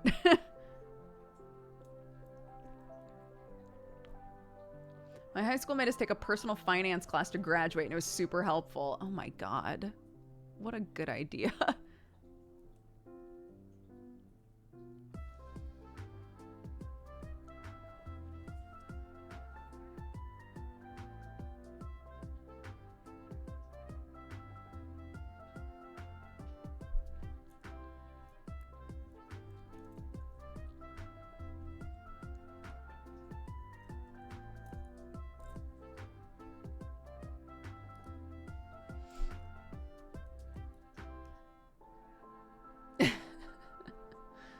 This morning, Clark was like, Mommy, I just had an amazing idea. I said, what's up? She was like, when we move into the farm, we should turn it into a bakery.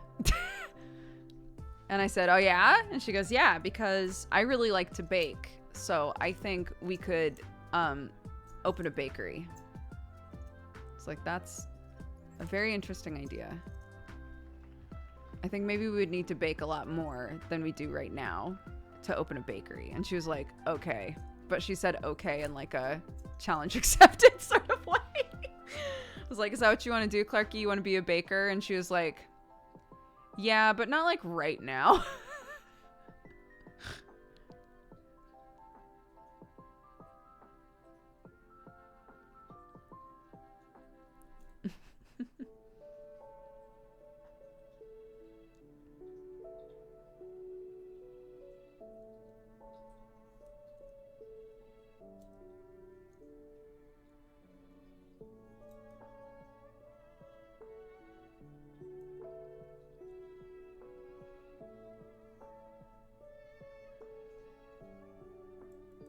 Yeah, that's the funny thing is we don't bake that often.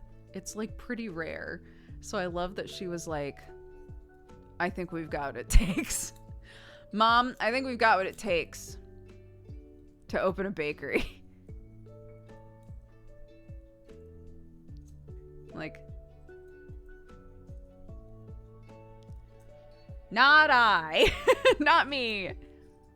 No, that's not the business idea I had.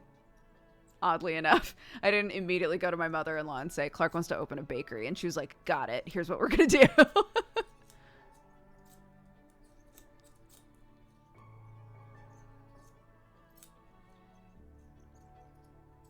Mention that bakers have to wake up at like 3 a.m. That doesn't mean anything to a 4-year-old. She'll be like, you mean Does that mean I don't have to go to bed anymore? I'm in.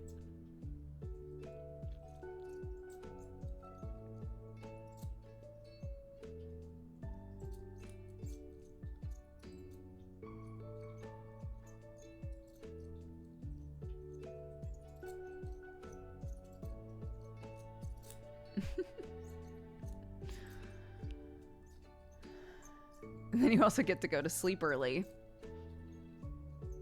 There we go. Now we're talking.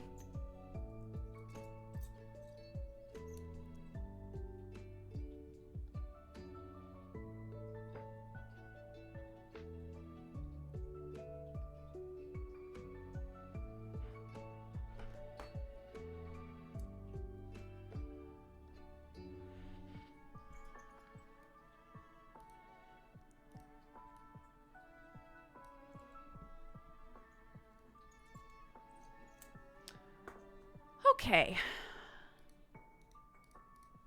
Let's start wrapping up, gang. I'll be streaming again later. In like 5 hours, I think. Something like that. I'm opening up Raid Leader if anybody would like to suggest someone for us to raid. We have 2 Valentines, one from Southern Vices that says to the Nito Cheeto mods, working hard to keep us heathens in line. Arnar, thank you very much for the gifted subs. Welcome to the Cat Gang, everybody. Hazrar also said, I've been doing a graded exposure program for going on the bus. I just went on my own there and back. Taking small steps can do wonders. Congrats. That's great. Alrighty. Here we go. Nope, that's yesterday. I went too far. Okay, Dojums, thank you for the 74 months. Puff Maggie for the 30. Avi for the gifted sub. Thank you very much, Avi. Tiger Girl for the 7. Snarf Dougal for the 23. Katie the Cat for the 29. Dr. Pepperica for the 16. A11 for the 82. A Runner for the 73. John Wenson for the 5. Manda for the 32. Kref for the 14. Callus for the 2 years. Happy anniversary. Thank you very much for the support and the love. Exactly for the 1 year. Happy anniversary to you as well. Thank you, thank you. Aura Harako for the 62. Saber for the 23. Leandro for the 50. Stale Mercury for the 86. Chrissy WF for the 96. Happy anniversary. 8 years, I think, is 96 months. Thank you very much. Happy anniversary. I appreciate it. Hi, Terry. I'm just a kid. Thank you for the 62. Matasuma for subscribing. Welcome to the Cat Gang. Again, thank you very much. Folklore for the 2. Akira Sil 80 for the 16. Zio for the 70. Nova of the East for the 7. Queered Cryptid for the 23. And Arnar, thank you again for all the gifted subs. Yeah, I'll be back in about 5 hours playing with my cousin Tyranny, who is in chat right now. We have a raid leader. Jenna. Absolutely. I'm just going to double check that she's live. It's not that I don't trust you. It's that every now and then. Yep. We get a raid leader and the person is not live. So it's worth it for me to check. Okay. Go say hi to Jenna. Spread love, spread joy. I'll be back in a bit playing some Final Fantasy with my cousin. We're working through the new patch stuff. So if you're all done with that, you won't get spoiled on anything. But yeah, I'm gonna go. Thanks, everybody. Take care of yourselves. And no stream tomorrow. It's Saturday, so it's our family day, but I will be back on Sunday. Okay? So if not tonight, then Sunday or whenever you can come back. Have a great one, guys. Thank you. Bye-bye.